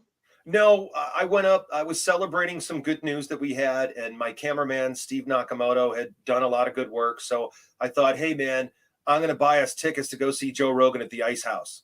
And you and me are just going to go, and we're going to go hang out, have fun, and have some drinks. And it was fun. It was a good time, and that's where I got to meet him. In fact, he tore me apart during the stand-up because he does a Q&A thing, and I was dumb enough to raise my fucking hand and ask a stupid fucking question. So Rogan tore me apart, and some of the people I know have been on his show. I've known several people that were on his show. So I am looking for the day that it would be fun to be on his show. I like it. I like it very much. I like the podcasting. Like, okay, we've been on this for a long time, but I feel like it's kind of history, isn't it? Oh yeah. No, this is You know? and that's why so many people are watching this right now, because this is so crazy. This is such an apex of the comic book. This is such a moment in comic book history that this is going to be talked about for decades to come. This is no small matter. It's no fucking small I don't know matter. how long people are going to talk about it, because you never know. I mean, the guy who was the publisher of Penthouse Comics took a header off of a hotel and dove through a plate glass window and killed himself. Yeah. You know, I actually I was tabled next to his partner. What the fuck is that guy's name? The dude that does the Marvel Zombies art. I can't remember. Anyway, it doesn't matter. This guy, Buster Nutsmash, says he's been reading Hart Fisher for years. Never seen him in a live setting, and he wishes the circumstances were better. Me too, man. Me too. I wish. But isn't that what Kayfabe did for so many comic creators? They offered a platform. Like, I'd never seen Kevin Eastman and Peter Laird talk live before they got them on and got them talking. And you missed out on my interviews with Kevin Eastman on American Horrors twice. Oh, nice. Yeah, I did miss out on that. I want to see those. Okay, dude, Kevin, as we're talking inside people, one of the great things about being a professional, like for Ed and Jim, is they could come in and have a different kind of conversation. So Kevin Eastman was selling his home office for the Heroes Initiative. And they had a big heavy metal party at Meltdown Comics in LA, and we covered it for the network, did a 24-minute special. And then we did a whole interview with just me and Kevin talking in his office that he had set up at Meltdown. And the thing is, you get these two pros together, you could have a whole other different conversation than your normal on the Tonight Show tonight. God, how far up are you, dude? Very far. I'm telling you, we're so far behind. I'm trying to burn through them. I just can't get there. We're still 10 minutes behind. I'm like perpetually 10 minutes behind. For Senior Bob, I don't know what law Ed could have been punished under for DMing somebody underage. Nothing. Brother, sorry, there's nothing there. Unless he tried to take that minor over state lines or something, or get him involved in some kind of sex shenanigans. Yeah, if he fucked her, it would have been statutory rape, but he didn't fuck her. So the implication all week has been, oh, where there's smoke, there's fire. He probably did fuck girls, but they never have surfaced. So that was the thing I was dreading. That was the thing I was dreading, was that, you know, dude, if you think Red Room is edgy, you got to read Snuff. You need to read Rough Trade. Gotta get you to some shows where you can sell those, man. Oh yeah, dude. Oh yeah, man. What is final question for the fans convention that is open to everybody? What does that mean? If Comicsgate did a Comicsgate convention, would we go and buy tables and sell at a Comicsgate convention? I don't have any feelings about Comicsgate one way or the other. I'm not one of those people that hates them, and I'm not a worshiper of Comicsgate, of Ethan Van Sciver either. I really don't care. How much are the tables? Where's it going to be at? Where is it in relation to where I live? Like that. Those are the hotels. Those are the things. How much are the hotels? Those are the things that I would take into consideration. I like Cyberfrog. I like it. Back in the 90s when he was doing that book, I fucking bought it. What the fuck do you want from me? As for the Comicsgate stuff, I still can't. It doesn't register with me. I don't get what it is still. I feel like a fucking idiot for it, but it doesn't do anything for me. But I like Cyberfrog, and in fact, those toys look cool as fuck. This Wizards guy again, he says, if you plan on joining shows, meaning buying tables at conventions, read the disclaimer. If you're conservative, you're out. That's fucking bullshit. I voted for Donald Trump 3 fucking times. I make no bones about being leaning slightly over to the conservative side, and I've never been asked to leave or been kicked out of any convention ever. In fact, some of the more concerned weed for myself with the adult content that. No, I sell adult content too.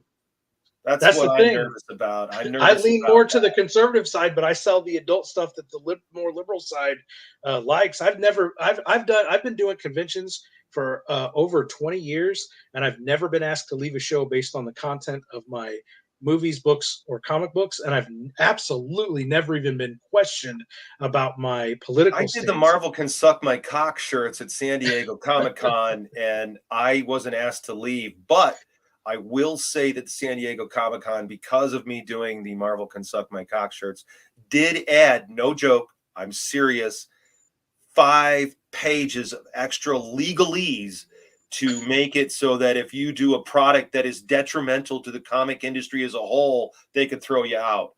So that's part of my problem with going out to some of these shows, because I won't sign that. I won't have anything to do with the Comic-Con in San Diego. They're a bunch of jagoffs. I just won't. They lie. They're douchey. I won't have anything to do with San Diego. They're more concerned about Hollywood bullshit anyway. This guy, I don't know who he's talking about. Windblock here says, these guys have me drawing after 20 years when I quit. You mean us or you mean Kayfabe? Because Kayfabe got me through I don't know, man. Me getting back behind the sketch pad, like for what I'm doing with the Boneyard mystery boxes that are on AmericanHorrors.net/shop. AmericanHorrors.net/shop. You could get a Boneyard mystery box. And so as I've been drawing in my old sketch pads from 30 years ago. And the feel and the magic of working in that. And so the fans are getting these new pencil sketches in a sketch pad that's 30 fucking years old, man. That paper's got history in it. Yeah, I got one of those. Oh, let's get through this. We're at 4 hours, buddy. We were going to quit an hour ago. Yeah, right. No, this guy up here, he said he subscribed to the channel. I appreciate the channel subscribes. I'm glad you guys like what we're saying here tonight, but this is Ed's night. I don't want to make it too much about us. It makes me feel weird. To me, it's about what he was into. I mean, how did I discover his work? It's because he was into the outlaw comics, and I'm pretty sure it was Peter that sent me the first link to Cartoonist Kayfabe. And then I saw that they were covering, for years and years, I felt that the independent industry, the black and white revolution of the late 80s and the 90s was swept under the rug. And I thought there was a lot of really good work done in that era of books. And Jim and Ed opened up that curtain, and they fulfilled a need that I had, my need was, what's this? What is Hart's IG? What is that? Yeah, Instagram. He wants to know your Instagram. Oh, fuck. What is my Instagram? Your Twitter is Hart_Fisher. Might be the same thing. Hart_Fisher. Something like that, yeah. Just look up Hart Fisher on Instagram. You'll find him. Yeah, you'll find me, man. I'm on there. But be careful. On my Instagram, there's butt shots. Wizard wants to know. Making bacon. Naked making bacon. Wizard wants to know if we've read any Comicscape books. I buy a lot of crowdfunding books. I bought Doug TeNapel books when he was technically still part of Comicscape. What would you consider a Comicscape book? Is Mike Barron Comicscape? Sometimes, and sometimes. That's what I'm saying. They kind of come and go. Like I bought tons of crowdfunding books over the last few years. I just care about the books. I don't give a fuck about that other crap. The label, right? Cool? Who cares what the label is? Alpha says Ethan got canceled for being a white supremacist Nazi when all he did was vote for Trump. I mean, that's common. Many such cases. How would you prove in a court? Oh, these guys are arguing with each other. We'll just let them argue. Yeah, forget them. Buster says, I'll find him. I don't know what that's in context of. Well, if he wants to find these comic books of mine, the Boneyard books, he could just get a hold of me. I mean, I'm on X. I'm on X.com. What is X? It's so funny that I call it that. What is my fucking deal on X? What am I here? It's Hart_Fisher. So I'm on there. You could find me on there. I'm on Facebook. I'm on Instagram. Those are the best places to find me. And guys, you could get all these books. So all this stuff that these guys talked about that the kayfabe guys love, because that's part of why we're talking about this, why I'm talking about the books, because this is the stuff that inspired Ed. This is the stuff that inspired Jim. They did many shows. Go to the Cartoonist Kayfabe channel and look up Hart Fisher. Go to their channel and then go to the search function and search Hart Fisher. They've done multiple shows on Hart's books. Yeah. So Eros is saying he's asking because they got canceled from C2E2 talking about Comicsgate, and they're talking about doing a convention that's open to everyone. Again, it just depends. The logistics of the shows. It depends on where they are in the country. Yeah. You know, like, and are they charging $450 for a table? Because I ain't paying that shit. I'm poor. I don't. Honestly, guys, I don't pay for tables at shows anymore. I don't do that. I'm sorry, but if they can't give me a space, then I'm not fucking coming. That's a great point. If you want to know, if you want to know if Hart Fisher is going to be or Kevin Strange is going to be at a Comicsgate show, you ask the Comicsgate motherfuckers. Are they going to offer us tables? Are they going to pay for transportation? Or I'm the OG motherfucker. Are they going to do anything for us? Yeah, I mean, I won't do it because, frankly, I bring a fan base. Okay, when I come to a show, all right, I'm going to bring you books that nobody else fucking has. 2, I'm going to bring my personality, and I'm a fucking wild man. 3, I'm going to advertise this on American Horrors, okay? So if you book me in your show, you're going to have a promo on my worldwide TV channel saying, come on down to the Emerald City Comic Con in Atlanta, Georgia, and see Hart Fisher. And I'll do a panel. I'll do panels, and I could also supply a entertainment room with horror films from American Horrors. So I could easily set up a lot for a show that I don't think other publishers can do. And that's not uncommon. Shit, that's not uncommon. When you offer something like like doing a panel or bringing in entertainment, you do that in exchange for a table. That's not uncommon at all. So, you know, those dudes need to get a, you know, you need to get a hold of those Comicsgate dudes and get Hart Fisher programmed for the show is what you need to do. The more fans that ask for Hart Fisher at the show, the more likely that it is that you're going to see him there. This dude says, Cartoonist Kayfabe got me through COVID. I met Ed while he was out here in Japan. Oh, this is a Japanese motherfucker. I met him in the book district of Tokyo. Very down-to-earth guy. I've been saying all week that Ed could have just gone to Japan for a couple of years and hooked up with you guys. He has a nice fan base out there. He could have done shows, and he could have figured out a way to make a living while he was out there. And you know, this ending is terrible. Such a tragic ending to his life and his career. And there's a huge industry out there for him that he would work well with. You know, my wife was Japanese. I've spent a lot of time out in Japan. I've been flown out to give lectures on team building and leadership and poetry to universities and companies in Tokyo. So I think he definitely could have been okay with contracts with foreign companies and foreign publishers. I do too. I think you're right about that. There's a lot of talk. Ethan Van Sciver came in and said hello, and we've basically been talking about him nonstop ever since. Oh, we're finally to the bottom. We made it to the bottom. Good Lord. Let's see. I'm still wearing my goddamn towel from my bath. Somebody's a moron. I've got the shirt on. I've got a towel on still. Somebody's upset. They don't have a story. They don't love the story of Cyberfrog. They just hate mainstream comics. Okay, great. And I'm going to give a shout out to Ethan in another way. Like one of my buddies, again, I'm going to mention Trike. Trike really loved Ethan's Green Lantern. Oh yeah, no, he was a very popular Green Lantern artist. Ed was out here in Tokyo Comics Kun. He was always here in Japan. I don't know. I think that's a translation error. R.I.P. Ed. Absolutely. Definitely. I love Cyberfrog. Bought it out. There's a lot of Ethan talking here. Well, that's where I bought it. Like when it was being published by Harris Comics, because I knew all those guys. You know what I mean? I knew all the Vampirella guys, Buzz and Caesar and everybody. You know. I never lived in Japan, but I really enjoyed Japan. Japan has a special place in my heart. I really think it's a magical, like it really is something else, and I really believe that the Japanese people have a different energy, and they definitely there's something really lovely about that country, and I really enjoyed my time in Japan. I had several trips out there, some of them good, some of them bad, but you know, I really enjoyed Japan very, very much. It was a blast. And at one point, my late wife and I wanted to have like a house out there for like going out and in her because my wife grew up in a country town by the sea, so she was a small town girl that went off to Tokyo, and then she moved to LA, and that's where I met her. I met her in Los Angeles, and I really enjoyed Tokyo very, very much, except for, God, at a certain point, I was craving meat so bad because I was staying at her family's home and they were feeding me, and I'm like, I need a hamburger. You got to help me. Please help me. Oh man, I love the horror stuff out there. Takeshi Miike is one of my favorite directors. There's so much great horror films out there. There's so many great horror comic books out there. Some of my one of the my newest book. My newest book, Space Worms, was heavily inspired by a Japanese splatterpunk movie called Meatball Machine. And I don't remember the director's name of that, but it's along the same line of like Tokyo Gore Police or Machine Girl or those all that splatter stuff.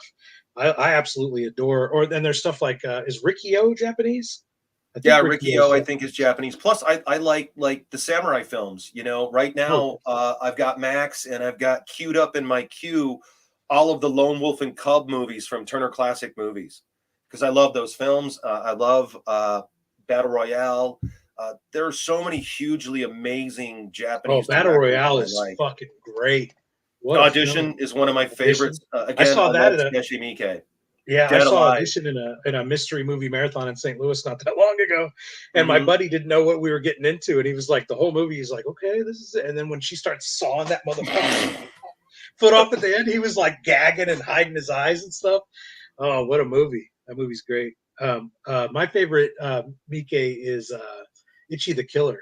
Have you seen that one? I like Itchy the Killer, but you know what, man? I really love 13 Assassins. Yeah. 13 Assassins is so goddamn good. Fuck. Oh, that movie's so good. Imagine a Kevin Strange, Hart Fisher Japan trip. That would be if we were able to be gaijin and get a fucking get a table at a Comic-Con out there in in Japan. It would go over well. Sell some American comics to those fucking Japanese folks. The Japanese really enjoyed me over there. They got a big kick out of me. They thought my brother and I were professional wrestlers. I was gonna say you're over 6 foot, right? So you're just towering 6'2", over those. 200. Yeah, you're towering over those motherfuckers.